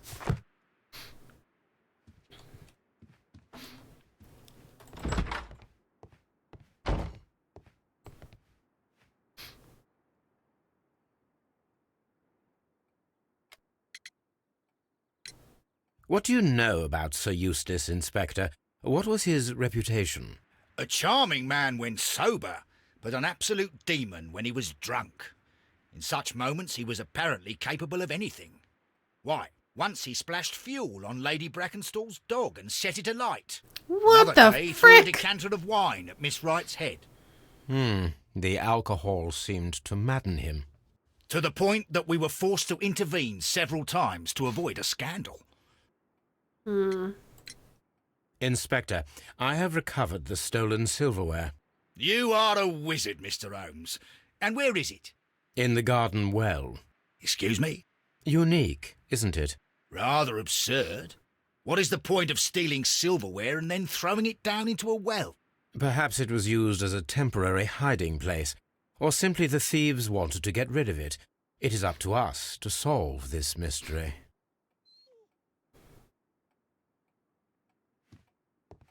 Okay. Ooh, we have a new deduction.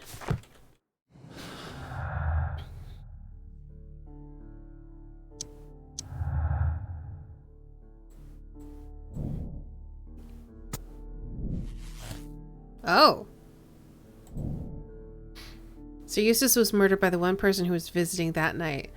It was he who tied up Lady Brackenstall. He is tall and strong. Which means she must have an acquaintance.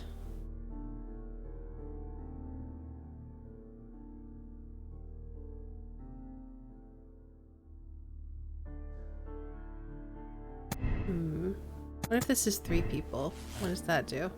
That messes that up. Yep. Okay. She was having an affair. Of course. Man, I was thinking she was drinking wine with her maid. But no, apparently she was having an affair with a sailor. Okay. Where does that leave us?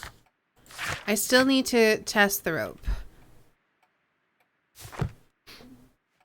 So let's head to Baker Street and see if we can do some analysis. Come along, Toby. Oh, you're so cute. You're such a cute dog. I just want to give your head a pat.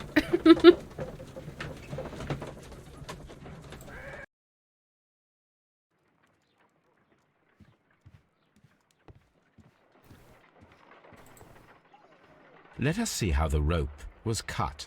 Alrighty. The fibers at the end of the rope are smoothly cut. Let us try to find out what tool was used to cut the rope.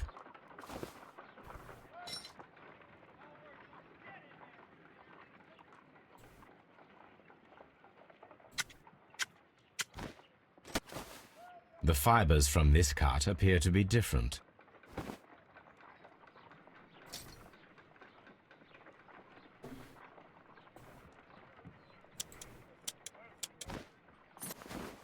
The fibers from this cut appear to be different. Oh, I have a knife.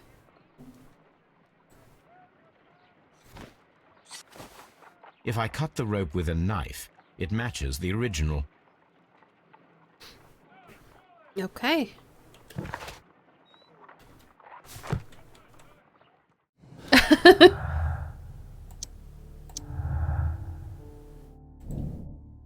The rope was cut once with a sharp knife and tied quickly in sailor's knots. That could indicate the intruder had a sailor's background. The person who was visiting that night was probably a sailor. All right.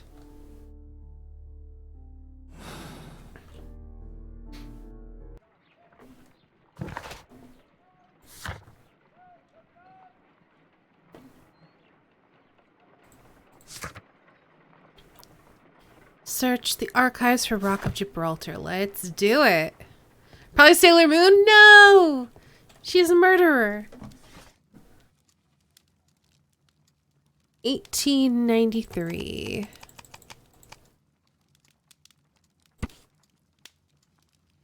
Arrival of the Rock of Gibraltar. A ship returned. The Rock of Gibraltar, a bulk carrier from the Adelaide, Southampton, London line, Glenard Building, James Street, London, has returned from a 6-month voyage through India, New Zealand, and Australia.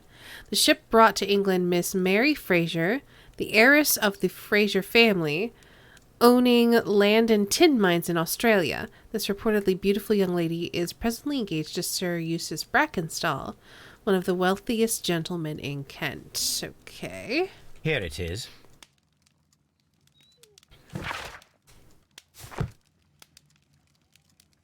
The shipping company, the Adelaide, Southampton, London line, and its address.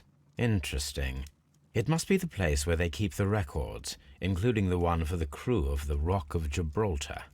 I think that if you pretend you're from Scotland Yard, they'll give it to you without any problems.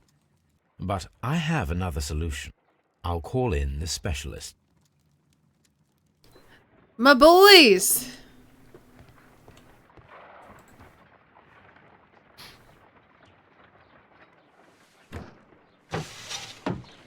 Wiggins, could you come upstairs, please?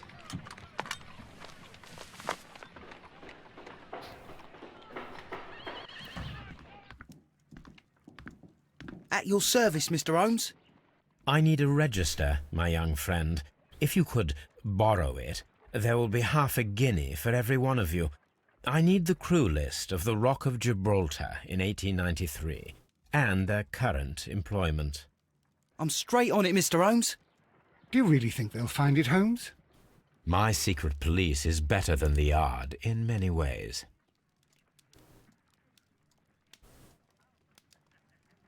Here it is, Mr. Holmes. But we can't take it back. It's too risky. Put it on the table. I'll take care of it. Good work, young Wiggins.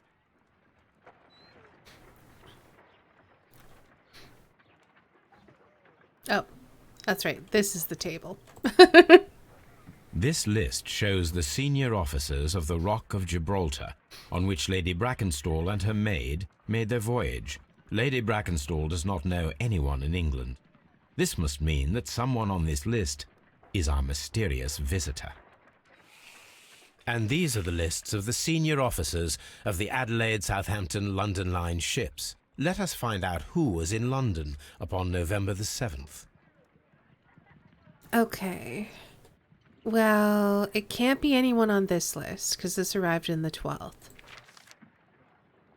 This arrived in January, a year later.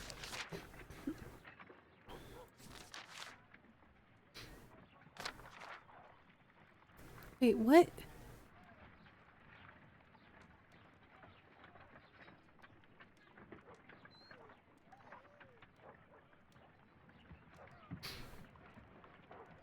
I'm getting confused. Okay. He could have been, because it would have just left. So, someone on this list could have been.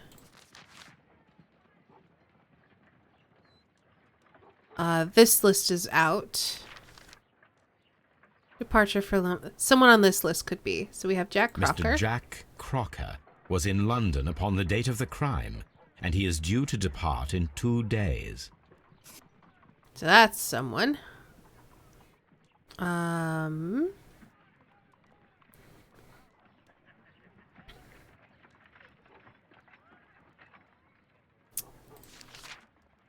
Let's see.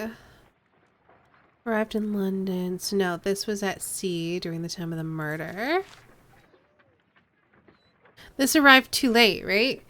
Because you'd have to be here before the 12th. And this one departed too early. So it has to be someone else on this list, I guess. This list shows the senior... Yeah, I know.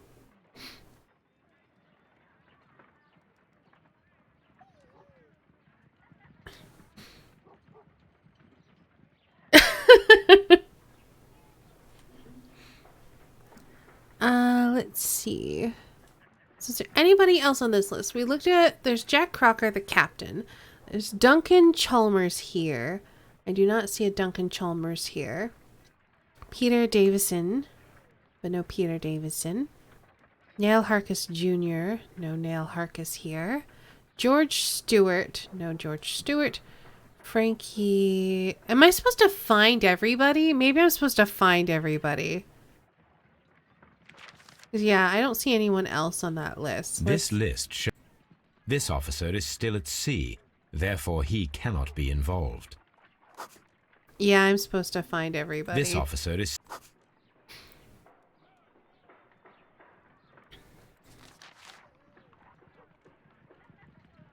This officer is...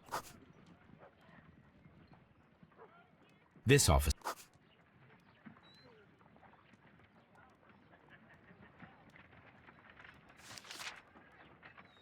This officer was on a ship that sailed half a month ago.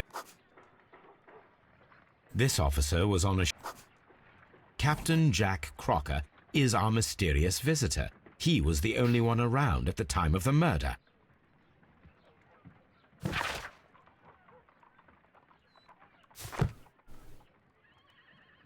This Crocker, do you think... It would be interesting to meet him. Our young friend should be able to find him.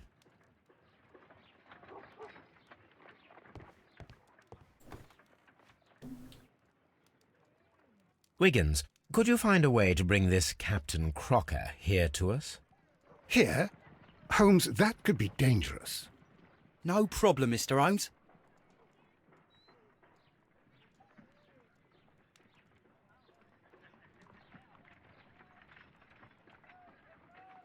Mr. Holmes, I was informed that you were looking for me, and I'd like to know why. Yes, it is important that we talk. You will soon understand why. All right, let's look at him first. Clear look. He's honest. So if we ask him, why did you murder him? He'll tell us, right? That's what that means. Strong build.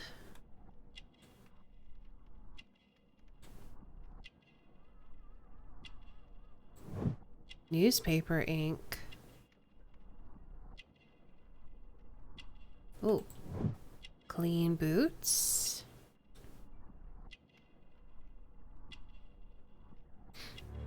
He got a sea knife. You are acquainted with Lady Mary Brackenstall, are you not? Yes, I think I do remember her, from when I was first officer, but I still don't see... It seems your relationship went beyond that of mere passenger and first officer. How dare you? Indeed, how reckless a feeling is love, particularly if one is prepared to commit a Hey, murder Castlevania, in welcome. its name. Explain yourself this instant. You are aware that the murder made the headlines of the morning press. You read the newspaper report, but to your dismay found it much fabricated. Once you learned that I wanted to see you, you came straight away. You needed to know what I had found. You... And what do you know? That evening, you were with Lady Brackenstall, despite the danger. I'm not afraid, Mr. Holmes. Besides, all of this is just guesswork. You would be right if there was no evidence. What then? This looks interesting. It is interesting. I've been playing through the series of Sherlock games on Tuesdays. So far, this is the third game that we've been going through. And I like it a bit better. It feels less moon logic-y, but they're like puzzle/adventure games. Lady Brackenstall was tied to a chair on the night of the murder. And it was you who tied her up. You call that evidence? Q! Sailor's knots, you fool! Yes, as she was tied with a sailor's knot. Your handiwork. So, it's a sailor who's done it. That proves nothing, Mr. Holmes.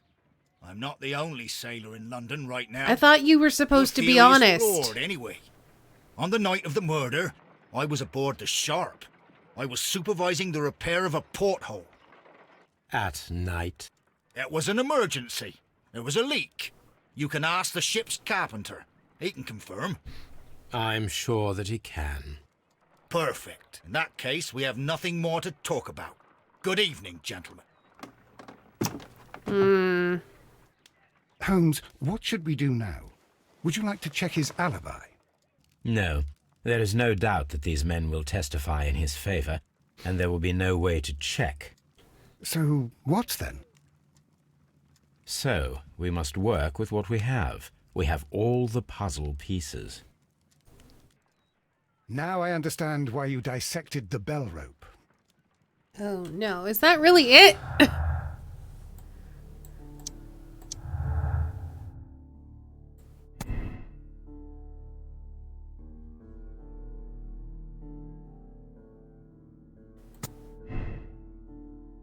It has to be him. There's no way. He has to be it. Oh, jeez.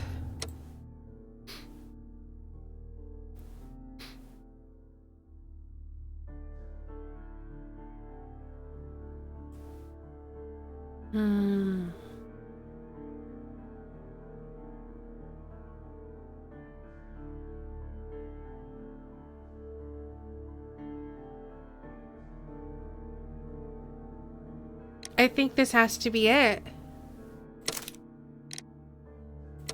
Wish me luck. At least I'm not agonizing over this one like I did the last one. Could you ask Mr. Crocker to come here again, please? Right away.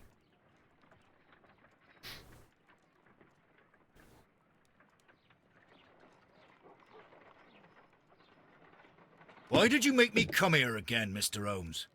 It is over. I know that it was you who killed Sir Eustace Brackenstall. What? I know, because of the height at which the rope was cut. The knife used was a sea knife, the knots were sailor's knots, and not least the sheer force that was put behind the killing blow. And because you are the only one who knows Lady Mary Brackenstall in London. And because you love her. It's true. It is time for you to tell us the whole truth. I admit that I loved Mary madly from the first day that I met her. But I never did come to visit her, for I believed that she was in a happy household. When I talked to her maid, who told me everything, I was insane with rage. I was due to set sail for 6 months away. I wanted only to see her again. But it turned into a damnable nightmare when he barged in. He dared raise his hand to her. He was not even worthy of licking her boots. Oh, I regret nothing. I admit I killed the monster out of love for her. She will forgive me if she is able. Lady Brackenstall already forgave you. She said nothing. Mary. But that makes her an accomplice as well as her maid. It places her in danger yet again. Mr. Holmes. You would not have managed to protect her. Till I die, do you hear me? Here is a letter that sets everything clear, and it is the one that should be disclosed to the police. I am the only culprit. Mary had nothing to do with it. Now it is time to end this.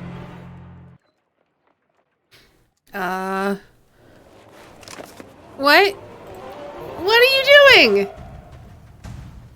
Ah, quick, quick, quick, quick, ah! No, you don't. Oh, God.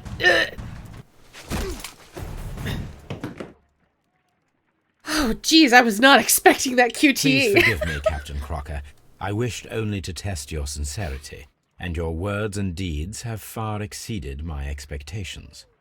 See here, Captain Crocker, we'll do this in due form of law. You are the prisoner. Watson, you are a British jury.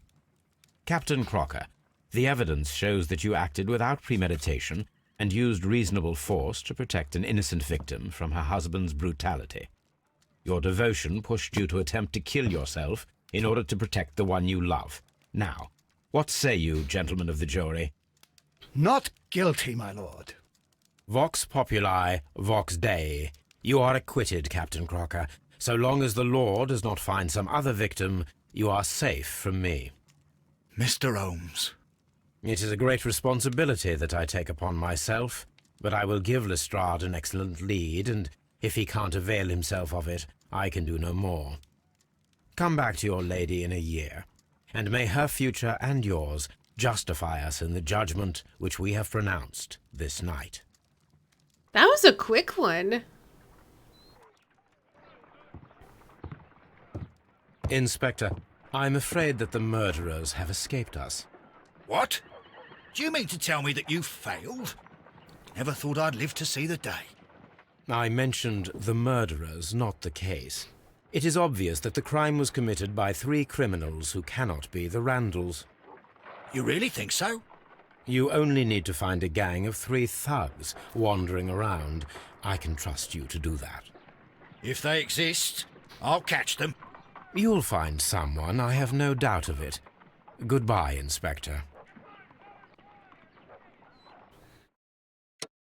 Yeah, we got it. We got it.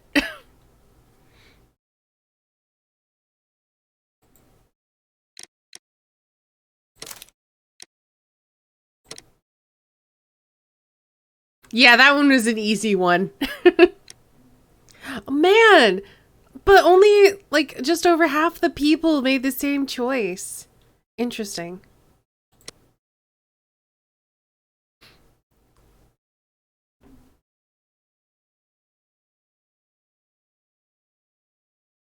All right. Well, we've only sent one innocent man to death. Everything else we got right.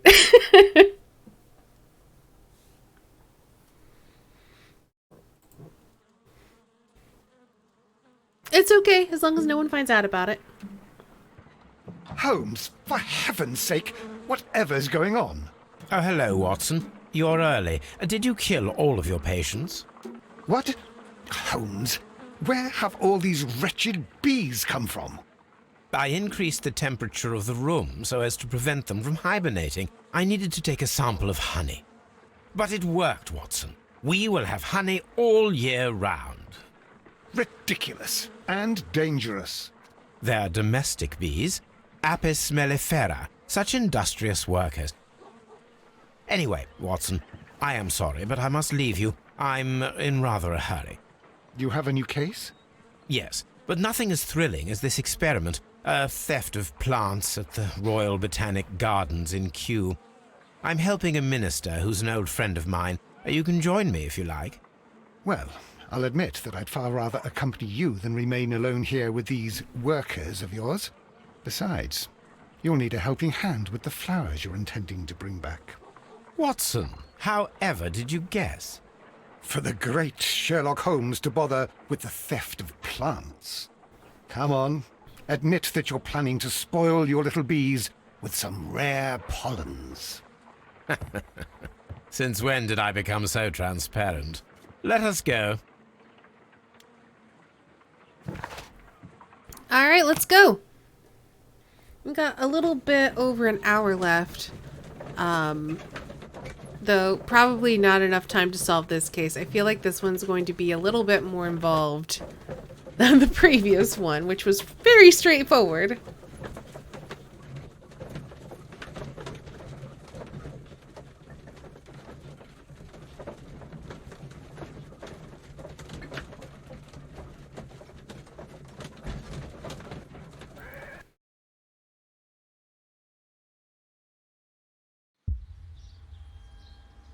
Well, Holmes, here we are at the Royal Botanic Gardens. There's no doubt that this place is beautiful.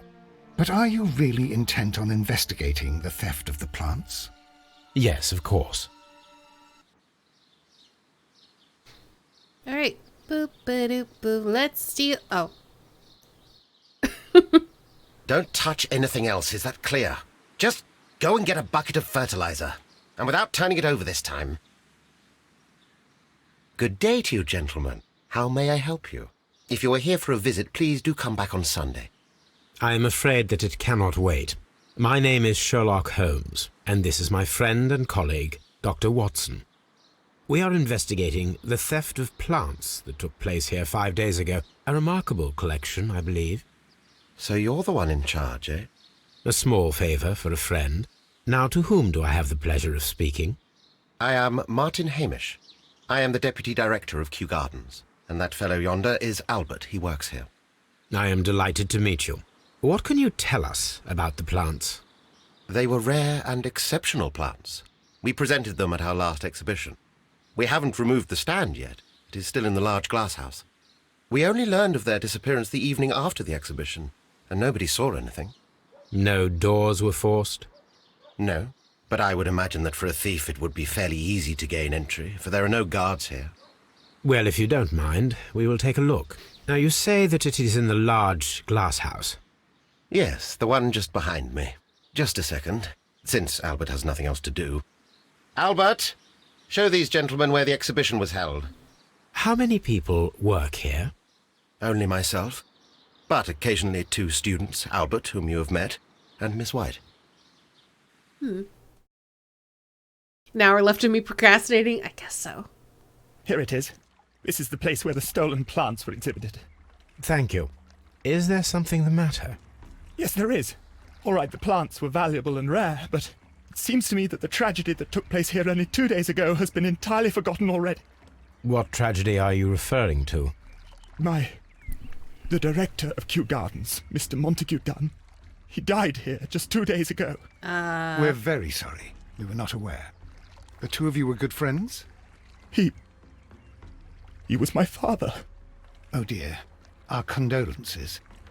We should not be troubling you. Please do excuse us for the intrusion.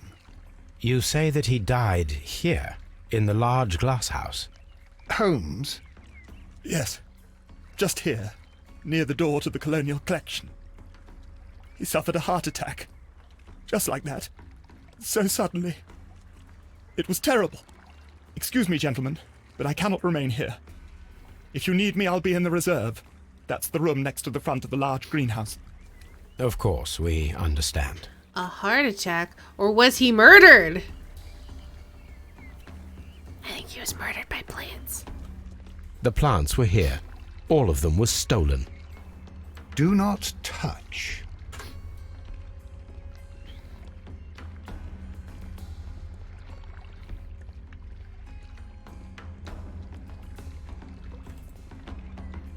Here is a list of the stolen plants. Okay. I want to look at it again. So we have Dionea carnivorous, which is some sort of carnivorous plant, obviously.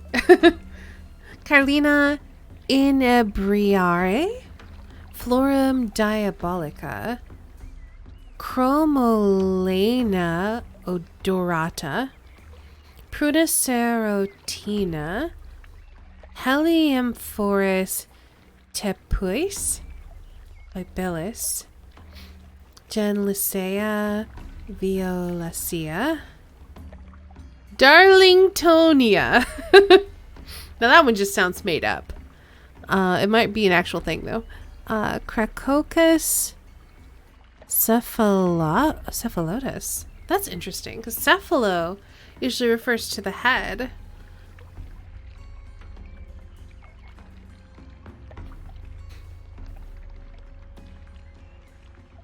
An induced heart attack murdered by cholesterol.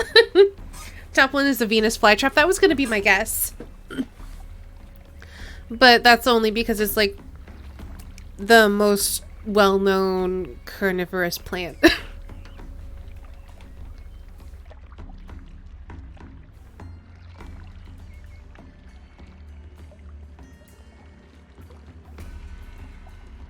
Oh, that is an actual thing. It's the Californian pitcher plant. Interesting.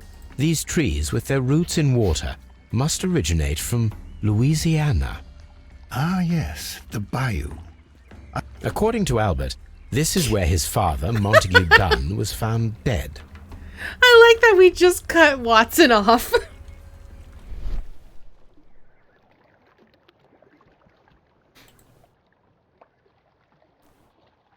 Soil. It should have come from a flower pot. The soil on the side of this flower shelf is the same as that on the ground.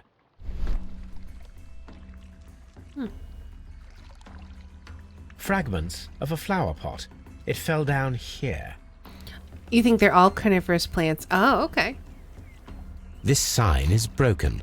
Something heavy was dropped upon it. Oh. Blood.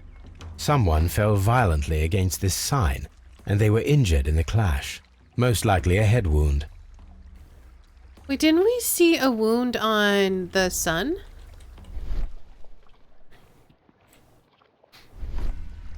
The traces are thinner in some places. These boot marks are fresh.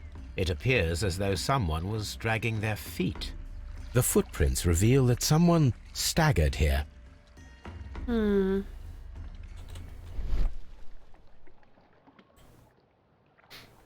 This pot was broken fairly recently. A flower pot recently fell down from these shelves and was misplaced. The door was smashed at shoulder height. This door handle is new.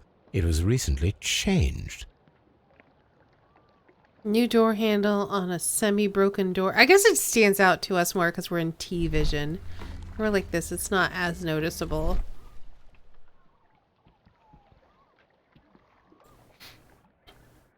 The esconsson was breached near the handle. The door was forced from the inside of the Colonial Collection Room. The handle was changed afterwards. I think we need to inspect the Colonial Collection Room. All the clues around here are quite suspicious. I need my imagination to make sense of it all.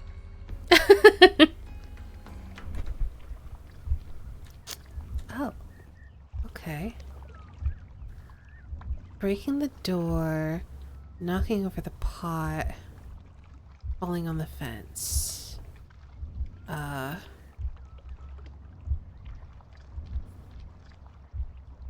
Breaking the door as one? Sure.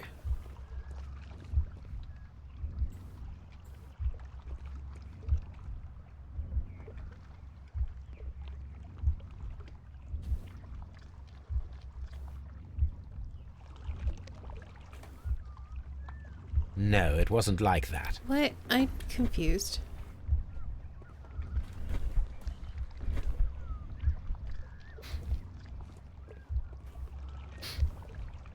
Right.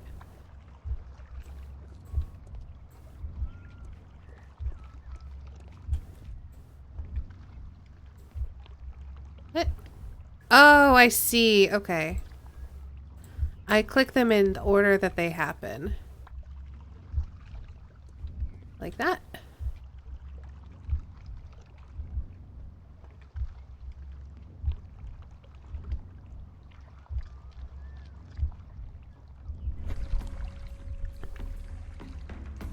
This reconstruction reveals a disturbing fact. Montague Dunn damaged the door of the Colonial Collection Room. He was in a panic, or the door was locked. Was it an accident, or a murder then, I wonder?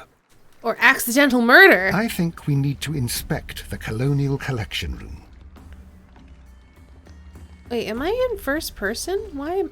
Hold on. There we go. I like that you're just looking up carnivorous plants now, Deso.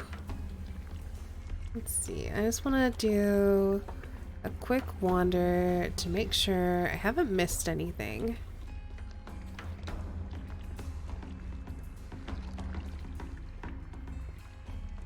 Okay. In we go. Colonial Collection. Ooh, look at these cool plants. They've got cacti from Australia. Honduras. We got Malaccan plants. These plants come from all the territories of the British Empire. They were on the suggested searches list. All right, then. Bengal, New Zealand, Calcutta, India, Singapore. Very strange. Half of the colonial collection is absent. Well then, let's look at all the the detergent that I was standing in. The smell is strong. It is a detergent.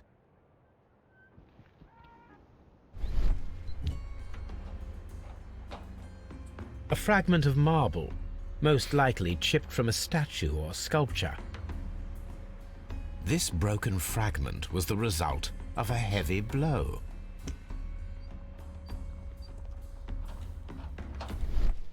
These windows were perfectly cleaned. Part of this greenhouse was emptied and thoroughly cleaned. Oh. This is one of the outlets of the ventilation system. Oh gosh, definitely something happened here.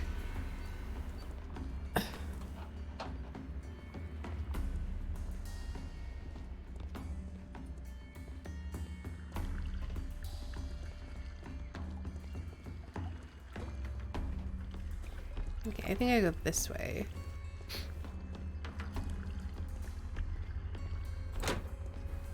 Oh. Water lily greenhouse. Okay.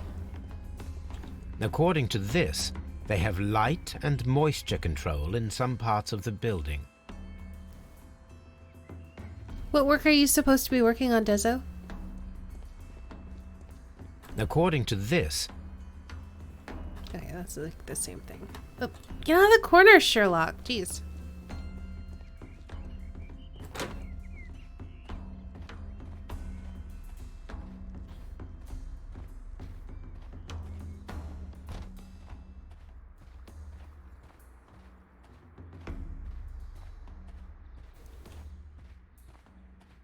These gardens are super cool.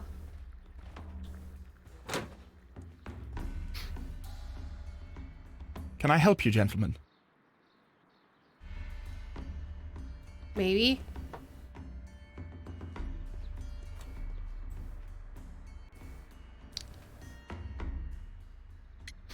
Okay, no, you weren't in. Oh, no, you got an injury on your chin. Interesting. So, yeah, he's been crying because he's sad. Is that a shaving cut? Yeah, okay. A science that I've been complaining about for ages. I wasn't sure what particular assignment it was. Clean hands. So you're not much of a gardener then, are you? I actually live quite close to one of the RHS gardens. That sounds nice. The last exciting gardens that I went to was years ago. I went to the zoo and they had like a botanical gardens in it, and it was really beautiful.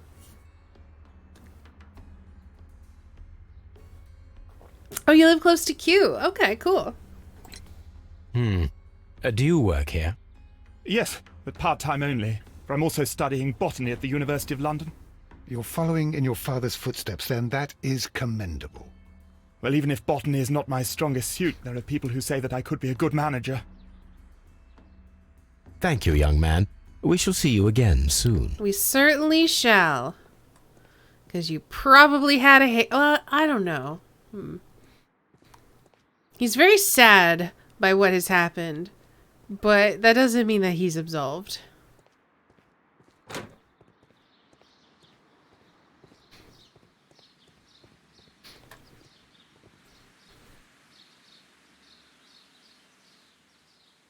Live close to Wisely, which is the other famous one, and Q is closer to London. I see. Alright, you got eyeglasses.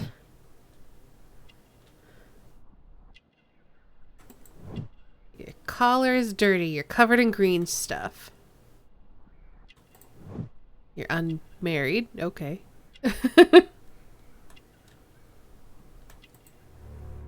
With gardener's hands. A murder most trowel? Oh, Sankard. Also, I was wrong, Saintgard. It wasn't that Lady Brackensall wanted to have a lesbian affair with her maid, though that would have been a better story. Albert told us about the tragic death of Mr. Dunn, the late director of Kew Gardens. Tragic indeed. His heart attack was quite unexpected. Thank you, Mr. Hamish. We shall continue our investigation. Instead, it turns out that she and a sailor on the ship that took her from Australia kind of fell in love, but then she married Lord Brackensall, and so the dude was like, okay, I'll just back off, it's cool. But then he found out through her maid, because he was asking after her, because he's like freaking in love with her, that her husband was beating her in a horrible drunk, and so he came to see her, and then her husband caught them together, and so he defended them with a weapon and killed him. And then they decided to frame the whatever thieves for it. But yeah, it would have been way better if it was like, let's run away together with the maid. I would have liked that better. Colonial Collection. Nursery. Palm House. Water Lily Greenhouse. Dry Tropics. Seed House. Ventilation System. Director's Office, Cloakroom and Laboratory. Reserve. A map of Kew Gardens. You don't say, Sherlock. Locked. Boo. I know I can make deductions, but I want to look at everything first. Locked.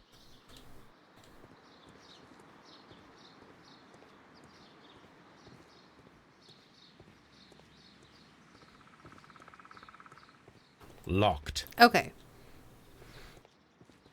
Maybe everything will be locked. Let's find out. No, I can go through here. So that's a start.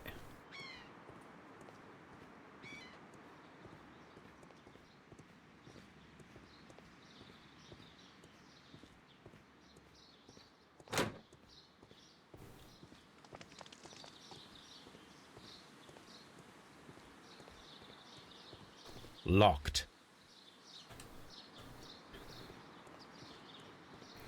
What about There Sir is a Rodney's smell of ice cream?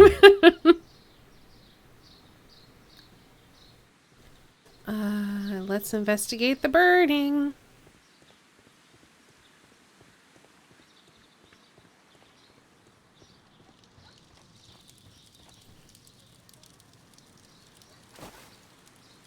a protective mask.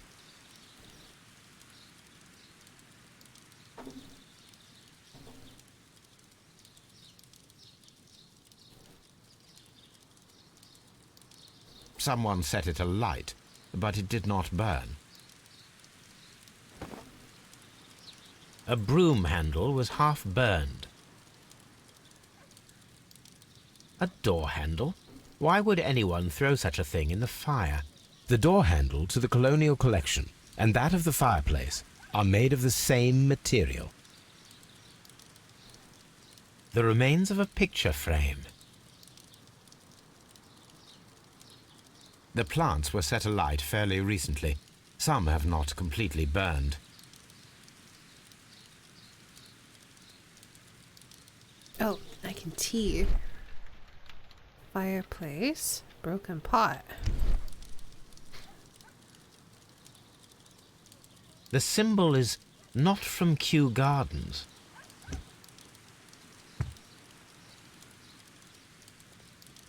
Venus flytrap, yep.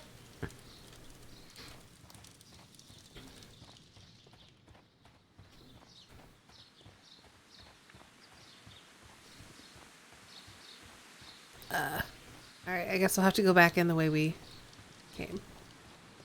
I have bags of fertilizer. Oh, I've been in here. This is where... No. I thought this was where What's-His-Face was. I'm so bad with Dry names. tropics.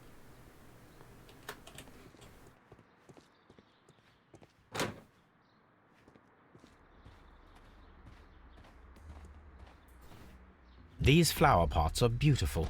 They are intended to be used for exhibition purposes. The symbol is not from Kew Gardens.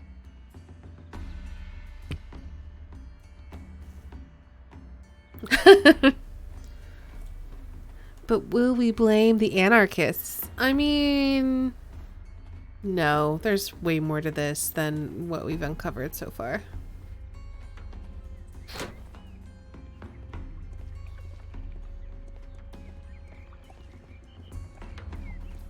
Water lily greenhouse. According to this... Okay, and that leads back to the greenhouse. Okay. Let's see if we can... Hold on. I think I said something about dry tropics. We should at least look at that to... Dry tropic. Green it out so we know we've looked at everything. Watson, please. Watson. Watson!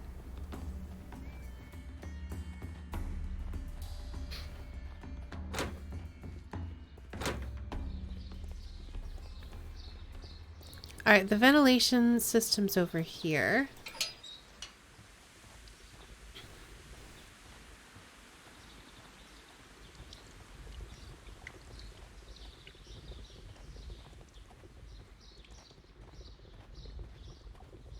A ventilation system.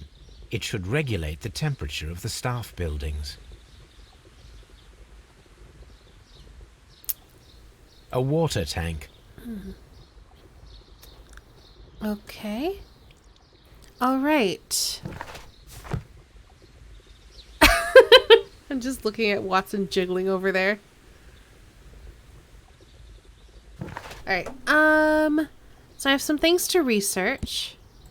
You search my archives for the list of the plants, the symbol on the broken flower pot, and the symbol on the non-broken flower pot.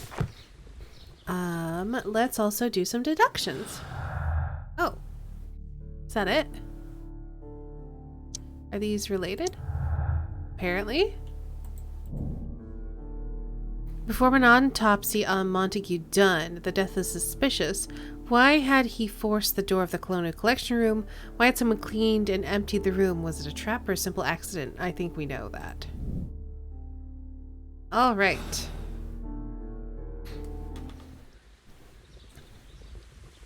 Okay, Clack. Getting up is probably a good idea if you have to leave in about an hour. Thanks for hanging out, though.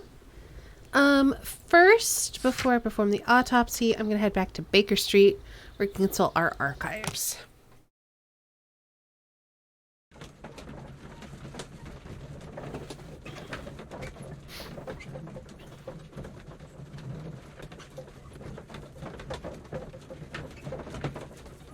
Take care, Cokes. We'll see you later, Quack.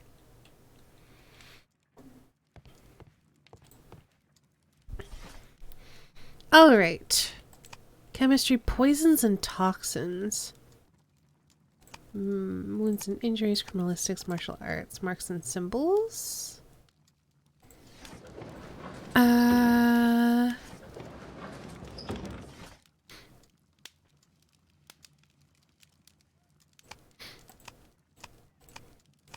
Botany, there we go.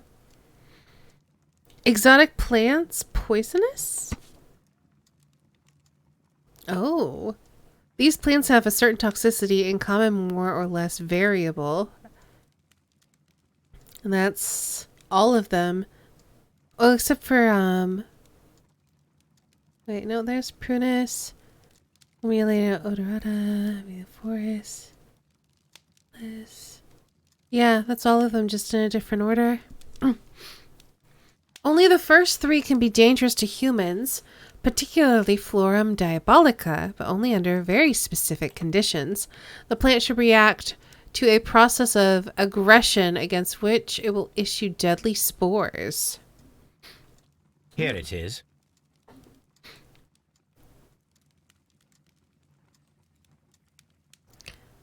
Yeah, we're gonna keep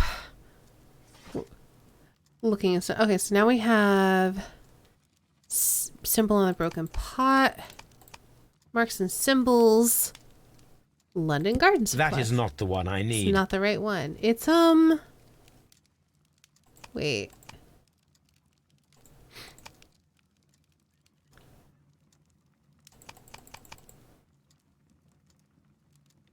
The glyph means divine, if I'm not mistaken. Okay.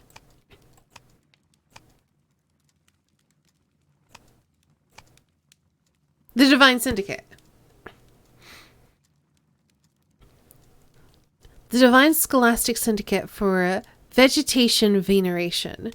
The members of the syndicate worship Trilwyn, the God King. They strive to obtain spiritual peace and release themselves from the material world. So generous donations are appreciated. Okay. Here it is. The Divine Syndicate is not a supplier to Kew Gardens. Besides, there is no address here. In what language? No idea. And then this one, it'll probably be this one. Seymour's Garden, garden equipment and supplies. We are a premium supplier for all your landscape gardening and timber requirements. Full range supply and delivery of sand, soils, mulches, pots, and anything else you may need. 3 Blurton Road, London. Here it is.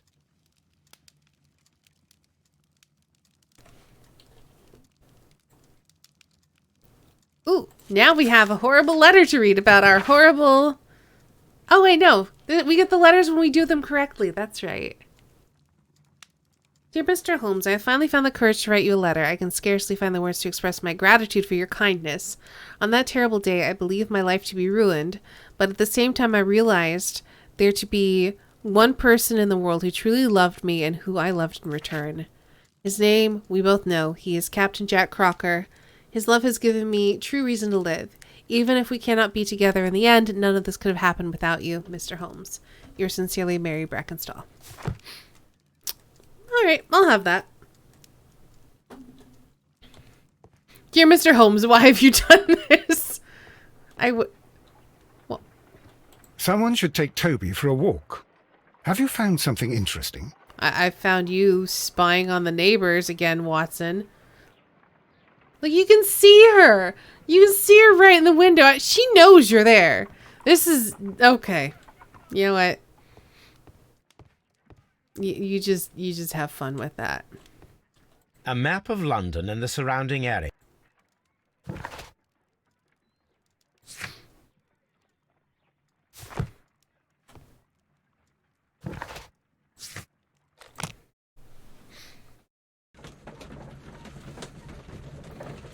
I'm just saying, she knows he's looking, and I think she likes it.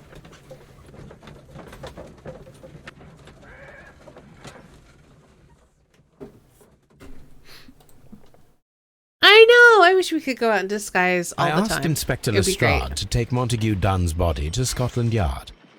It's ready for autopsy, then.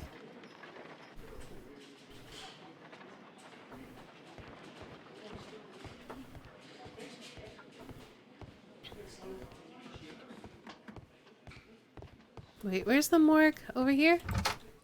Yeah. Sherlock Holmes character creator? That would be great. First of all, let us carry out an external examination. Okay. There are no suspicious marks upon the chest. Let us finish our external examination so that we can proceed with the autopsy. No redness, stings, or bruises.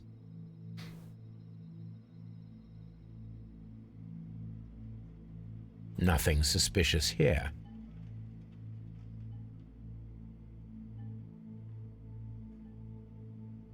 Okay, just making sure that that's all we can look at. Alright, FaceTime! There is an injury to the skull, most probably caused by the fall in the water lily greenhouse. I still find it really interesting that his F's have like a whistle to them. The vessels and the pupil of the eye appear quite normal.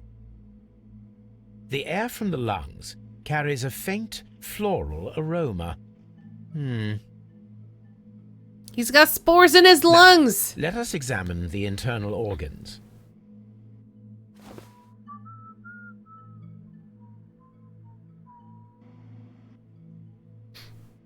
Alright, let's start with the lungs. Look, they're lungs! Do do do do do. Oh, that's not good.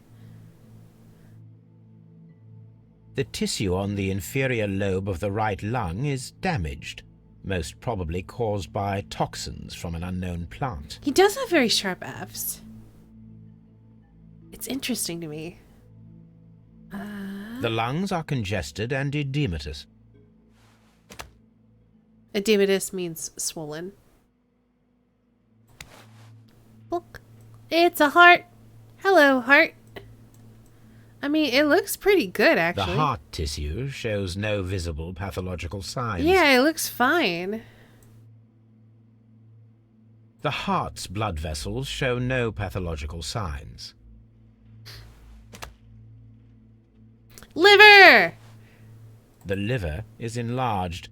It would seem that he was suffering from an alcohol addiction. The liver tissue is brown. There are no visible pathological signs. Alright, stomach. Plunk. Looks normal. The stomach tissues show no visible pathological signs.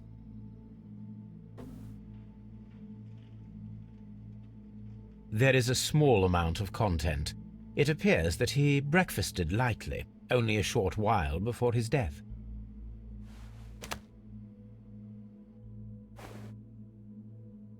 My suspicions have been substantiated. Montague Dunn, the director of Kew Gardens, died from poisoning. Plant poisoning, to be more exact. You mean... Yes, it is murder. We should inform Lestrade. Yes, but do remember, Watson, that I discovered the murder. The challenge is mine. The challenge, Holmes? We need to locate that deadly plant. Such a perfect murder appeals to me. Murder of any kind appeals to you. Is that all we need to do? No. We also have the people working at Kew Gardens. Martin Hamish and the son of the victim, Albert Dunn. Also Miss White. And Miss White, yeah. of whom we spoke with Mr. Hamish. Should we bring them all here for interrogation? No. A few innocuous questions at Kew will suffice, as well as a discreet delve into their personal affairs. Yes, Watson, it is time now to open the doors. Even those in the staff building? I suppose that is necessary. We should also be concerned with the victim himself. After all, we don't know very much about Montague Dunn. You're enjoying this already, aren't you? More than a little. That's our Sherlock.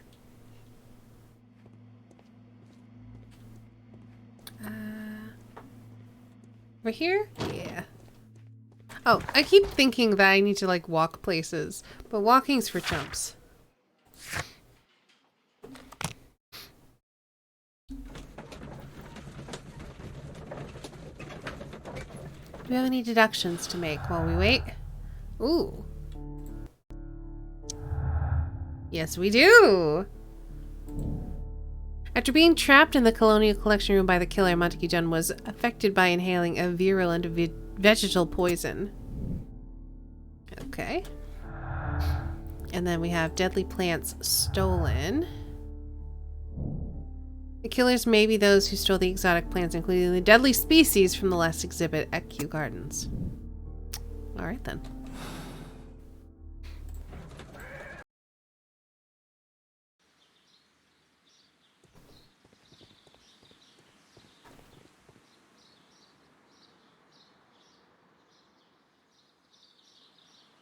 Oh my goodness, so many things to ask. Are you aware of the Divine Syndicate? The Divine what? Is this a joke? No, I am quite serious. What a ridiculous name. Anyway, I have never heard of this syndicate. Tell me, Mr. Press F Hamish, to deduce. do you grow the more deadly You're not even wrong, variety though. of plant here? You mean insectivorous? Yes, but nothing larger than that.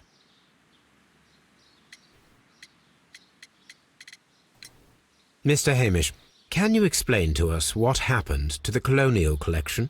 It seems somewhat depleted. But, most likely maintenance work, tidying up. You're not sure, then? But you're the deputy director. Well, I am busy. I cannot be everywhere at once. That's suspicious. As Deputy Director, how was your relationship with Montague Dunn? To be honest with you, Mr. Holmes, it could have been better. You see, every Tuesday he would carry out his inspection of the gardens, but it was solely to make an impression, great pretense that he cared at all. He would give out absurd orders, ignoring anyone else's opinion. He would then disappear for the rest of the week. He was what some might call a man of action. I'd say rather he was overzealous and chaotic. So after all, it was no wonder, perhaps, that he ended up like that, if you take into consideration his kind of lifestyle. You mentioned that Mr. Dunn led a particular lifestyle. Well, it's no secret that he enjoyed, celebrating, shall we say. He was a member of the London Smart Set. He was famous for it. That and... And? He had an eye for the ladies, to put it mildly, Mr. Holmes. Oh no. Oh no. Oh no, something is going to happen when we meet Miss White. What is your opinion of Albert as a student of botany? He's useless. I often tell him so, and I can only give him cleaning tasks. Botany is not his life's work, and his father well knew it. He was furious about it. He was? Oh, yes. He forced his son to work here, and he never missed an opportunity to criticize him publicly. Are you able to elaborate on that? Well, for example, with our last exhibition here, Mr. Dunn had Albert make a presentation speech. But then, while the lad was speaking, Mr. Dunn interrupted him, asking him difficult questions, making him look like a failure. It was with the intention of making a fool of him, Mr. Holmes. That must have been terribly humiliating. Yes, he was crushed, and he had to leave. Everybody was making fun of poor Albert. That is, except for Miss Margaret White, who is such a nice lady and who always takes pity on Albert. You mentioned a Miss White. Would you tell us more about her? She is a student who works here part-time. She is quite charming indeed. She possesses a great talent for botany. You should take a look at some of her experiments that she carried out in the laboratory. Ah, if only she were not so naive. Why naive? The way she used to flutter around Mr. Montague Dunn. And he couldn't help but be flattered by all her attention. How could an intelligent woman such as Miss White not see through his game? I can only scratch my head and wonder. Mr. Hamish, can you tell us who holds the keys to the locked greenhouses? That would be Albert, Mr. Dunn's son. Yes, Albert keeps all the keys, and one can only imagine why. What do you mean? Well, he was never interested in Kew Gardens before. And now all of a sudden he's trying to act as if he owns the place. I think he wants to take over the management here. He'd do better to leave that to me. He has no experience. No, none at all. I mean... Thank you, Mr. Hamish. We shall continue our investigation. He does own the place now because his dad owned the place and now his dad's dead? So he probably does?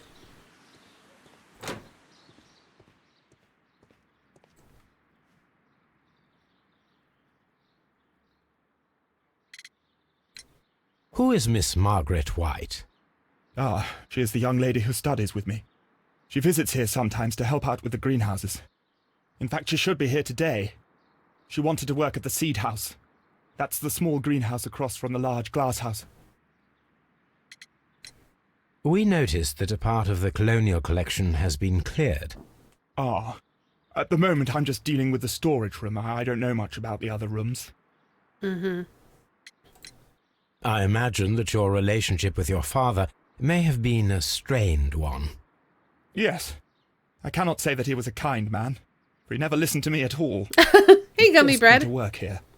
But now, after his death, I've been pondering it over.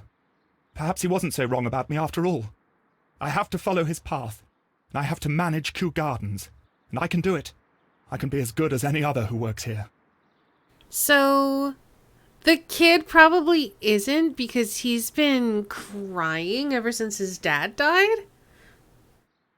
And he's the one who even brought the fact that there was a crime here to our attention.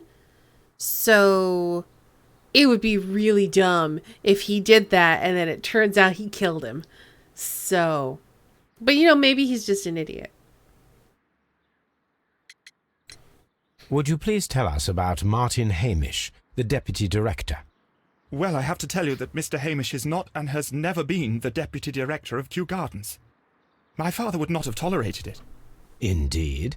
That is most interesting. He told us that he was. Yes, because he believes that the management should be passed down to him now that my father is dead. But in actual fact, Mr. Hamish only has the honour of being the garden's longest-serving employee.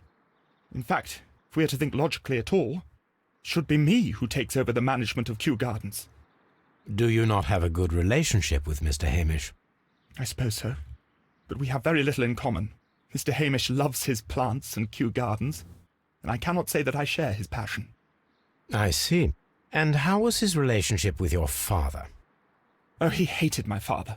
It was obvious. He would be furious whenever my father boasted of Kew Gardens in the newspapers or at conferences. Thanks for hanging out. He was convinced that my father was stealing all of the credit for himself. But my father treated Mr. Hamish in the same way as he treated anyone. Dismissively. With indifference. Tell me, have you ever heard of the Divine Syndicate? No, I cannot say that I have. I have a feeling Miss White is going to be related to the Divine Syndicate in some way. Do you hold the keys to all of these locked doors? Yes, you can have them. But I cannot give you the keys to the cloakroom. The employees' effects are private. I am sure you understand. Thank you, young man. We shall see you again soon. I hope we can force the lock to the cloakroom at some point. Locked. And no, it's not Sherlock. Was this Cluedo? I mean, White's a pretty common name. Oh, look, it says champagne bucket. Remember when we were bamboozled by champagne? Montague Dunn had good taste. French wine, a remarkable vintage.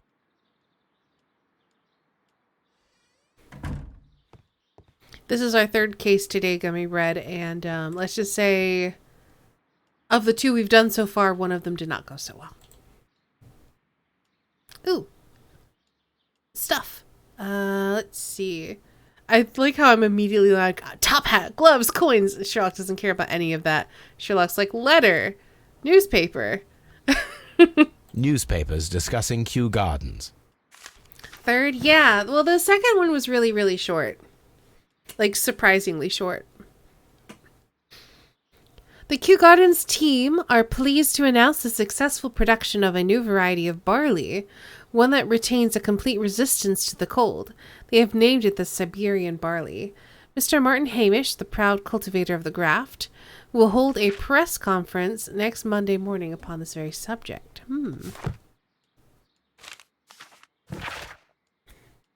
My dearest Margaret, that's Margaret White, following our last conversation, I believe it might be better if you vacate your position here at Kew Gardens. As you pointed out quite bluntly, you are no longer in need of my support. You are quite able to stand up for yourself in this world, as you say. Well, I give you back your freedom and wish you nothing but good luck. Montague Dunn. Well then. Ooh. A photograph of Montague Dunn and Reynold Hamish. It says Reynold Hamish with me. Weird. Ooh, a safe! Oh. Okay. Oh no, this is like gonna be a dumb trial and error thing. Okay, so far it is 2 on each side, then 3. Is this side gonna be 3 as well?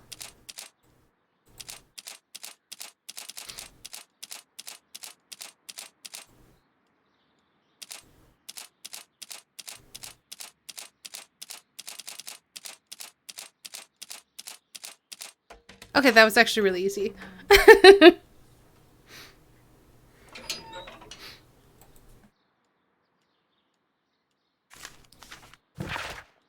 My dear friend, please allow me to express my disappointment upon reading your last letter. I am paying you to defend me, not to accuse me. Kew Gardens is a royal institution. We are granted the great opportunity to travel the world and to save the most extraordinary, precious, and rare species of plant. Our duty is to protect such species, and from those who might wish to use them for dubious purpose. This divine syndicate of whom you speak have no right to hold such precious plants. Remember the case of June 14th, 1889? We're going to have to look that up. So I must respectfully ask you, once again, to notarize the permission of these plants on the behalf of Kew Gardens. The documents were sent to you on Monday. P.S. See you in Boodles on Tuesday, as always. Montague Dunn.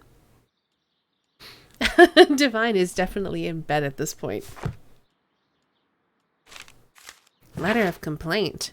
Mr. Dunn, we must ask you for the last time for the return of our dear sisters.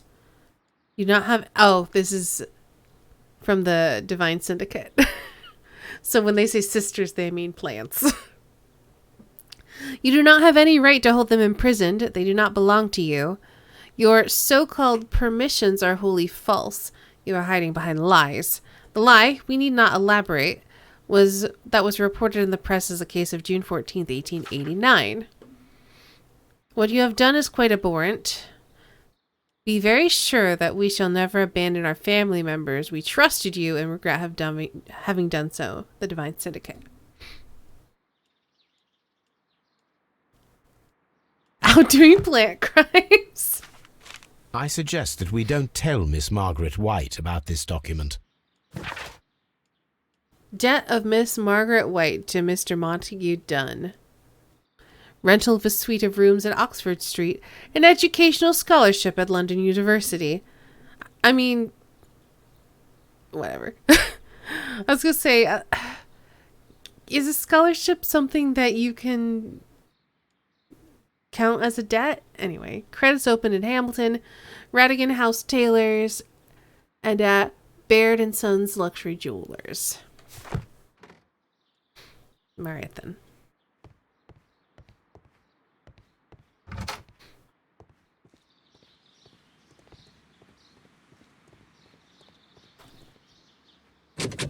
Locked.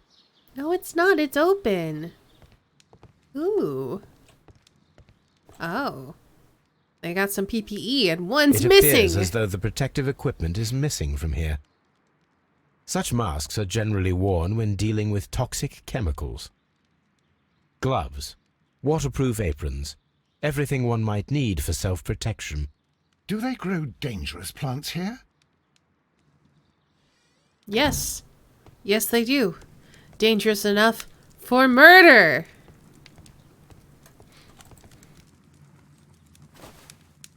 A botany book. This student's book belongs to Albert.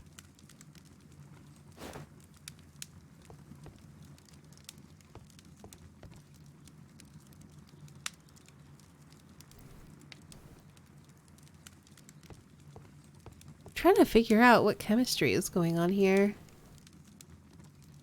We've definitely got some aromatics. Some benzene rings.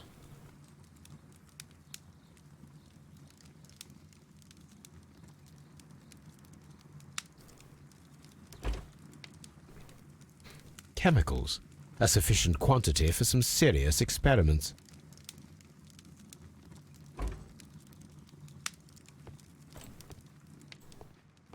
A phonograph used for voice recording. Remarkable. Yes, this is quite a modern laboratory.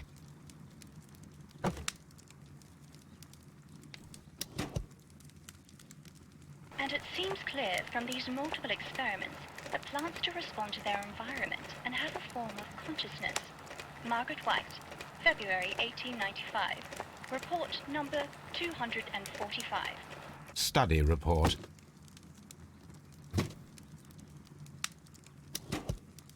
Martin Hamish's perception of plants. The notion of communication in the plant world has long been considered marginal, yet I remain convinced that some plants do indeed transmit chemical signals in the event of attack. A study report by Martin Hamish. Alright, so we need to find a cylinder to shove in there. This is a table for experiments. It resembles my own.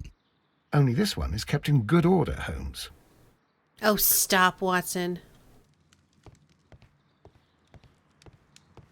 I know where everything is. Ooh. The employee's cloakroom. Oh, we're definitely not going in there yet. Locked. Yeah. Holmes, Albert Dunn didn't give us the key to this door.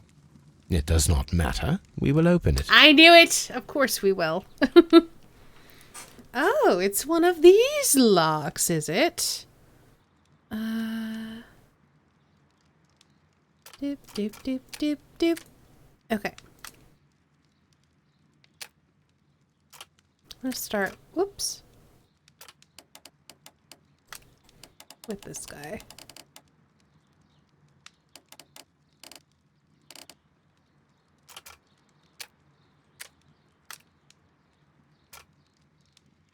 Okay, so that's wrong.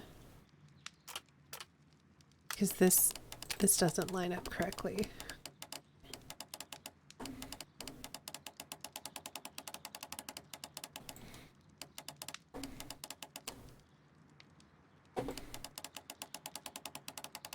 And so far I'm not seeing anything that lines up with that. Wait, what? That's confusing.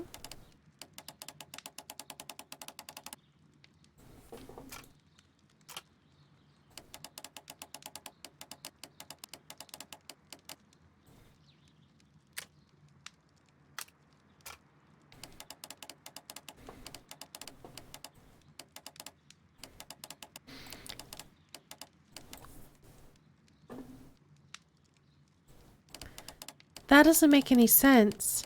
There's like no way for this to line up. I don't get it.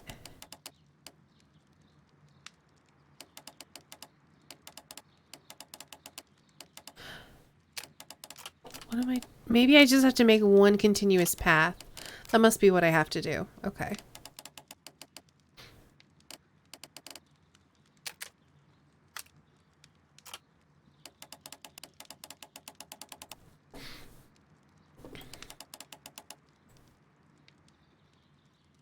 Hmm.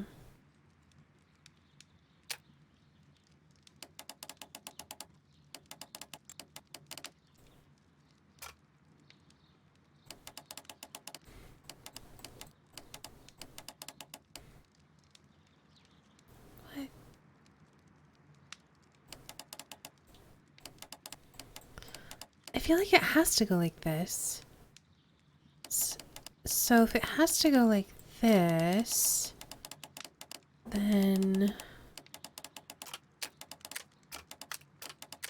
it comes down like this to here. But there's no...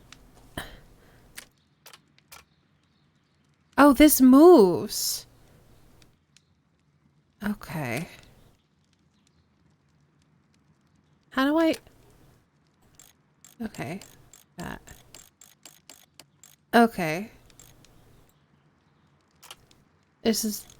Okay, this is definitely more complicated. Okay, it's gonna be like this. Okay, that makes so much more sense. Open.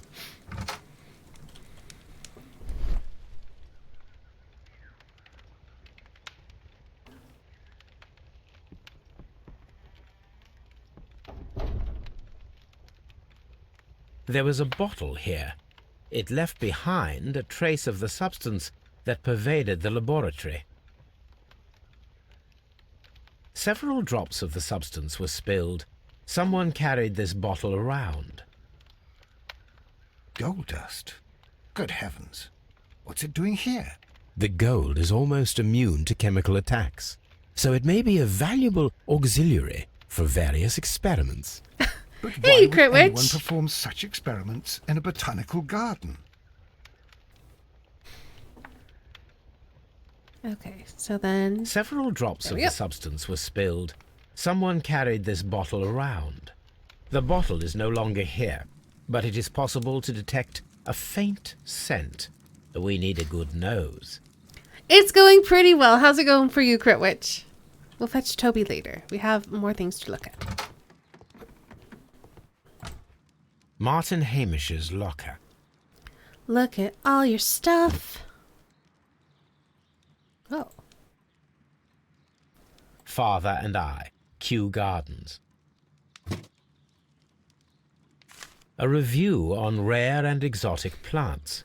Martin Hamish has written several pieces. Eaten somewhat early and done with work, so you're doing good? Nice. Glad to hear it. Mr. General Secretary, recent events unfolding at Kew Gardens obliged me to renew my application for the management position. As I've stated already in my previous letters, I believe that no one is better suited for the post. While Mr. Montague Dunn was alive, I understood your reservation to my suggestion. Your reasons were political, and so I was happy to comply. But now, the Kew Gardens lie in disorder. How can I stand by and allow it? How can I leave them in the hands of inexperienced people with no motivation? I must urge you to cast your decision as a matter of urgency, oh no, so that I may devote myself entirely to the noble task ahead and free my mind from this uncertainty. Martin Hamish studied chemistry. Interesting.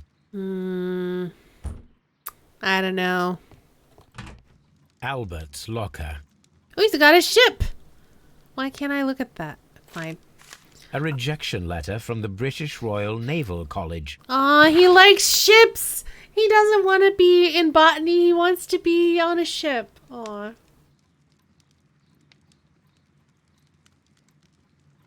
The interesting sounded judgmental.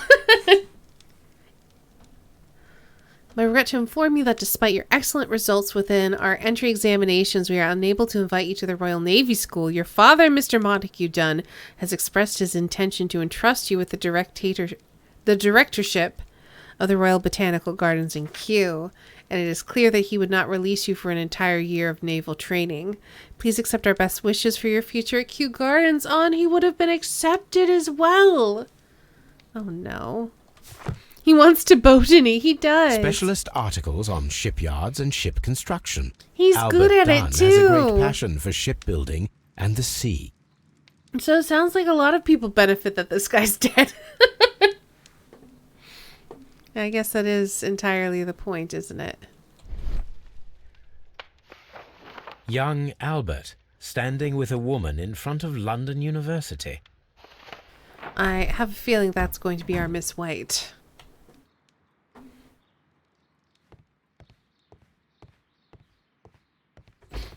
Miss White's locker. A vanity purse. It is of high quality.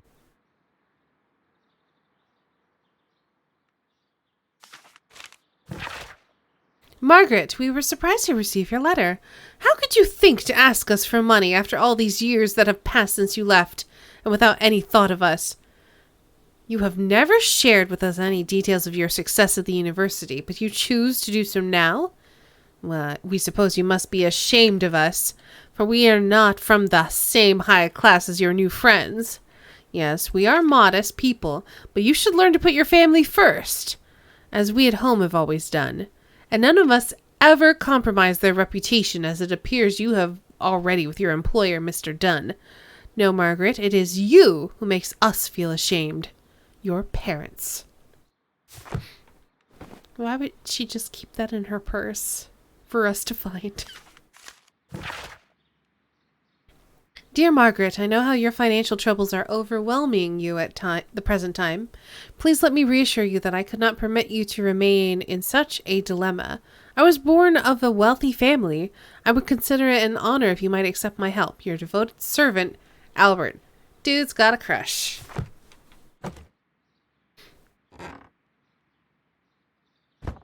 Oops, nope. All the way open, please. These jewels must be worth a small fortune. I mean, she could just pawn those. She's fine. A draft of the letter that Miss White sent to her parents. Dear Mother and Father, I am writing this letter with reluctance to ask you for your help. My studies and my housing costs have proven to be more expensive than I had anticipated. I fear, therefore, that I may not be able to manage in the long term. I know that we have had our disagreements in the past, but would you be so heartless as to allow your daughter to fail her studies due to lack of money? Margaret. Oof. Apparently, Miss White is a capable student. All right, then. Let's see what deductions we have. Oops, wrong button.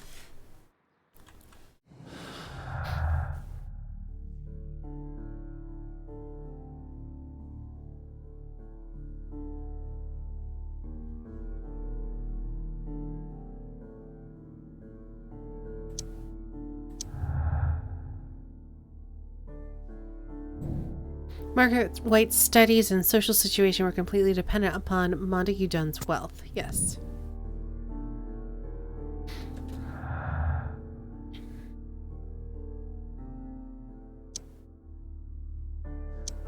Oh. Wrong expulsion.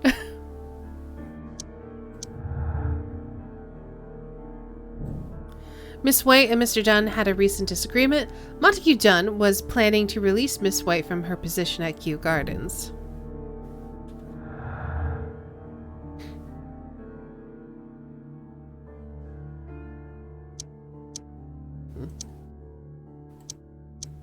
Okay, let's do this. No? Really? Okay. I guess we have nothing else to do yet. That's fine.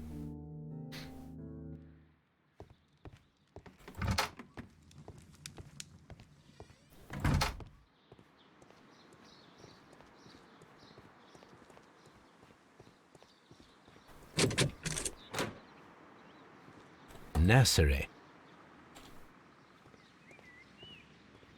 These young plants must be delicate if they are kept in the nursery.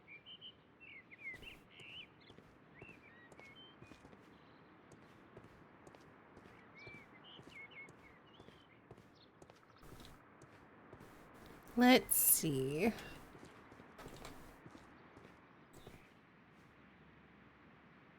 A thesis written by Martin Hamish. A glasses case. It is empty. This area serves as Martin Hamish's office. I was just about to say that. This must be where he does his work. Ooh.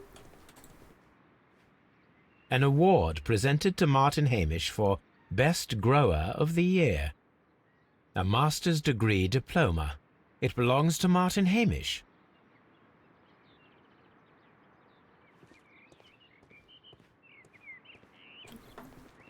Okay. See if we can find the seed house. I think it's back here. Also, that's pretty. Oh, there she goes.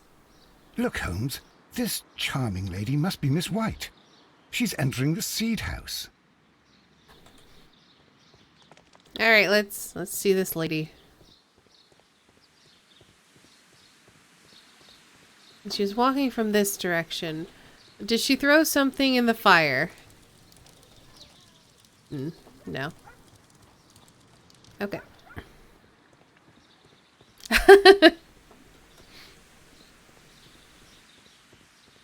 Open seed house.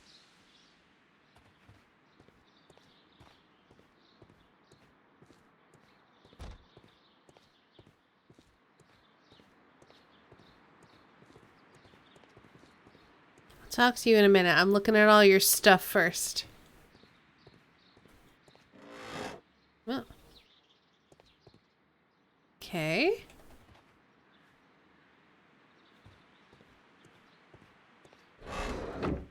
From here, we are unable to see the interior of the Colonial Collection Room. All right. These leather gloves are new and of good quality. They do not appear to have been used. Oh, look, this is Albert's station. There's ship stuff. Oh, Albert. A book about ships. Nothing at all to do with plants. Materials for college study. They belong to Albert. This place serves as Albert's office. Poor Albert.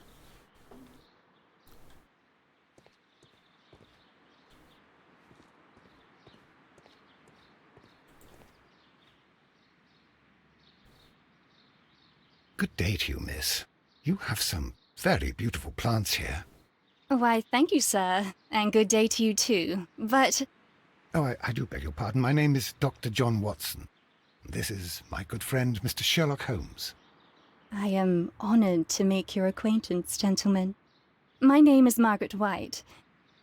Excuse me, but are you Sherlock Holmes, the great detective? Yes, I am he. What a pleasure to see you here at Kew Gardens. Are you working on a case? I will tell you in a minute, but first I must analyze everything about you. She's wearing expensive perfume. Oh. She's got pink marks. She has past malnutrition. So, well, we already knew she came from a poor family. And she's unmarried. That's it. That's all we get from her. Okay, that's all we need. Yes, a theft of Hey, plants Captain Keyes. that took place here a few days ago after their most recent exhibition. Oh, yes, of course. I quite forgot about that. Oh, it's quite understandable that you might forget about the theft of the plants, miss, after the tragedy that took place here. Yes.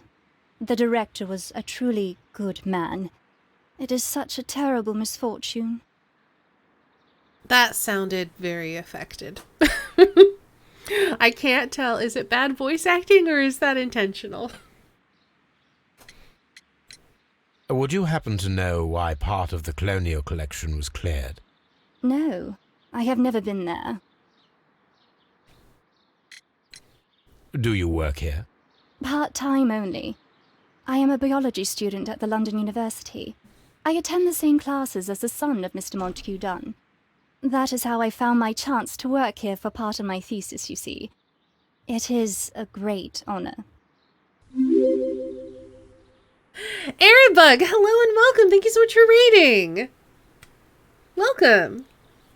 Welcome, Raiders. For those of you who don't know who I am, hello, I'm Estanie. I'm a variety streamer and art streamer, and today, even though we are towards the end of our stream, we're playing Sherlock Holmes Crime and Punishment, which is very fun.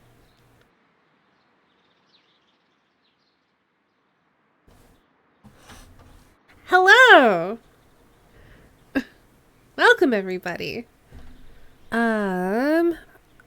I'm gonna tab out and hopefully not break the game. I'm gonna give you a shout out.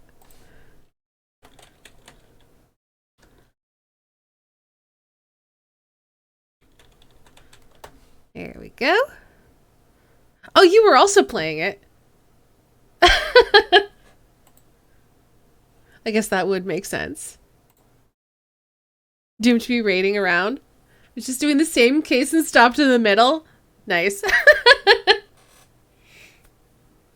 I have to know, have you been checking how many you're getting right? They also know of the plant crime. They do. Morphalius, thank you so much for following. Hello and welcome. I will probably go for like another half hour because I'm enjoying the case. Only the last two ones. I've been checking all of them. Did not know before that I could check. Oh no. You can check them after the fact. If you want me to show you how to do so. I am... I hesitate to ask. I got one wrong. So...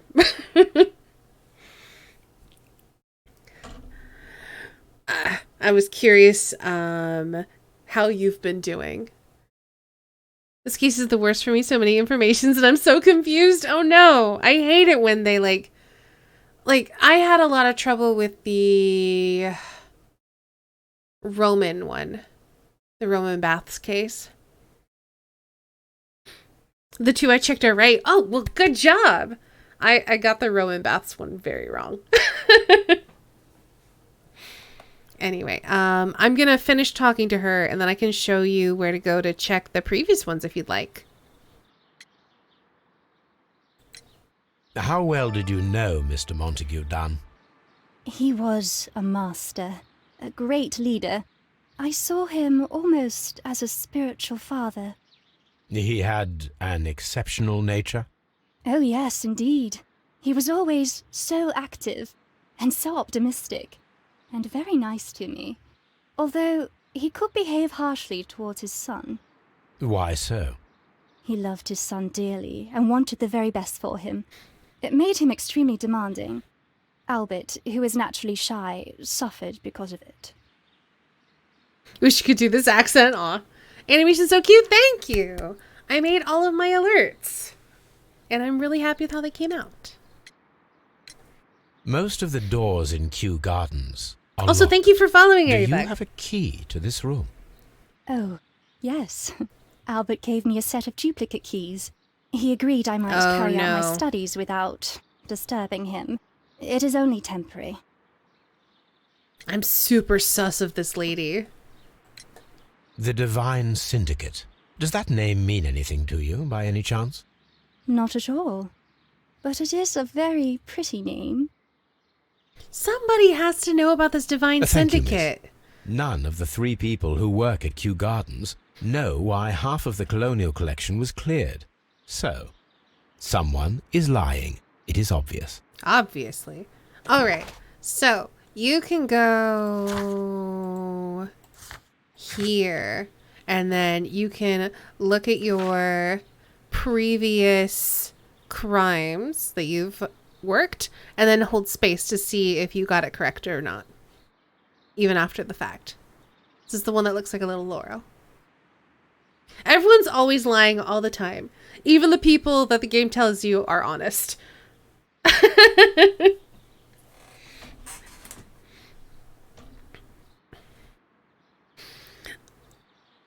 Honestly, the only one I felt super certain about was the Abbey Grange affair. And I'm like, I solved that immediately. I didn't waffle about it at all. Everything else, I was like, oh, I don't know. It could be this or it could be that. Noting down Albert's interest. Boats, Miss White. Yes.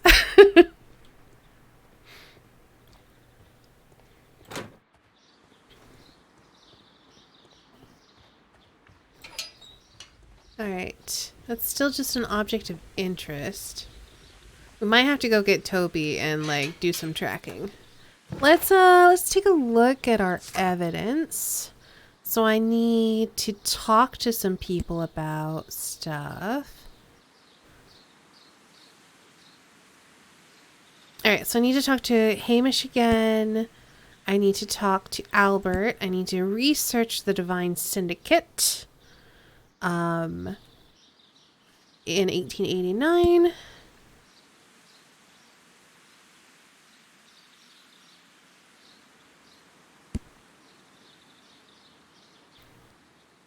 That is from the Divine... Wait, no, that was, probably part of a statue or sculpture. Was that the one that was part of the Divine Syndicate?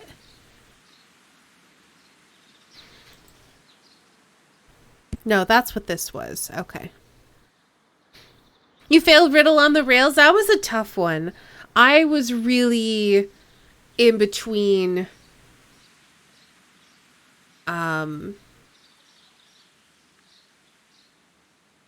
I was really undecided. I did. I have a little notepad here, and I literally went through at the end of Riddle on the Rails. Where did I put it? And I was like, okay, what are the things we know have to be true? And it was like, Mexican at dawn lied that he was Chilean. The station master at Donnelly was bribed. The Chileans were undercut. We know that happened. The Mexicans bought the mines. I can barely read this. Station master at Chesterfield was plied with alcohol. We know that the grudge and the bribery have to be true, is what I figured out. And then from there, it was just like, okay, where the heck does it make the most sense for them to have stashed that train?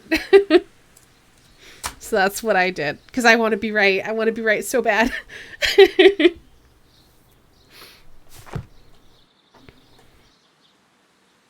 Okay. I guess let's go talk to people. I was gonna go grab Toby, but let's talk to people first. Locked. Oh, it's another nursery. Nursery. Thanks, Captain Keys. Ooh. The seeds of plant species are stored here. Did you send anyone to prison? I told Mycroft to handle the Mexicans in that one. Let me tell you what happened at the end of the Roman bathhouse adventure. I decided that the only person who would be able to afford champagne was probably the rich guy. And if he was lying about bringing champagne in, then he smuggled in an ice knife and stabbed the dude. And so I'm like, well, you're a cold-blooded killer, so let's just have you hang. It's fine. And so, yeah, I sent an innocent man to the gallows. I'm terrible. Yeah. Oh. Well then. I am curious if the marble that we found will fit this place. You think it will? Here it is. The marble fragment that we found in the Colonial Collection Room is what they have in common. But yeah, I think everybody else, I've either been lenient or been like, let's handle it politically. Is there anything else about this that I care about? Oh, it's Mr. It Dunn? is a bust of Montague Dunn. Yeah, I know. Okay. So that was chipped and then hiding in there. That's weird. It's all good. Thank you again so much for following and for rating and dropping in. It was nice to meet you too. I hope you sleep well.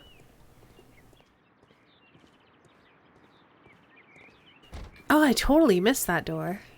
Okay, this way. Let's go throw some accusations around.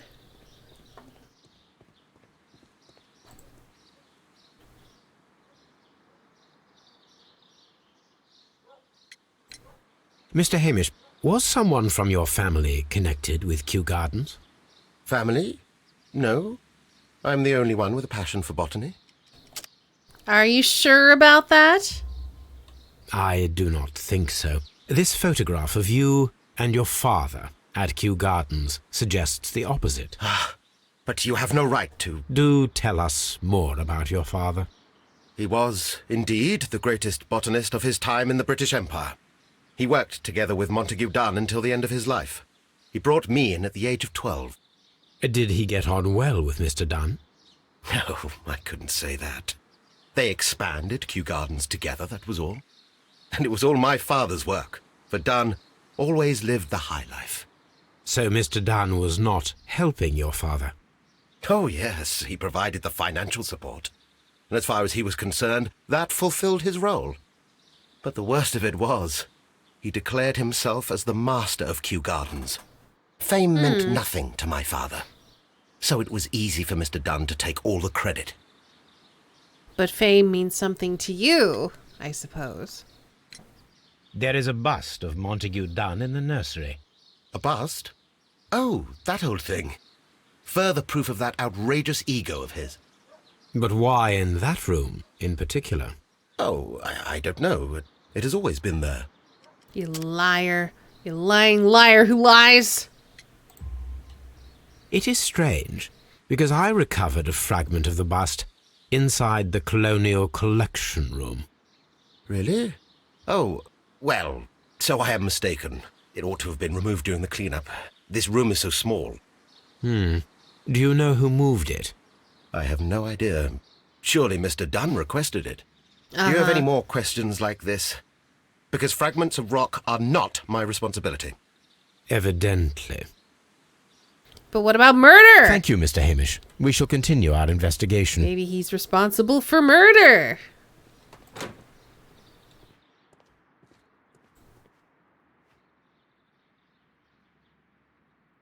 So, you like boats, huh? I perceive that you are passionate about the Royal Navy. Passionate? No, not really. I like ships, that is all. Are you quite sure? You do not seem to be so interested in plants. It's difficult, that's all. My future is here. It has never been about anything else. That's also a lie, my friend. I guess we say your hopes? And yet I know that the Royal Naval College rejected your application. Ah, you truly are as clever as they say. Yes, that's correct. And in fact, my father was strongly against the idea. He did his best to ruin my plans, although I almost did succeed. But my dreams were shattered, Mr. Holmes. He seems like Thank so you, young man. nice. We shall see you again soon. I feel so bad for him. I don't think he did the murders.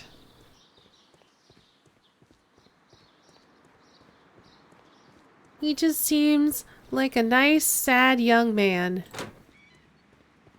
who's just trying to do right by the world. But what if he did? I mean, then he would have, but I don't know. Poor Mr. Montague Dunn. It is so awful.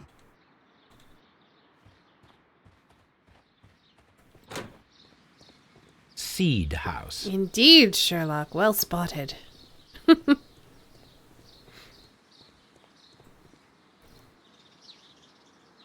Okay, why is this an object of interest? Maybe... Yeah, I don't have anything new to add at the moment. So... Hello, Watson. That's right, you step back. Alright, let's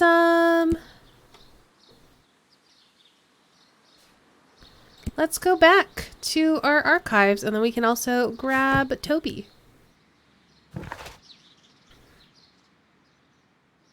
Is that the map? That's the map of Kew Gardens, but we've already looked at it. And I guess while we're heading back, we can see if we have any new deductions we can make.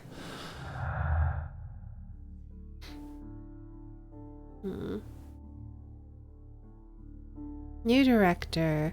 Martin Hamish is eager to become the new director of Kew Gardens. He believes he is deserving of the role. Which would also... I don't think that has anything to do with anything else right now.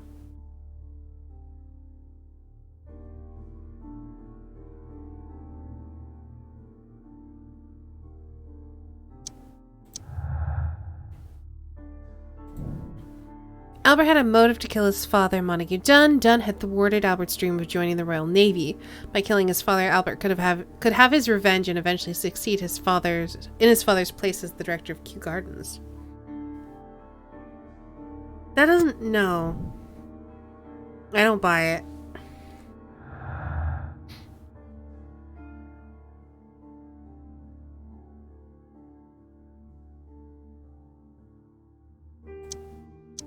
Nope. Okay.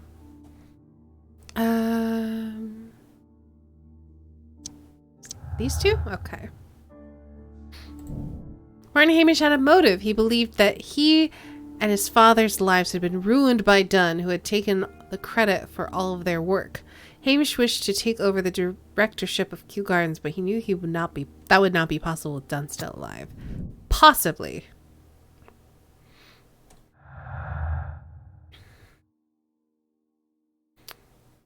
We have white studies, but we don't have the other part of that thread.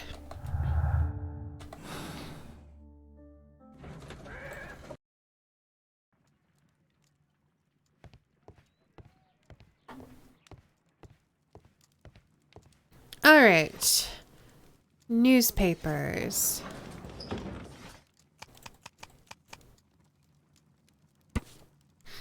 The Divine Syndicate Club, followers of the God King Truin, situated on 48 Grosvenor Street, Carlton Road.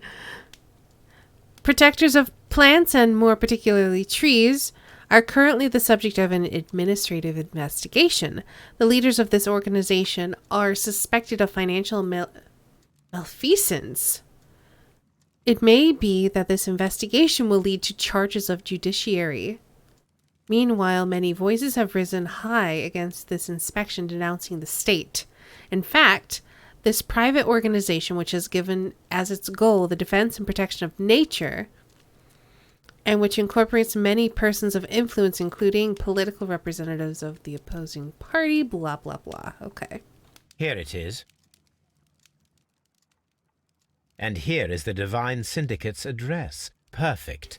It is time to find out what they have against Montague Dunn. But first, dog! Come on, Toby. We have some work for you to do. Let us go to Kew Gardens.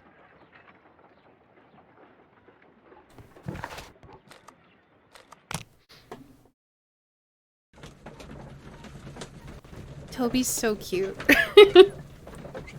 He's so cute and wrinkly. I love him.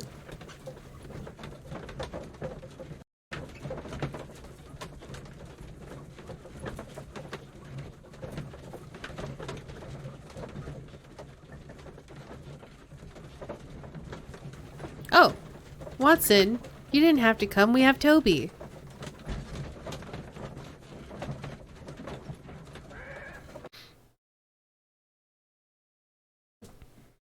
Let us take Toby to the laboratory. He will pick up the scent of this mysterious substance. Search, Toby. Search. All right, let's do dog things.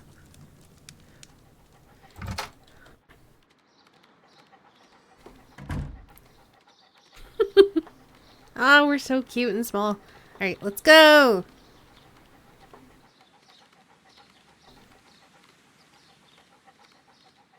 Oh. I thought it was going to go in there, but it's just going on by. Interesting.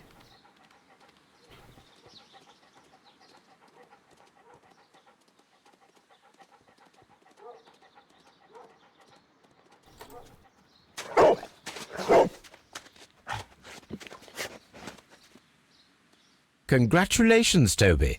Now let us see what you have found. This is the bottle that was used in the laboratory.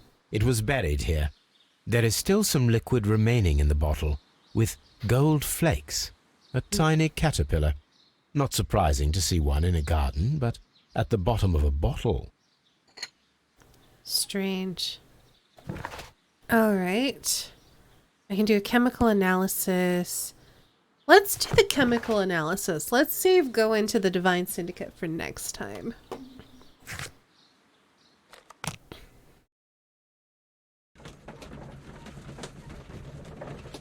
That'll make it pretty clear where I'm supposed to start when we come back to this next week.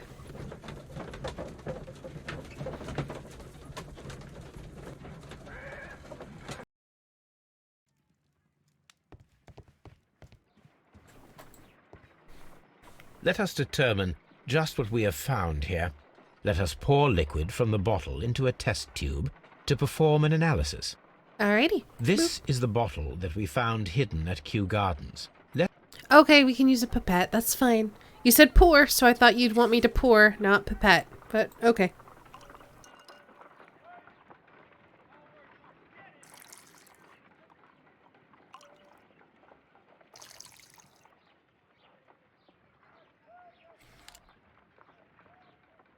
A colorless, water-based liquid. Okay. Oh. We're gonna waft. Quite a strong floral aroma. Holmes? What are you doing? It has a bitter taste. What if it's poisonous? Did you ever see poison stored in enormous jars like that? Anyway, there is a doctor nearby. Why did they make what do you think it is? such a It is glugging some noise kind of organic for just compound. tasting it? Let us vaporize the liquid and see what happens.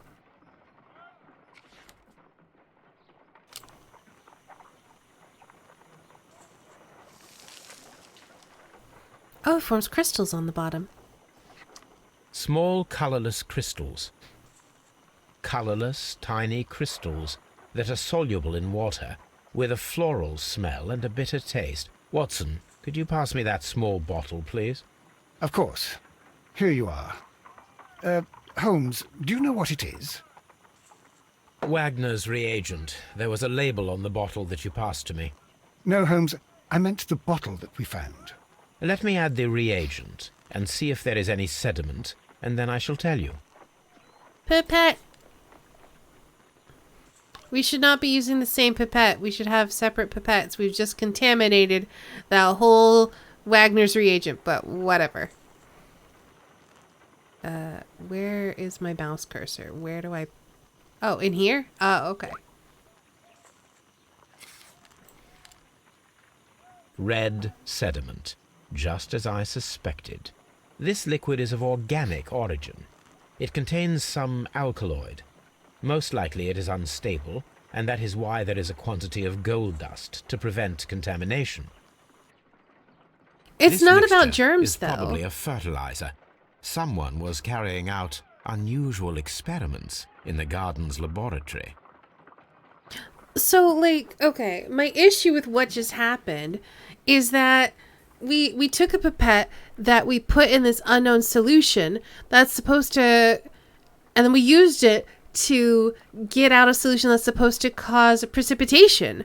But now we've introduced a solution that we know reacts with Wagner's reagent into Wagner's reagent, which means that that's going to be full of precipitate now. It's frustrating. And that's why he glugged it, so there's no backwash germs in science. He was just tasting a little. Why would he glug it? You want the reaction to happen in the test tube, not in the beaker? You want the reaction to happen in the test tube, not in your stock of supply of reagent. Ah! But anyway, let's see if we have any new deductions. Nope, that's fine.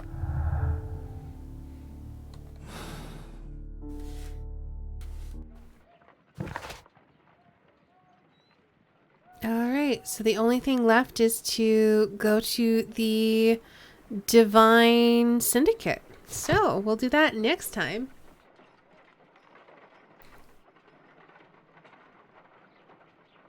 You're silly. Alright. I don't know when the last save point was. How do I... I guess, you know what? Let's, this should probably, like, force it to save.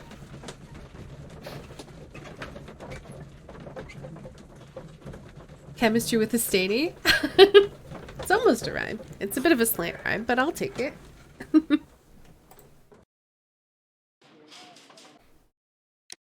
Alright, that's probably fine. Worst case, we're gonna have to do some chemistry again next time. Watch a lot of science YouTube channels. I studied science at college.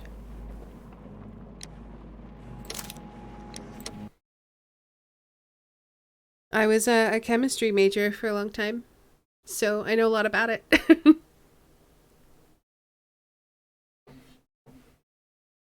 Alright, that is gonna do it for the stream today.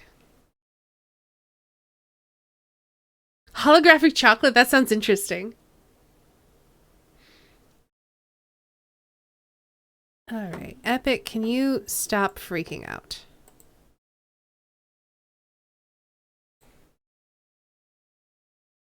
Need to look that up? It sounds interesting, doesn't it? Alright, let me get some music going and we'll say goodnight and all that good stuff.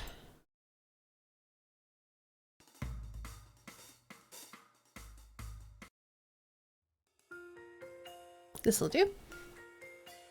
I said the chemical was full of germs. You can say I'm a bit of a scientist myself. Alright, let's roll credits. Thank you all so much for hanging out and watching. Special thanks to Derek and Dezo and Dan for the bits. I don't think we have any mods hanging out right now, but Starrybot, thanks for being my bot. We got some new followers today. Airbug, thank you so much for that raid and for following. Morphalius, thank you also for following. And then Outro, thank you so much for the resub. Snow, thank you for the resub. Mochi, thank you for the resub. And Dezo, thank you for the resub. Hold on, I need to scroll. Outro, thank you for the 7 months. Snow, thank you for the 25 months. Mochi, thank you for the 21 months. And Dezo, thank you for the 21 months. Join the Discord to links to chlorograms. We will be back tomorrow at 3 p.m. Eastern for an art stream. I do art streams every Wednesday, so if you're new here and you'd like to check out some art streams, come hang out. They're fun. We do song request. If you have enough points, you can request an on-stream doodle, which is real fun. Otherwise, I'll just be probably working on commission-related stuff. On Thursday, we are going to be continuing our playthrough of The Witcher 2. I start that at 1 p.m. Eastern on Thursdays. I vaguely remember where we left off. Oh, right! We had just finished doing all the side quests, and now I have to do the main quest in Flotsam. And then on Friday, I'm going to be on Snow's channel, so let me give Snow a shout out. Where we play Dungeons & Dragons 5th edition. We are playing in a Tomb of Annihilation campaign. It's very fun. We're getting close to what feels like an end to it, which is interesting. We've just arrived at an important city. Well, I say city. Location is more accurate. And we are looking around for clues. Afterwards, I'm going to be back here at around 4:30 p.m. Eastern, and we're going to be continuing Humans Fall Flat. I had a lot of fun with that last week. It did make me a little bit dizzy, but I like puzzles and platformers, so silly nonsense puzzle platformers sound good. So we'll be doing some more of that on Friday. On Saturday, I may be on Kelsey's channel. It's a possibility that we'll have to reschedule things, but we're talking about we have to do maybe something else because one of the players can't be there for part of the session. So let me give Kelsey a shout out. I think we're still talking about doing something on Kelsey's channel at our normal time. I will let you guys know via Discord whether or not that ends up happening. If you want to see more Sherlock, though, we'll be back on Tuesday for more Sherlock. So yeah, that's what's going on for me for the upcoming week.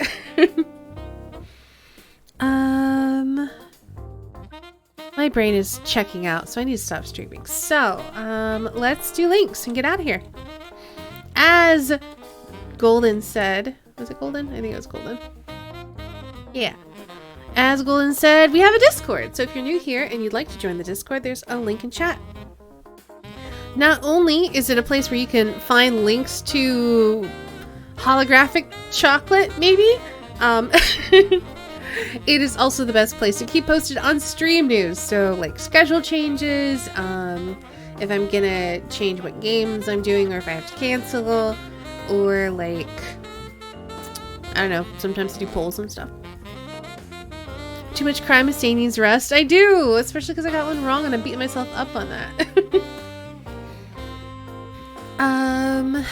Man, my brain just is tired.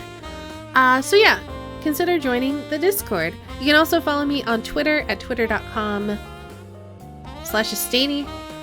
I do tweet when I go live, and that's about it.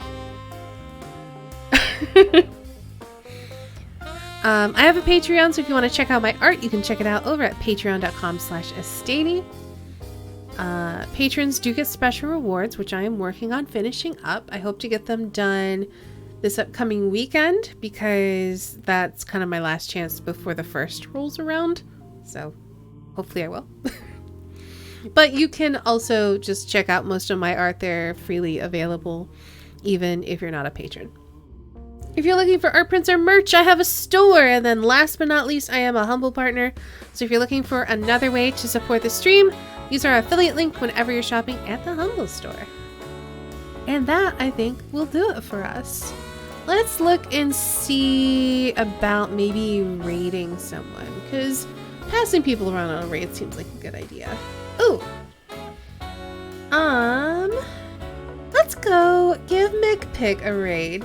He's playing Ocarina of Time Randomizer, which sounds fun. And he's pretty chill. So yeah, we'll give him a little raid. So you can stick around and hang out with McPick doing some OOT Randomizer. Thank you all so much for hanging out and watching. I hope you all have an excellent night, and I will see you guys again soon.